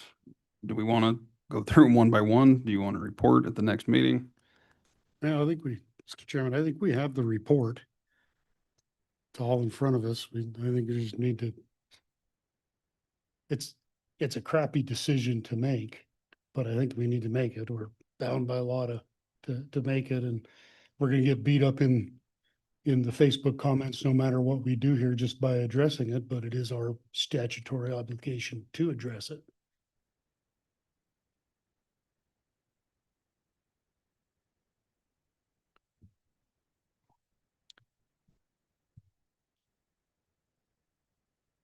So where are we? Are we on the other elected positions or what? Mm-hmm. Mr. Chairman, having been in that situation as an elected official and having the salary frozen due to the structure, which is statutory, I would lean towards the fact that we have got to look at doing an increase to elected official salaries. The fact of the matter is they have to be set prior to the next term of office. That's, for a long time, the maximum statutory limit was where we were at. And we had a 10-year period where we couldn't have salaries increased. It's a pretty tough thing on a public servant to have their salary frozen for that long. Basically, our elected officials have been frozen at the level that was set for the prior term over the last 4 years. So I think it would be, if we are going to look at, even though it's not going to be hit to our budget to raise the county attorney's salary 6%, that we look at doing 6% for the other elected officials.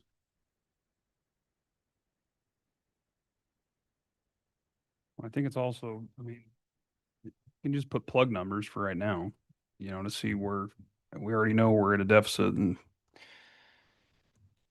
it's a workshop, so we're not going to take action per se, but we can start with a number and see what it looks like, update everything, update the reports. I don't even know if you were on this or not, Rebecca, as far as this information goes. But we're constantly in this. We don't know until we get closer to the end of the year, and I think it'd be beneficial to try and at least set a baseline, update everything for the next meeting, and then try and make decisions from there. Yeah, it's a no-win situation, regardless of what we do. I guess I'd agree with Rob, at least as a starting point. We said nothing's written in stone. We haven't done anything other than had a conversation, so. Set a goal, maybe. And I think a bigger piece of the conversation too is, countywide. If this year isn't the year for cost of living, then we probably need to consider whether or not it's the year for any adjustments.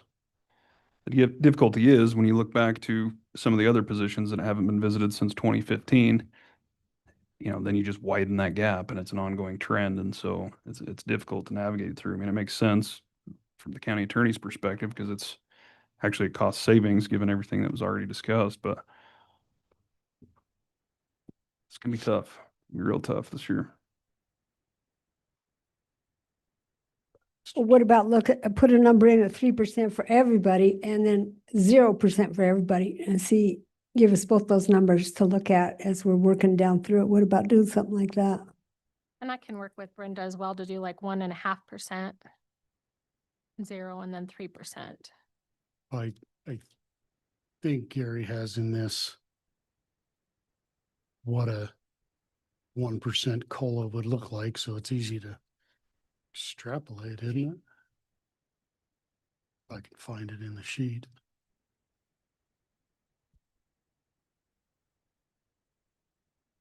That way it gives us an option. We can say if we're real tight, we might not do it, but if we can free up some money, we could free some of that up.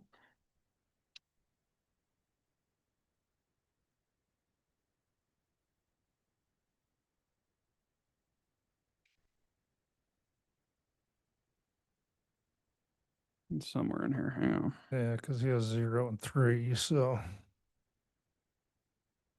But lumping them all together, all the employees and all the elected, except the attorney.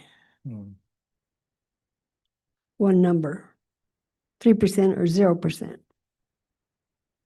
Well, Or 3% whatever. doesn't make any sense for the elected officials, considering in the last 4 years, we've seen 6, 3, 3, 3 COLAs. Is that what we've done, or just 6, 3, 3? Since I've been 15.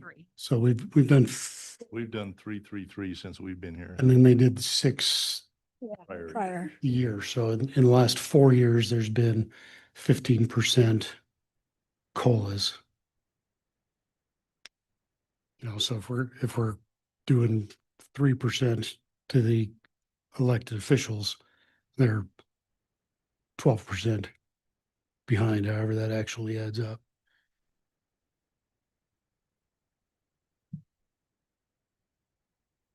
I'm still committed to at least trying to provide some kind of COLA to our employees.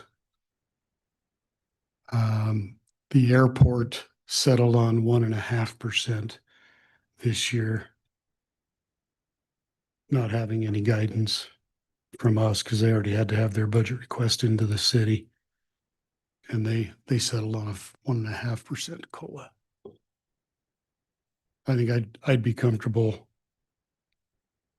with using that as a placeholder. And then as we really get deep into these discussions, we can go from there. But that's for the general employees.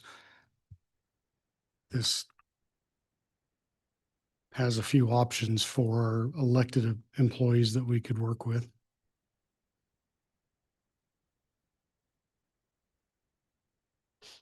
1% cost of living is 194,000 for staff, not electeds. So you can figure doubling that for 2% and so on forth. It's on page 3.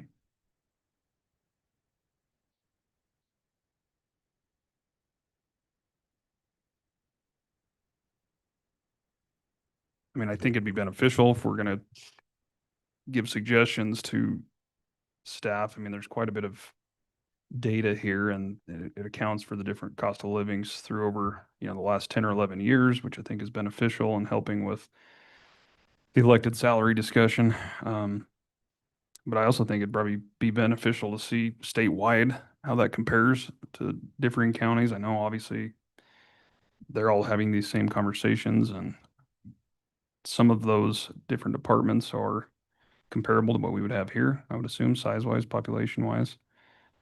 I don't know if that would be beneficial. I would think it would be, rather than us just shooting from the hip.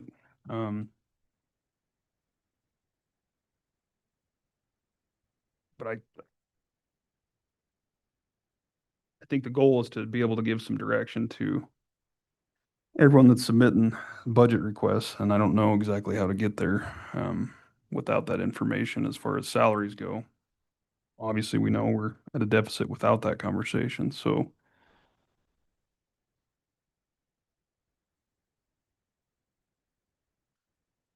Well, I guess we need to have the discussion. Do we treat all the rest of the elected officials the same, or do we talk about the individual job functions of each one? Currently, we have the sheriff in line with the county attorney. Keep it in mind, the sheriff manages a very, very large department and a lot of liability. And he's bringing a lot back with the contracts. Yeah, I'm not sure that comes into play.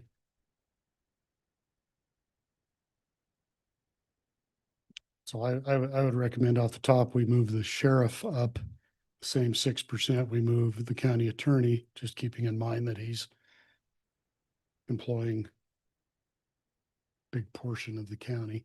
Alan, could you speak up just a little bit? I can't hear you. If I move over here, I get a big old loud echo. There we go. So I would recommend we peg the sheriff with the county attorney, just like we already have, and raise that 6%. So if that breaks the ice, going to at least one more elected official that we have a recommendation for. So something to consider too. I do have communication here that feels like the current salary is adequate and that there's a pretty significant equity gap from the sheriff position to the next administrative position in line. And so if times are tough to not consider a COLA, then sounds like there'd be openness to having that particular salary frozen.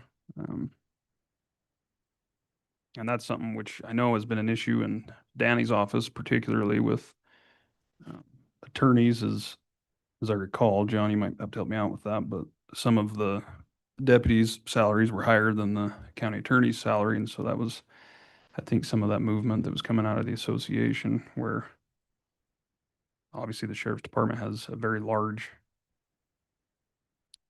responsibility employee base, but salary-wise, it sounds like they're pretty, I guess, respectful, it appears, in regards to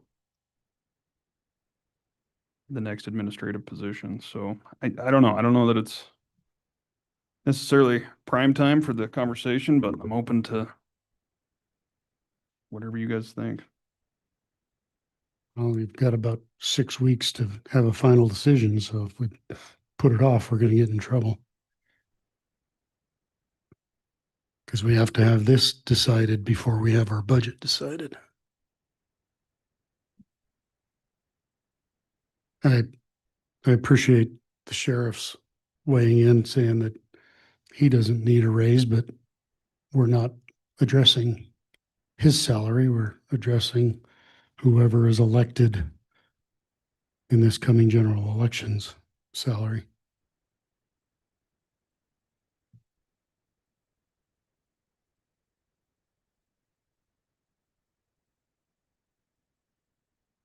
So, Mr. Chairman, just in response to your statement there, and commissioners, there is a Wyoming Constitution section that does identify that the salaries for the elected shall be in proportion to the services provided. And so in terms of the county attorney, yes, when you have deputies that are passing the county attorney, and then back in 22, when the market analysis was done, the county attorneys, and I think that's already been identified, but through the market analysis, it's pretty clear that his should be higher than the deputies. And so the deputies were already addressed during that 22 analysis, but the county attorney has always been held by that cap. And so as I think Commissioner Richards is identifying through that Wyoming Constitution section, it does identify that, one consideration is you're looking at, if you look at them individually, it's in proportion to the individuals. And so you can make them specific to the individual if you choose. And that's certainly part of what the Constitution did take into consideration. So lots of different factors there, lots of different ways of looking at it, in addition to the comparables that you're identifying in terms of it is at once every 4 years. It is that's the distinction between the employees. The employee, this was addressed 4 years ago, not addressed in the interim.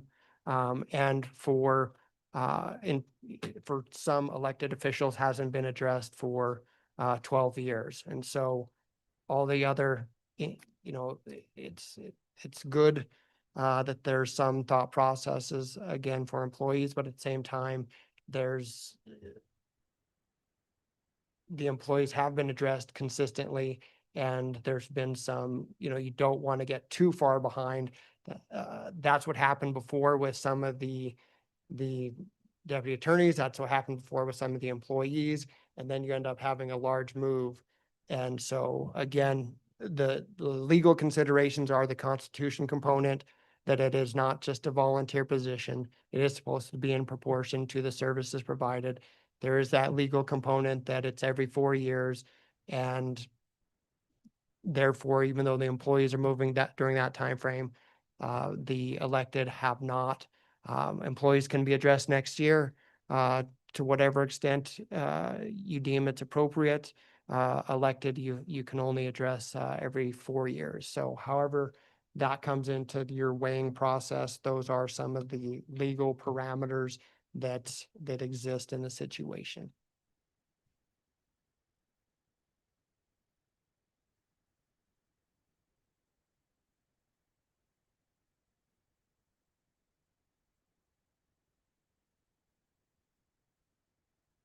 So what if we just, as a starting point, if we looked at 2% for county employees, then elected, since those are 4 years, if we looked at 6%, that's still shortchanging the electeds by 2%. But it's a starting point and kind of makes it a little easy to at least wrap our heads around with the chart here that shows what 2% is. And But 4 years ago, you also had a 25% increase for the electeds that you didn't have for the other employees when they went from 100 to 125. So, I mean, you have to kind of put all of these things together, and it's really difficult to put the playing field and keep it all level. That's the problem with this. That was a 25% increase. How many years did they stay at 100? Sorry, 25% increase, right? 25%, Yeah. yes. But how many years were they at 100 before that? I don't remember. Was it 8? And it had been quite a long time that they were at 100. That it hadn't gone up. I do have some information. Some other elected assessors have been putting this information together for the board. You want me to forward that to you? I've got some information from provided by Converse County and some from Park County. Just data, what the salaries are and what they're projected to be for the next term. So if you're interested in that, I can forward that to you separately. Yeah, please do. Appreciate that, Dave. Converse County actually looks at salaries, sales tax data. That information's There's a lot of data in that, got by the treasurer, Joel Shell, and I will forward that to you when it comes. Very good.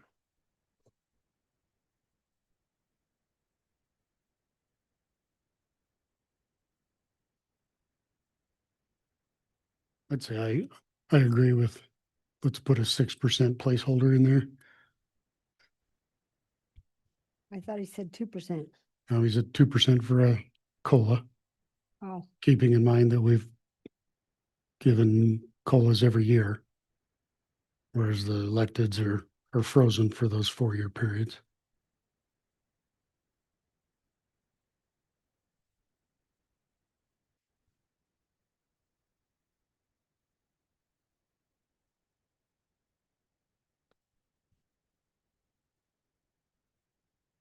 So the proposal is for a plug number, 2% for staff and 6% for electeds. Is that what I'm understanding? Yeah.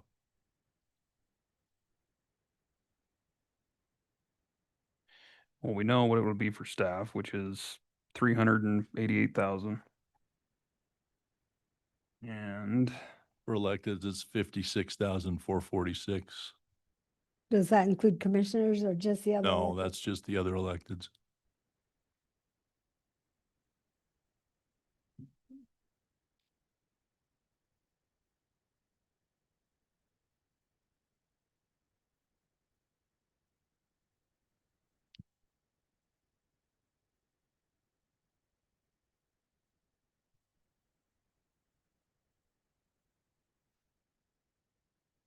about 450,000 plus.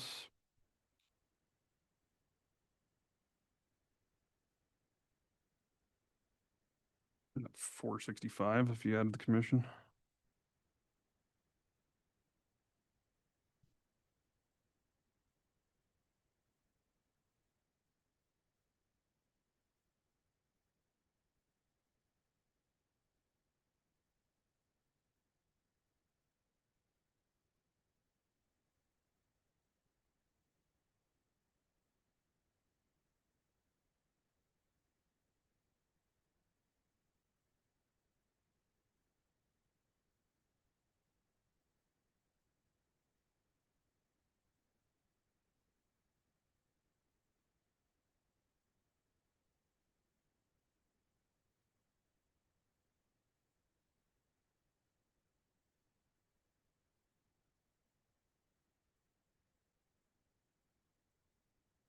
But keep in mind, the sheriff and the attorney would have had a 45% increase 4 years ago.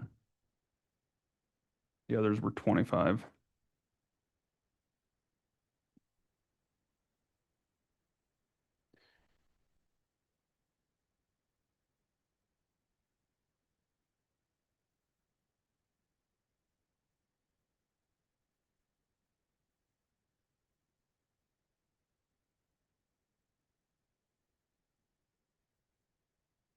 Look at option 3 for the commissioners.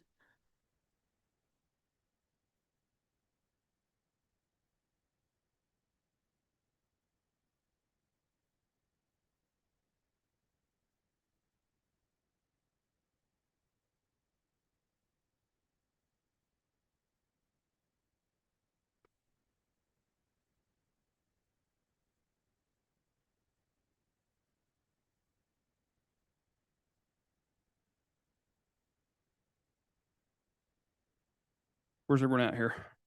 I go with option 3 on commissioners because it's not going to be an increase of 76,000. There's only going to be 2 commissioners or 3 affected.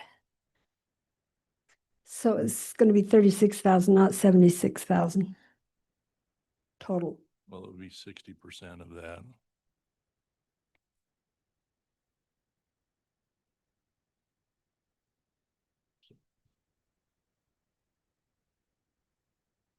$45,600.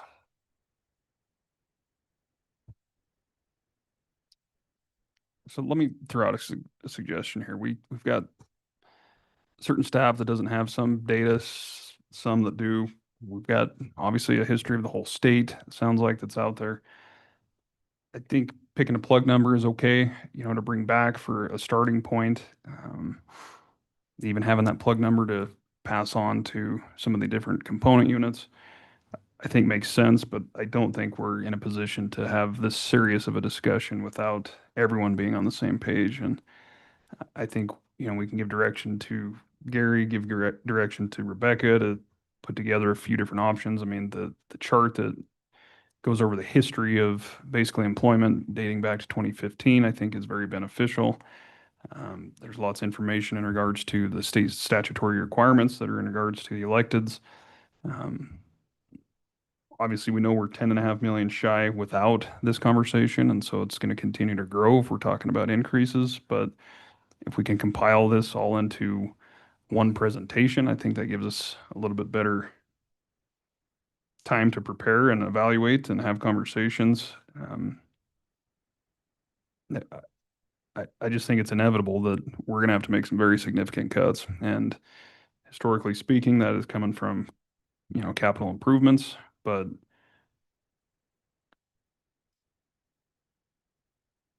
I mean, just based off the suggestion, we're looking at another $500,000, which takes us to obviously 11 million on the shortfall, and that's not considering any of the outside entities or component unit increases. So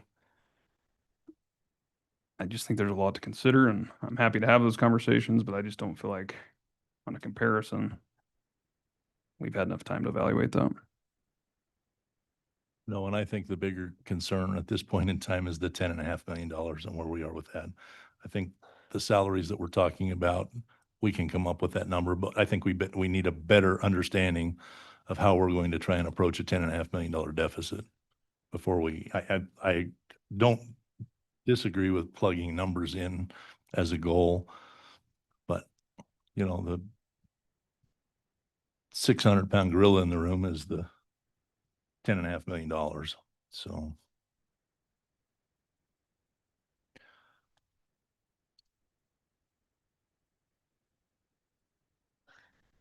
I guess I have a question, because when Mark Cowan sent the last report out and said the ad valorem stuff was coming in, it kind of caught us up to where we were last year at this time. So I'm not sure I see why we're 10.5 million short.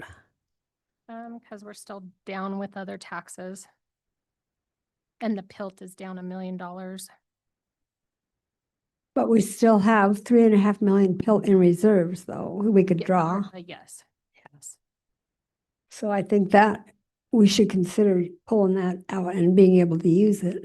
I agree that ARPA PILT is Yeah. $3.5 million of funding that we should be looking at. I mean, it was intended to be an offset for that period of time during what was going on during COVID, basically, and you know, we're holding on to it as a reserve. I don't think that it technically should be something we're holding as a reserve. I think that's something we should be looking at spending. So that would take us to 8 million we have to find.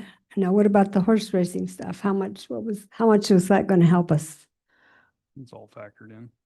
It's already in there. Oh, That's already in there. I'll just say that Increase as well from the detention center, for the ICE contracts. And the increase for the. and that's it already in there, yeah. Yes, and the sale of a possible property. I don't know, I'm in a position, we've used reserves the last few years and we're not achieving anything. We're still in the same position we were a year ago. And so we're just going to continue to spend that down, which makes zero sense. I mean, you can't continue to get by living on reserves. So we've spent 100% of the carryover and dipped into reserves and give, you know, employee cost of living adjustments. And so eventually that's going to continue to go down. I mean, it's very basic, you know, budget perspective. And I just feel like we're going to have to make some cuts. And we had a strategic development reserve set up. We spent all but 1.3 million of that. You know, that was $3.7 million. So we've dipped into other reserves for projects such as the hospital, some of our own.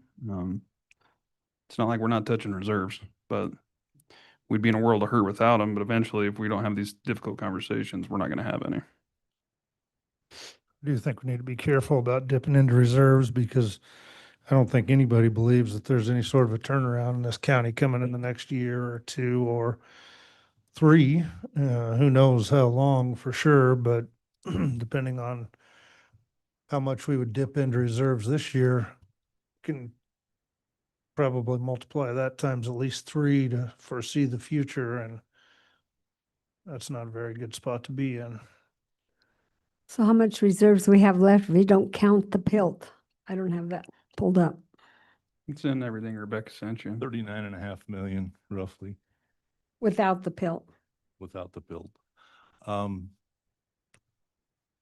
You know, the issue with that, and I agree with everything the chairman is saying.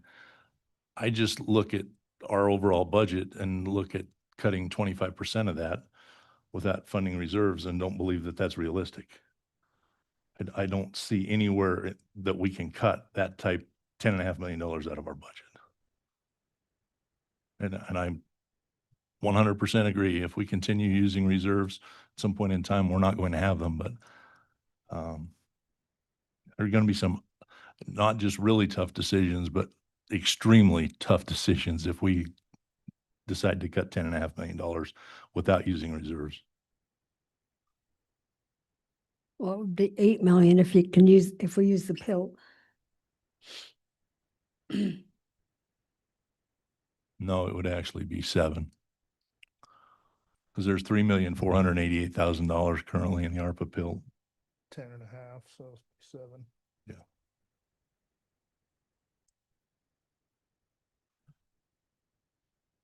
As far as guidance, where are we at?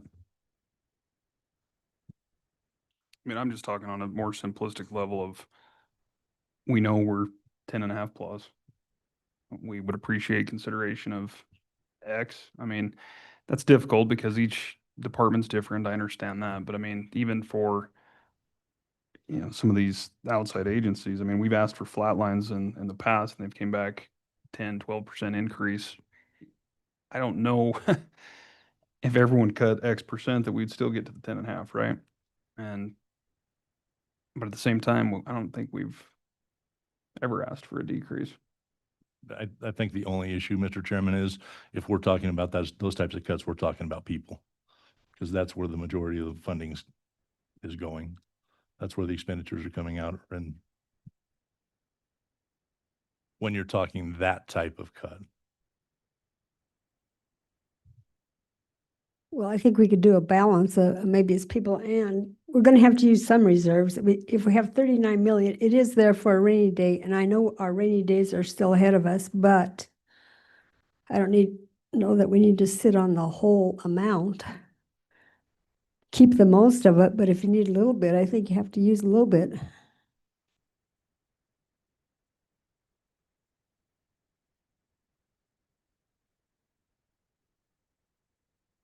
So my words on the using the PILT were just words of caution, not against.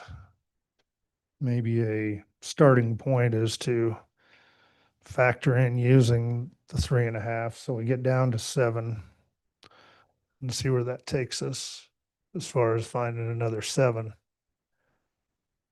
Kind of spreads out the pain a little bit because that's what we're going to end up doing in the end. If anybody thinks one segment or one organization is going to go unscathed, they're fooling themselves. So, well, we wouldn't necessarily have to use the full $3.5 million of the PILT either. We could use $2.5 million, potentially use that as a initial starting point, or you know, I think it's there, and I think we do need to continue spending it. I don't think that that's one that we should continue keeping as a reserve for the next 10 years.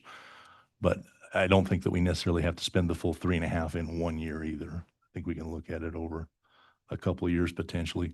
So just a thought once again. so you want to set it at 2.5 to begin with, and then gives us room to adjust either way. Yeah, I think that would be a good starting point, would be to start with the intention of using $2.5 million of the ARPA PILT funding. And then work from that point in time backwards to come up with where our budget would be.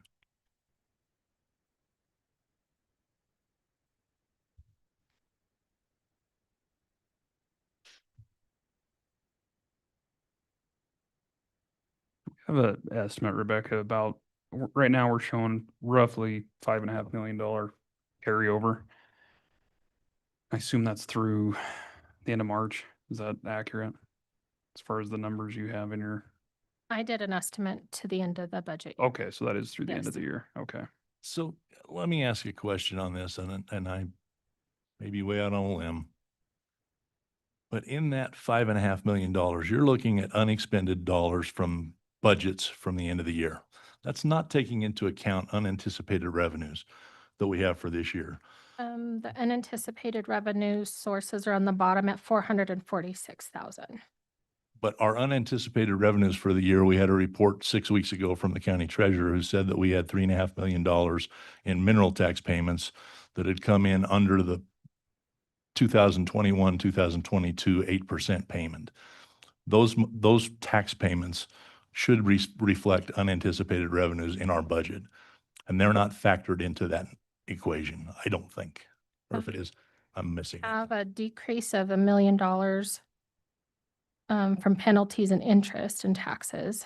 No, this is And then I have, this is revenue that has come in payments of taxes that came in for payment from 2021, the second half taxes, and 2022 taxes.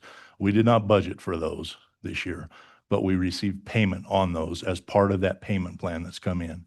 And I don't see anywhere in these numbers that that dollar amount is reflected. if they put it into Munis, then I factored it in.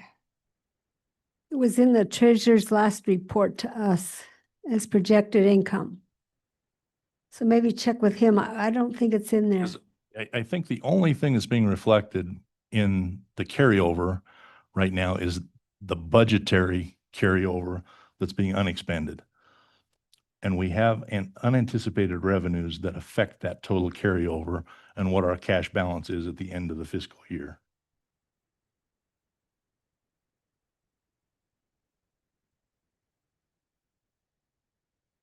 So the revenues, I have them going up and down, and so I think they all net to the 446 that I have, because we do have a 1.1 million increase in miscellaneous for the property sales. But then our tax and penalties is down $1 million. So I had Mark go over everything that I did. I think that's a question for Mark anyway, that we Yeah. need to talk about before the next meeting. And it was one I wanted to talk to Mark about because it was something that I originally brought up to him when he brought the numbers to us. And that was something that he had, at that point in time, explained to me had come about because of that payment. And I haven't seen anywhere in this that's being reflected. So, but that's a good question for him, and we can certainly adjust based off of that. Well, and if you pull the two reports up from Mark for January versus March, that's where you'll see that big difference is all of a sudden back in there. And I don't think it's in there either. Okay. So if that's the case, we're not going to have quite so much of a crunch.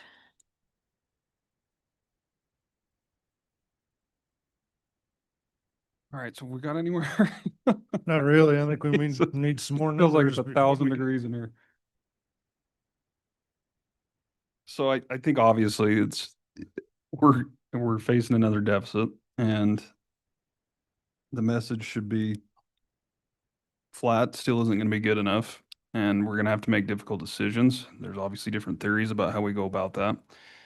Consideration, if you can get by with less, everyone's quick to jump to personnel, and I think that's terrible leadership personally, and that's not a shot at you, Rob. I just mean, when we were having these conversations last year, it was like, the only thing I can do is get rid of people, and it's like, but no, it's not, right? I mean, I But understand. when we're talking about that type of dollar volume, Sure. that's what we're looking, and I'm not trying to bring that up as a talking point for these groups. I'm just talking about the fact that that's the way I see it in reality, if we're going to do that. Yeah, I just remember there was Can't get there. a couple of the big lifts that that was the immediate response, and then as it turned out, we got by and we didn't have to get rid of any, people. Not we, I'm talking some of these different agencies we're invested in. So, I think some can do it. I think obviously the biggest piece for us is capital, and we all know what putting that off looks like, but I'm kind of getting the vibe that the direction is to put in plug numbers for, I think you said 2%, and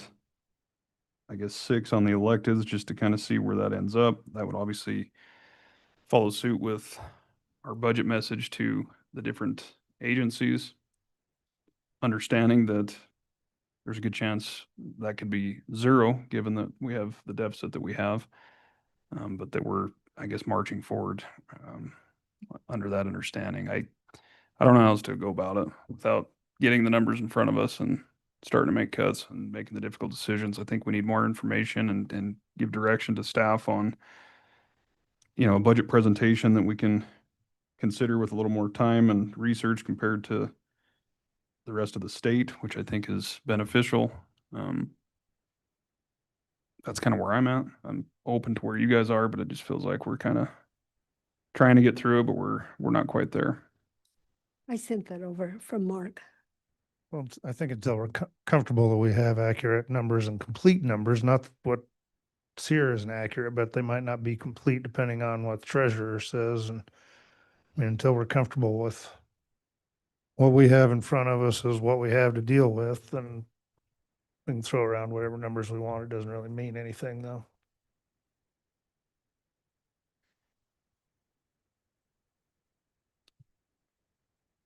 Is everyone good?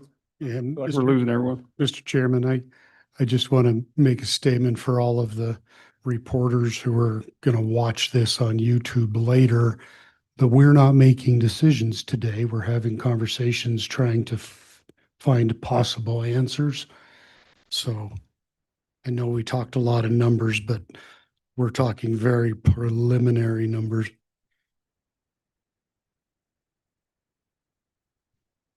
As far as a letter, is that something you need us to draft, or can we give you kind of direction on what we would like that to be inclusive of? If you give me directions, I can write it and send it to you in the morning for approval. So obviously with the difficulty of not really knowing how things will shake out, we know year to date, we're going to be faced with roughly a $10.5 million shortfall. So I would just say that I think we would appreciate consideration of any reduction you might be able to submit in comparison to last year. It's highly likely that if you submit a budget larger than last year, that will not fly. Probably not in those direct words, but you get the point. We are having considerations of cost of living discussions based off our statutory requirement that we must visit elected official salaries. And while we've made no determinations, the consideration has been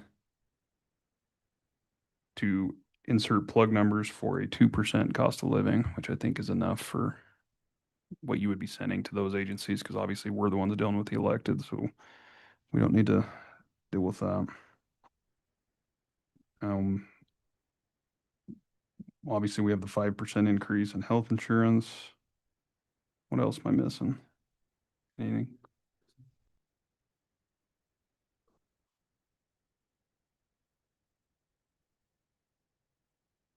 Just to be clear, the model on the employment costs that we're working on right now, 0%.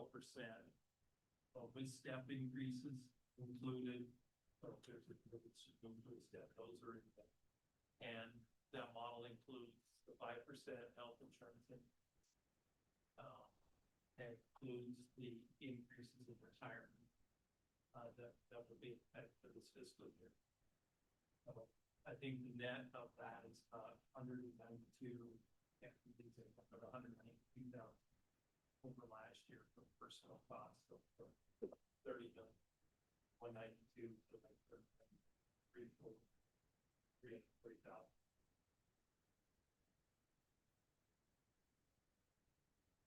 Kind of clear as mud, about like this whole workshop's been, okay? I sent you Mark's other report from Is that kind of the vibe you guys are earlier. thinking? Yeah, I think you've covered it pretty well.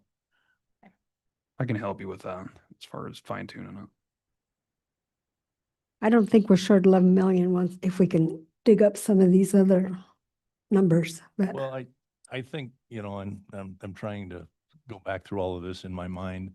And as part of that report that the treasurer did for us, the red flag for me was the fact that we had been hearing all year that our mineral tax payments had been way off.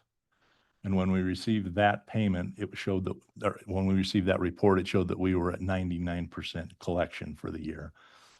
And so what may be the case, and I think, Rebecca, when you talk with Mark, if you talk with him, is the additional funding that has come in from that 2021 and 2022 tax that has been received already included as part of the revenue for property taxes in general, not just this fiscal year's property taxes, but for the overall property taxes. And if that's what brought us to the 99% of full collection, then I think that resolves it, and there isn't any additional funding that would have come in from that. But good place to start with him on that, I think. And I'd be glad to talk to him too, but I think that may be what the situation is. Tried to get the area one, but I didn't. I don't think this one has it. I think there was another one that actually showed we were at 99%. All right, are we good?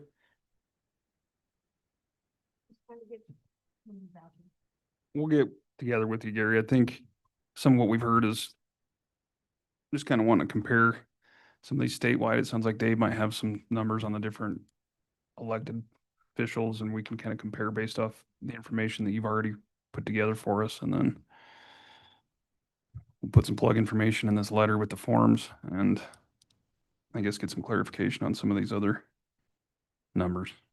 Thanks for hanging in there. It's been a day. Man, it's hot. Just to be clear for the next meeting, so that we can meet the time frames that you have for that meeting.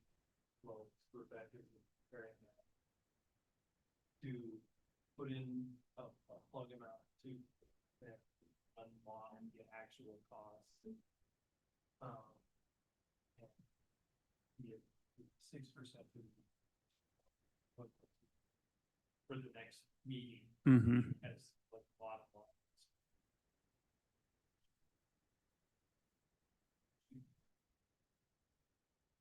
I think so, yeah. And if we have this information where we can compare kind of what the rest of the state's doing, is some good comparables. And I can help you with the letter, sorry. Is it, anyone else have anything to add? Call today? Okay, these are gonna get better. We promise we're gonna streamline this year, so Find us money. Let's find us money. Yeah. It solves all our problems. appreciate everyone's work. Go ahead, Dave. May help the unanticipated revenue next year. The oil today was $115 a barrel. So how that affects the monthly mineral collections going forward, it won't be part of your budget. It won't be part of the value times the mill levy. Because value doesn't need some cash flow anymore. But you may have some additional revenue at the end of next year due to that higher oil price. Okay. Potentially. We're paying more at the pump, but Yeah. potentially we may have some additional mineral revenue that we didn't know was coming. Well, that's not really true, because we're basically forecasting right now what the next 12 months of mineral taxes is going to be anyway. Well, that's the collection stuff. I mean, he's collecting based on what he got. What was actually Right, production in January. But when you're giving a forecast of $2 billion in valuation for us at this point in time, that's projecting what the $300 million is going to be. And we're going to receive that over the next 12 months. And we will know at the end of 12 months whether that equated to what we talked about in value. All right, we're gonna adjourn. You guys ready for Judge Lambert? Yeah.